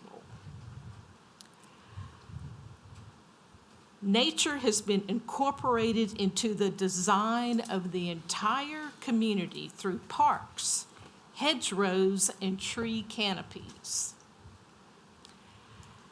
But, so I don't understand the need for making lots smaller towards the outer edge of the development. And I just have the following comments. The property zoning change takes away from those large home sites in the gradual transition. In fact, Tarabella cuts all the trees down before they develop. When it was originally developed, you could see they just carved out the streets and built the homes, but now it's all cut down before any building. And in fact, the areas called parks appear to be mowed grass because all the trees were cut. You might get that tree canopy in a decade or two, but you're not getting it preserved up front. So I wonder if you might have more trees on those larger lots than these new parks that are being proposed. Because if you look, those park areas are barely wider than the street that provides access to them. I would call that green space. I find that hard to call it a park. So I don't understand, and I feel like you're misleading some of the residents and investors with your vision statement. I think that needs updating because I don't think you're sticking to this vision as far as the things I've mentioned. Sure, it makes it more walkable. You're sticking to that vision, but the green part of the vision has been not adhered to in my mind. My most concern, though, with this proposed plan is the lots that are north of Francis Road. And you're going to go from 3 lots to 6 lots. And I went over there and looked at this carefully, and and also got the parish to provide a contour map for the area, and it slopes down to Sopentala Creek pretty steadily. It's a definite slope, and it sure looks like to me on the map part of those lots, the eastern part are flood zone A. So to put construction there, you will be, as the previous commenter was saying, you're cutting into the flood zone. Now, this was approved before, so this is nothing new, but I would hope that 3 lots would be more palatable than 6, because you may not have to have as much fill, you might be able to have more trees. So I just really do not see the need for those extra 3 lots in the flood zone of Sopentala. We had a significant flood event in May of 2019, you guys might remember. And that since I live in this area, as soon as you could drive the roads, I drove around and took a lot of photographs. And at this point, where Sopentala was crossing Russo Road, it was over the road, and it was a significant flow. But I was happy to see Terabella had not flooded. But if you go back to the west, Soap and Tallow, or Tallow Creek subdivision, the Soap and Tallow was a roaring river across the road in there, and only the highest elevated vehicles could drive in and out. And there were many homes that were very close to flooding. So Soap and Tallow is a challenged drainage, and it's very large. So I guess I would like to hear some comments from the developers, or what. I don't get the vision here that you're doing now. Why cut all the trees before you develop? Why bring in all the fill that you need to do if it's not flood zone A? And why do you need 6 lots north of Francis Road? Okay, well, that's a mouthful. Let me see what I can remember and try to respond to. First, let me say that I absolutely disagree and take some offense to the suggestion that anyone is being misled about Terabella and about the vision. That's patently unfair. It's patently unfair in my mind. But that being said, let's go through some of your points. We don't have the green space. The footprint of the developed portion of Terabella, Ms. McGinnis, has not changed, has never changed. We haven't said that we were going to preserve 170 acres and then encroached into 50 of those acres. That's never happened. The footprint of the developed land that you see was the footprint that was approved back in 2005. So that 170 or so acres that you were approached about perhaps taking the conservation servitude on is still there. Still there. We haven't gotten into that. So to suggest that somehow there's been a bait and switch when the developed portion, by and large, as you see it now, has never changed, I disagree with that. And the suggestion that as you get further out, the lots get larger, those are the edge lots. The edge lots are the larger lots. The problem with Phase A12 is it's not the edge anymore. That was my point. It's not the edge anymore. The edge is further to the west. And so I disagree with that. With regards to the parks are being built as they were designed. Yes, to develop this footprint, you've got to remove most of the trees except for the 175 acres that's being preserved, right? But you do. I mean, to develop a traditional neighborhood development with the sidewalks and the densities and the closeness that is required, that is a hallmark of it, you've got to develop it like this. So what happens? So yes, those trees come out, but if you've been in Terabella lately, what do you see along the streets? Crepe myrtle. Yeah, you see trees. You see trees. Now, and so there is a replanting that has to take place, and that does take place. And you don't see that in every development. You don't see street trees like you do in Terabella in other developments. So it is a little bit different. But I disagree that there's a bait and switch. If you walk into the office, you see this plan as it has changed. And again, what's important to note, I mean, it was never suggested that you were going to have, a bunch of trees right in here in the middle of those lots. That was never the suggestion. If anybody believed that, then they were mistaken, because my client never said that.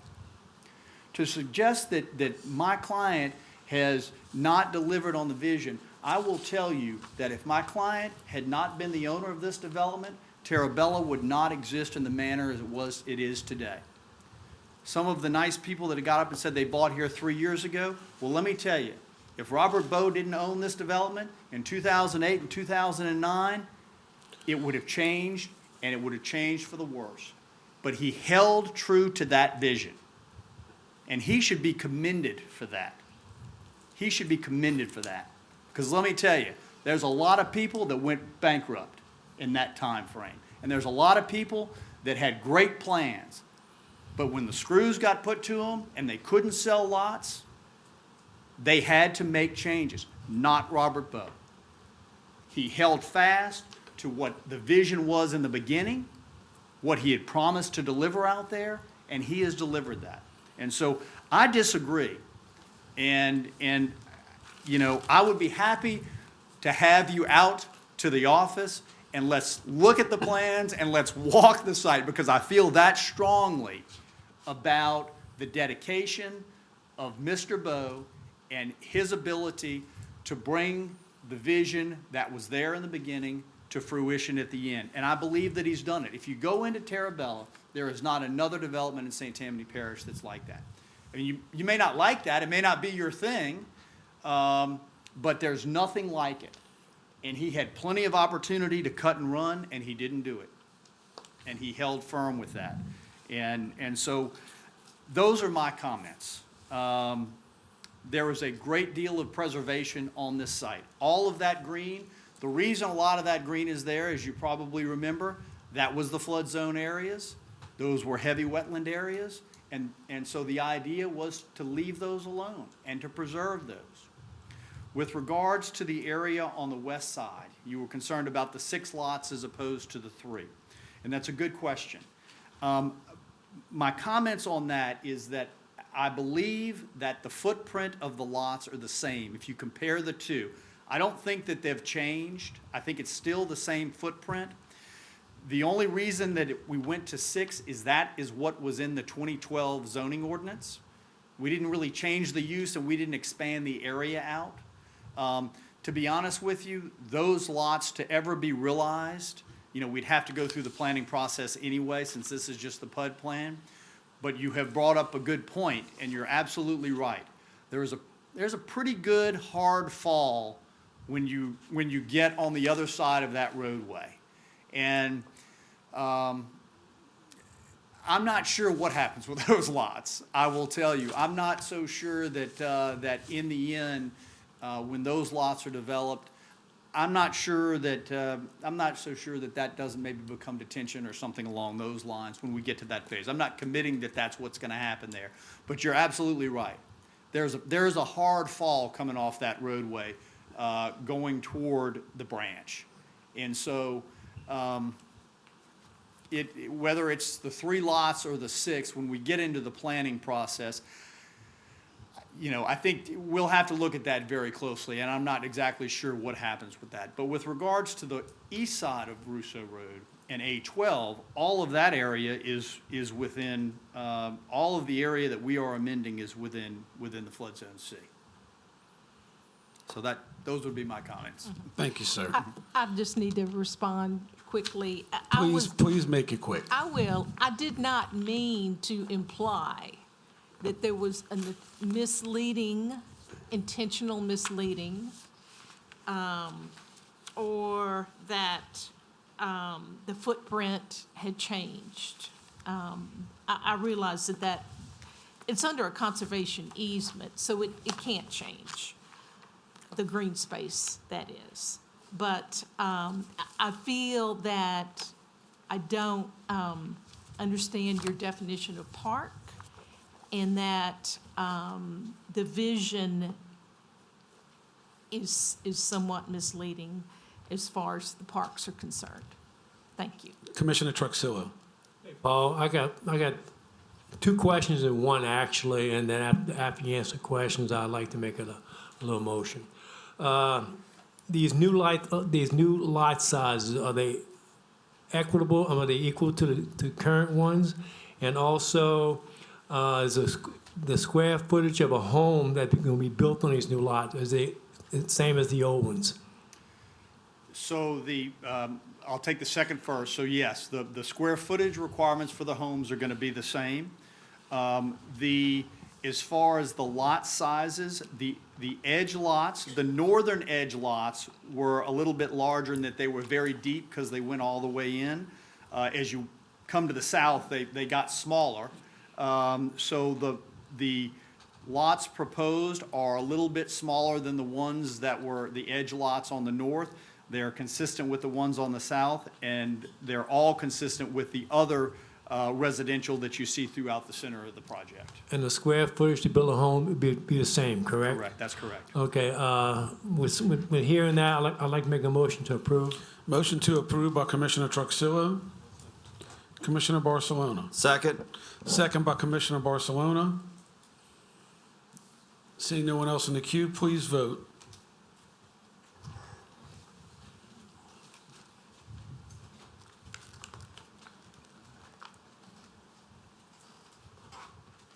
The motion to approve carries.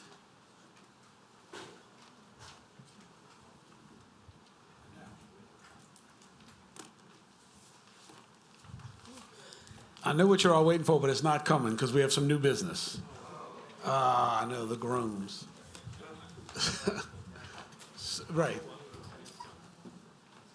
So we haven't, staff has an item to address with us for the September meeting. Yeah, really, it's an email from Chairman Doherty to bring to the attention of the commission that we have two large developments on the agenda for September. And I think his request is, does the commission want to think about splitting that into two nights? Or hearing that just on a regular night, just as part of the normal agenda? So really, that's a question from Chairman Doherty that came into our office today, and we're presenting it to the commission. Right. So I'll defer to Vice Chairman Fitzmaurice for the next comment. So what I would propose we do, unless everybody wants to be here for 5 hours, 2 nights in a row, one of the cases, there's essentially like 5 companions or 4 companions to one case. So we could ask Chairman Doherty that we have the discussion for those 5 cases at one time, vote on them separately. That should speed it up a little bit. We were here for 5 hours tonight.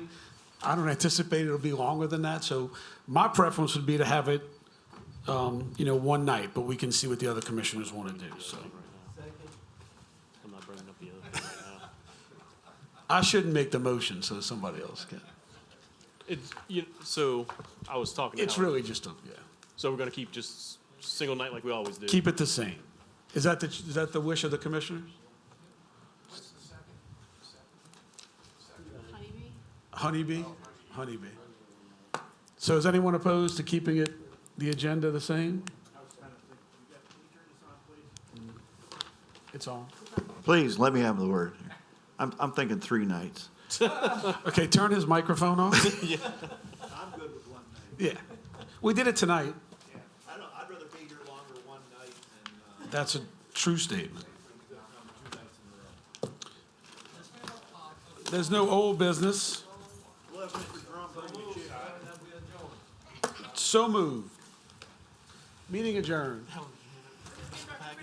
We didn't need you. We had a quorum. You're relevant at this point. I agree.